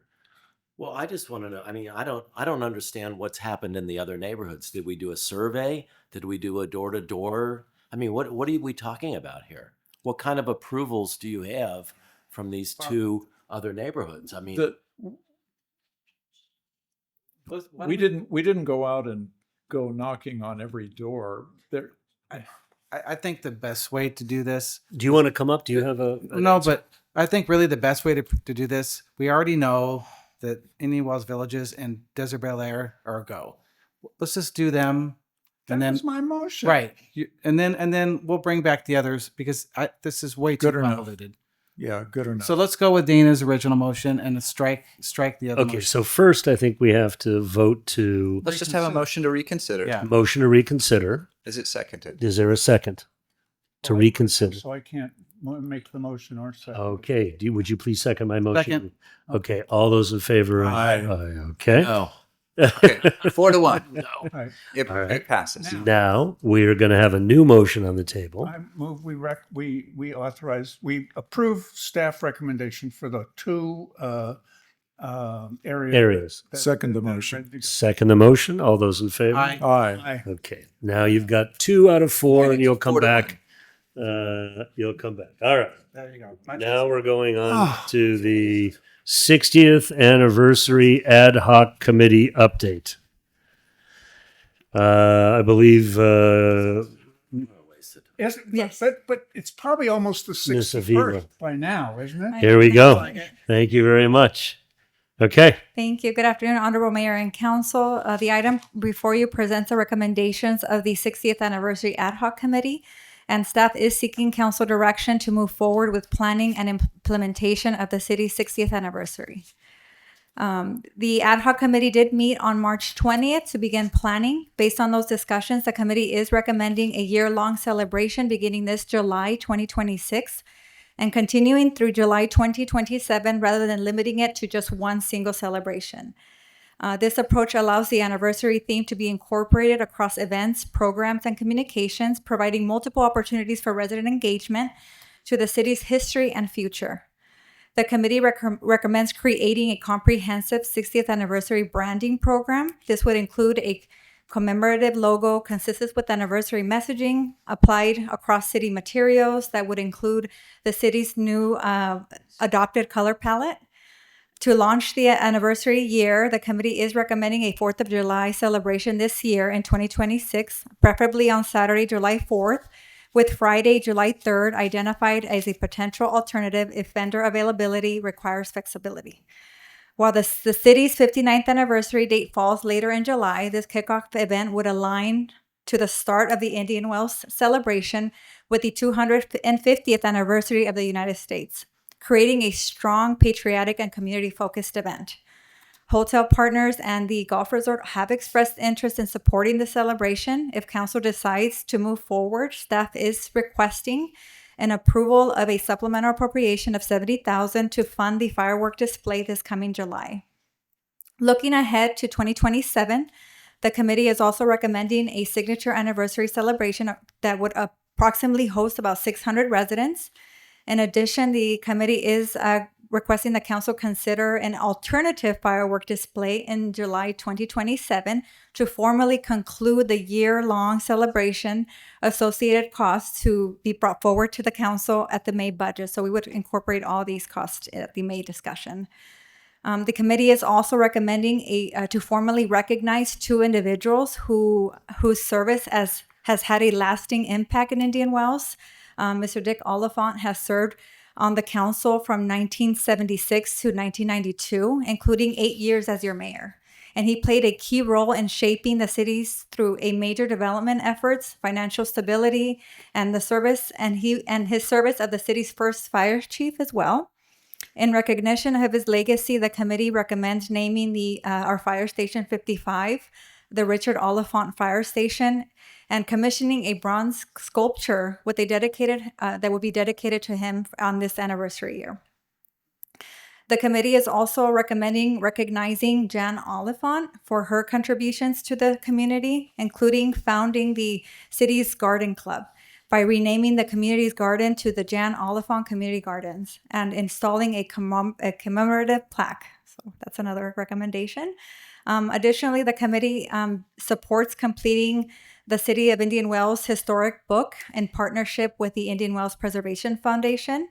It is recommended that staff would work closely with community activities and also our city marketing team. If council is directed by the council, we can also seek assistance by a consultant is an option as well to help us with these festivities. The 60th anniversary celebration is an approved city council strategic goal that was established in 2026, this current year. While the overall fiscal impact has not yet been determined, staff will return with a proposed budget depending on what you would like to move forward today. There is a May 13 budget that's being presented to you shortly, so we can come back with funding options. Alternately, so currently today, the only thing that we are asking for you is a supplemental appropriation for the $17,000. In closing, I will pass it on to our ad hoc committee of our 60th anniversary, which was Councilmember Sanders and Mayor Pro Tem Penna. If you want to add anything else that I missed, but that's our presentation. So how much money are we asking for? So currently, right now, we would seek a supplemental appropriation for $70,000 if you would like to do the kickoff event in July of 26, which is this in a couple of months. And if we don't do the fireworks in July, then what are we approving? Then we're just approving the naming of the fire station. Plus the statue. Yes, the statue, correct. And a plaque. Yes, and then also the community gardens and the plaque. But we would come back with a proposed budget. This is just to advance if you're looking to. I see. So you're seeking guidance. Guidance, correct. Got it. To add to the fireworks display on the 4th of July of this year, we would do outreach with the hotel partners so they can fill their rooms and probably create a lot more TOT for the city as well. Any other comment? Yes, you have something. I just want to make sure we add, we are working to try and secure a 4th of July pyrotechnic company, being that this is the United States of America's 250th anniversary, and we are getting a little bit of late start to this. We may not be able to secure a firework provider on the 4th of July. There may be the option of July 3rd if that's what you want. So we just want clear guidance on that as well. Okay, are there any other comments? Do we have any public comments on this matter? Okay. Yeah. Now we're coming back. Yeah. Well, no public. There's no public comments. Okay. I just, the $70,000 for the 4th of July. 3rd of July. 3rd of July, it doesn't make a lot of sense to me, but I know we did it in the past and virtually nobody showed up. I mean, virtually nobody showed up except staff. Now, maybe we have the time between now and the 4th of July to hype this, but it seems to me that that to make it a success, we need more than 2 months to generate that. And if we just plan it for next year, we can allocate the money now so that they can book a pyrotechnic company for the 4th of July next year, which I guess would be on a Sunday, And that celebrates our 60th. and celebrate our 60th. And then it gives us a long time to let everyone know that this is going to be a major event, and the hotels hopefully would be full. And that's my recommendation, is that, yes, we give them the $70,000, but ask them to book it for next year. Now, we might even get it a lot cheaper if you book it this And is the birth date of the city July 4th? I don't think so. No. 14th. So July July 14th. So why not have a fireworks display during the season when everybody's here to celebrate our 60th anniversary? I don't think there's any secret to being in July when no one's here. So maybe we can frame it this way, because I think you're asking for guidance. So I would move that you come back regarding the naming of Dick Oliphant and a plaque. Do we? Well, I'm going to say a plaque. I'm going to say Jan Oliphant plaque. I'm going to say a celebration of the 60th anniversary with fireworks during the season. I'm going to say proposal for a book, and we come back with a budget and guidance. I'd say by June with kind of cost analysis for us to analyze. That would be my motion. Second. Would you consider a bust instead of or in addition to a plaque? I would consider a bust, yes. Yeah, that was the Okay. recommendation. Versus a statue. The word was The statue. statues of Dick, right? Yes. The bust would Yes. be of Dick. Richard Oliphant. Yes. And the plaque. And the plaque is for Mrs. Oliphant. Yes, Fine. correct. Yeah. Yes, a bust. I would accept a bust. Okay, that's the motion. I have a second. Yeah. All those in favor? Aye. Okay, passes unanimously. Then we move on to council reports. Oh, no, it's not. We've got a lot of council reports. All right, so now it says J1, Mayor Taylor requests to review joint council and planning committee. There is a J1. So this notion is, there's been a previous vote, I guess, if I'm not mistaken. Chris, maybe you can opine on this, but there's been a previous vote to have an annual joint session meeting with City Council and the Planning Commission.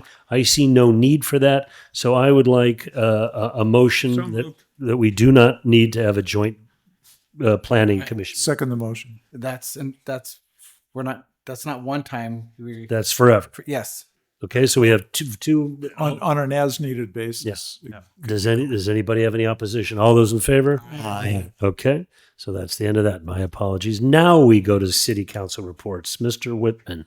I want to first report that I had an ex parte meeting with Dan Wimstead about the golf tee time or equity issue. So that's a report of that. Speaking of Dick Oliphant, I received an email from him recently, within the last week, extolling the Children's Discovery Museum, describing the history, his and Indian Wells' leadership in developing the Children's Discovery Museum, and urging that we maintain or increase our support and sponsorship, stating that this is how we support our Valley children, and also urging that we extend our support and sponsorship of the Jocelyn Center, which he also spearheaded. He spearheaded apparently the building of both of these entities, and that we support our Jocelyn Center as well. So I thought that was interesting, especially since we're going to have a bust of him over at the fire station. And there's really nothing else to discuss except it's online. There's currently a survey of effective fixed routes for buses. The question is whether they should be on the most traveled routes or whether we should go to routes less traveled, but where people need to have a bus come through their neighborhood. So that's my report. Mr. Reed. I have nothing to report, but I do want to say that I believe that at the last meeting when we authorized a $50,000 expenditure for the rodeo. It was on the condition that we get some advertising value out of it. I have seen some of their advertising. I do not see the name Indian Wells in any of their advertising, including the billboard on Highway Interstate 10, a recent television commercial. I've gotten email, social media things. I don't see our name on any of their advertising, and that I think they're in breach of their agreement. Thank you for the comment. Maybe we'll direct staff to follow on that to see what's happening and then report back to us at the next city council meeting. Mr. Sanders. I have nothing to report that can't wait until May, given the late hour here. Mr. Penna. Same. I did meet with Mr. Wimsatt as well yesterday in regard to the golf, all of his comments about the golf. We do have the end of the season party on the 23rd. So that's in 2 weeks. In 2 weeks, end of season's here again. And do we know is that sold out? Is that offered? It's sold. Are we close to 400? We're halfway through. We did not send out a active link, but we're going to be sending that out now that our website's up and running. But we've been taking on in-person reservations, so it is a slower sell. It's at the pavilion. So we have about half. Yeah, we have 400 seats, so we're about. The menu is fantastic. Everyone's going to love the menu this time. So what's the date? It's April 23rd. Yeah. Which is a week from today. Next week. It's next week. Wow, here we are next week. That's all I have. Okay. Unfortunately, I have a bunch. So CVAG Executive Committee. So CVAG is in financial straits. They're looking at having a $4 million deficit in the next couple of years. The cost of the off-ramp in Coachella has gone from $89 million to $175 million. Is it Coachella or India? India. It's in India. India. It's in India. And so just to give you an example of one item, right? There's also been issues with regard to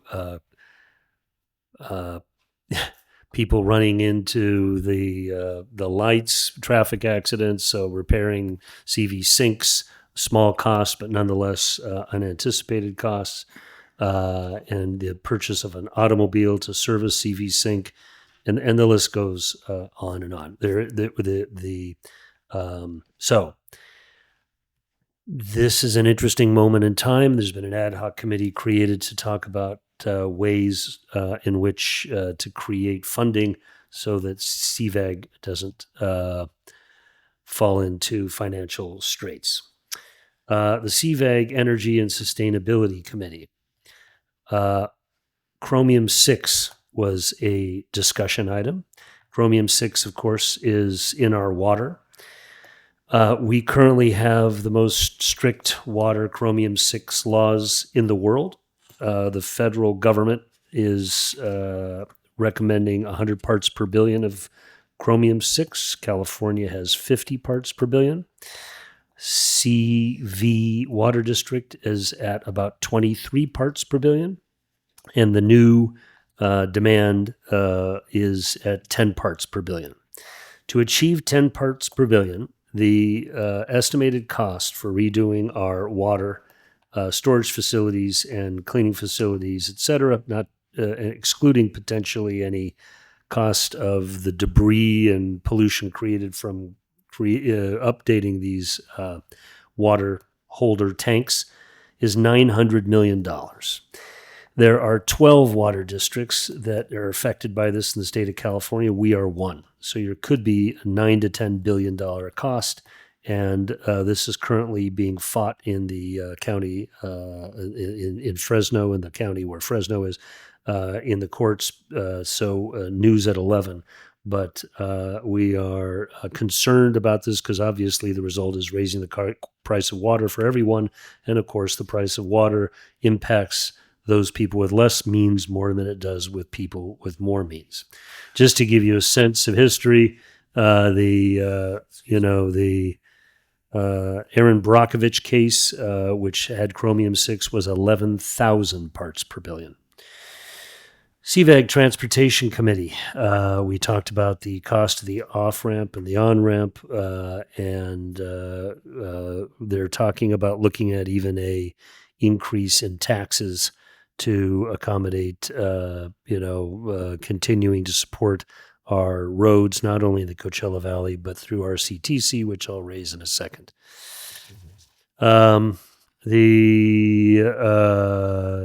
Coachella Valley Clean Air Ad Hoc Committee. So I met with Eisenhower Hospital yesterday, and they are putting the refining touches on a very detailed study that shows an increase in health issues relating to esophageal and lung issues due to dust.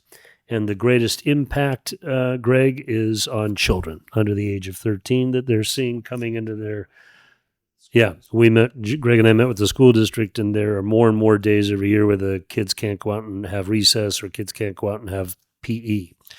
And so once this document is refined, I'm more than happy to circulate it. But it remains a significant issue, and so we are keeping our eyes and ears on that. As far as taking action steps are concerned, we've also identified the land area, and we met with CVWD, who actually owns half the land that we're questioning outside of Coachella, outside of the city of Cathedral City, and they said all you have to do really is apply for a land access, and then. So I'm curious. We'll try and talk to CVAG about applying for access to the land. And when we go back to Washington D.C., we're also going to meet with the Fish and Game, who controls the other half of the land, about access. And according to our congressman, there is a will to try and do something to mitigate dust on that land, which our congressman was curious as to why the federal government even owns that land at this point in time. The Indian Wells Golf Committee, we talked about in great detail earlier today. I would say that the city championship is this weekend. I would also say that we had a modest turnout compared to what we had anticipated. So we'll review the tournament and talk about next year if we want to open it up to Coachella Valley or choose a different time of year to have it, because there were a lot of people that were interested. But for example, even the Vintage Club has its own club championship this weekend. So Indian Wells Tea Committee is hilarious. This is on the list, but never meets. But perhaps we should set a meeting to talk about teas. So I will. Maybe we'll instigate a meeting on teas and the resorts. Municipal Code update, we postponed that. Riverside County Transportation Committee took place in Cathedral City this month, and they had a number of initiatives, mainly the discussion of CVAG and then the Sunline Transportation Commission. But their annual report, which I will try and summarize in a mayor's note so that we can get out of here earlier, has just been approved. So we'll get a brief on their annual report. The Southern California Association of Governments, Salton Sea, has a new conservancy for restoration and to improve air. And that was the governor of the state of California was out here last week to announce that conservancy. The concept is there's been a lot of money given for air and water, environmental issues, studies, et cetera, over the years, but it's all gone to disparate groups. And they haven't shared a lot of that data information. So a conservancy was created to funnel all dollars that are there to study the Salton Sea into one place to make it more effective, and so information gets shared. The other thing that happened on the rail recently is that RCTC tried to get a CEQA exemption for rail. And was recently denied. So it's going to set back our rail initiative for getting a public rail system from Los Angeles to out here until we can get a CEQA review. With that said, and I was at a League of California Cities meeting in Costa Mesa, and we talked about a number of matters. We voted on two issues. One is the California Fair Elections Act that would allow general cities to have the same privilege as contract cities in the ability to have governments help fund local elections to be consistent. And the second was parental leave. We voted to support the fact that someone may take 60 days or more for an absentee based on parental leave, motherhood, fatherhood.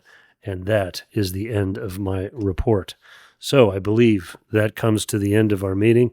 And at 6:12 p.m., this meeting is adjourned. Come on, can't we stay longer?